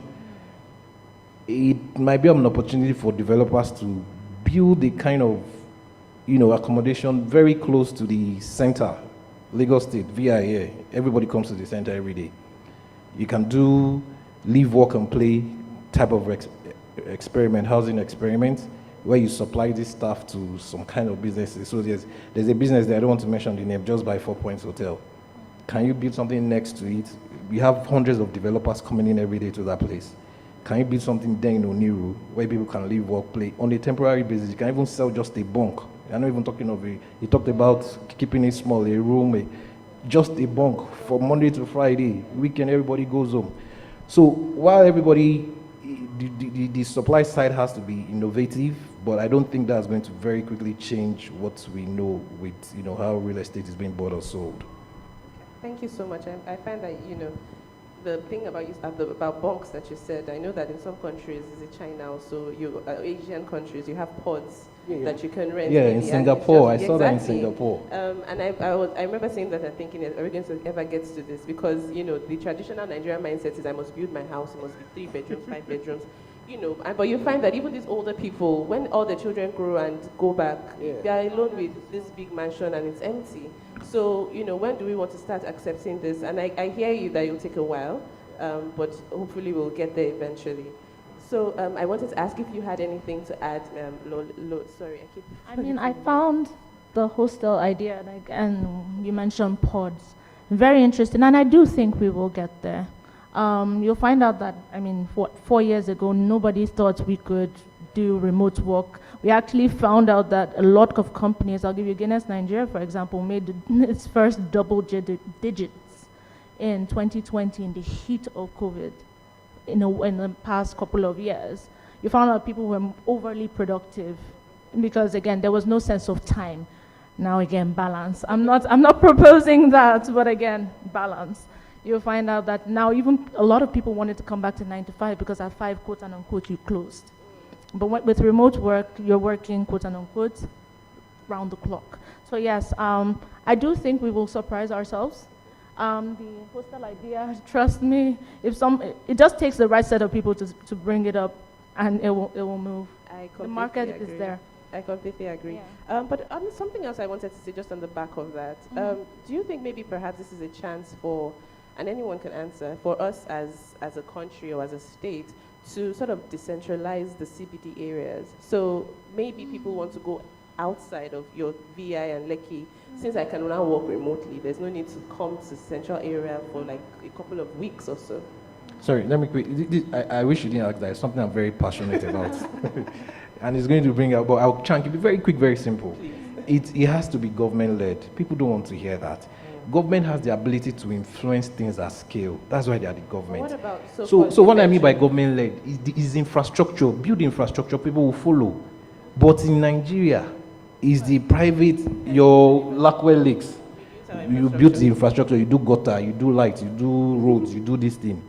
Then government will now come and say, oh, people are here. Pay this levy, pay that levy. What about with the free trade zone? You see the roads it's not enough to decongest the center. You need so in countries like the US, you have multiple business districts, even in one state. I'm not even talking across the country. So you should have another VI in places like Festac, Okoko, all these places. Serve people in that area, they don't have to come here. So to do that, you just need some social infrastructure. You build malls, you let businesses run. These people would employ other people. You let businesses who are big here have branches over there. But everything is in the center. So every day, everybody comes from, the traffic's from mainland to the island, to all the banks, the oil and gas, the everything. In the evening, it's the reverse. There would always be traffic and congestion, and it won't be evenly spread. So it's just infrastructure you're going to use to decentralize everybody coming to the CBD every day. Nothing else can fix it. You can't leapfrog down, no amount of technology. It's the good old-fashioned road, rail, warehouses, coaching, all those basic things that will still fix it. I don't mean to drag this longer, but I feel like we were doing this at some point and it stopped. Because if you see Ilupeju, there's industrial area. Ikeja, there's an industrial area. In Festac, even there's some sort You don't have light to power those factories now. That's why they're dead. So still the same thing we're talking about, infrastructure. Okay, so let's just quickly move it ahead and wrap up with Mr. Lisa. What opportunities exist for traditional real estate companies to tap into without losing their customer base? I feel like we've already sort of belabored it, but if you had a few more points to add to it, what are the opportunities that we can access? So I think everything has been covered, first of all right? So I won't want to repeat what has been said, right? Now, the main thing here is that traditional real estate companies generally just have to think out of the box, right? You have to think innovatively. So what problems are you solving? Am I just building or am I solving problems? I mean, he just talked about the hostel system. That's an actual problem that you could solve, but before running to go solve that problem, you have to ask yourself, okay, what are the numbers? Where's the market? What features would I put in this development for them To make it attractive. to make it attractive, right? So it's not just about being innovative. How innovative? I mean, what was the limit? What's that line that you shouldn't cross? Because you also have to think of costs. So yes, I want to be innovative, but is it profitable for the developer himself, right? So at the end of the day, think out of the box, but just ensure that there's a balance, right? And that's what I would say. Okay, thank you so much. Thank you very much to all our panelists. I think we've had a very engaging session, and we managed to, I think, work with time. I don't know if we have time for questions. Do we? One question, please. Okay, do we have any questions amongst the audience? All right, I guess everybody's done. Thank you again so much. Thank you so much to the third panelist for today's session. Thank you so much. Please, photographers would like a picture of our amazing panelists. Thank you so much. So much insight was shared and we have learned a lot. Thank you so much. We appreciate you for being here today and for your time. Ladies and gentlemen, we have now come to the end of today's session. I'm sure most of us are already tired. Thank you so much for your patience, and thank you for staying till the end of the real estate discussions and awards. Right now, we'll be moving out for a slight refreshment, if I can put it that way. Okay, so please make your way out of the auditorium. But before that, I think we would like to take our closing remarks from no other than, okay. So we can just make our way out of the auditorium for some light refreshment before we leave for the day. Thank you so much once again, ladies and gentlemen. I think, okay, yes. So definitely we'll be seeing you here tomorrow, and we promise to start on time. Please come early. We promise to start on time tomorrow, and we will be very strict with time tomorrow. We'll keep to time. So make sure you come early because we'll be kicking off very early. I wish you a safe journey back to your respective homes. Have a lovely day. Thank you.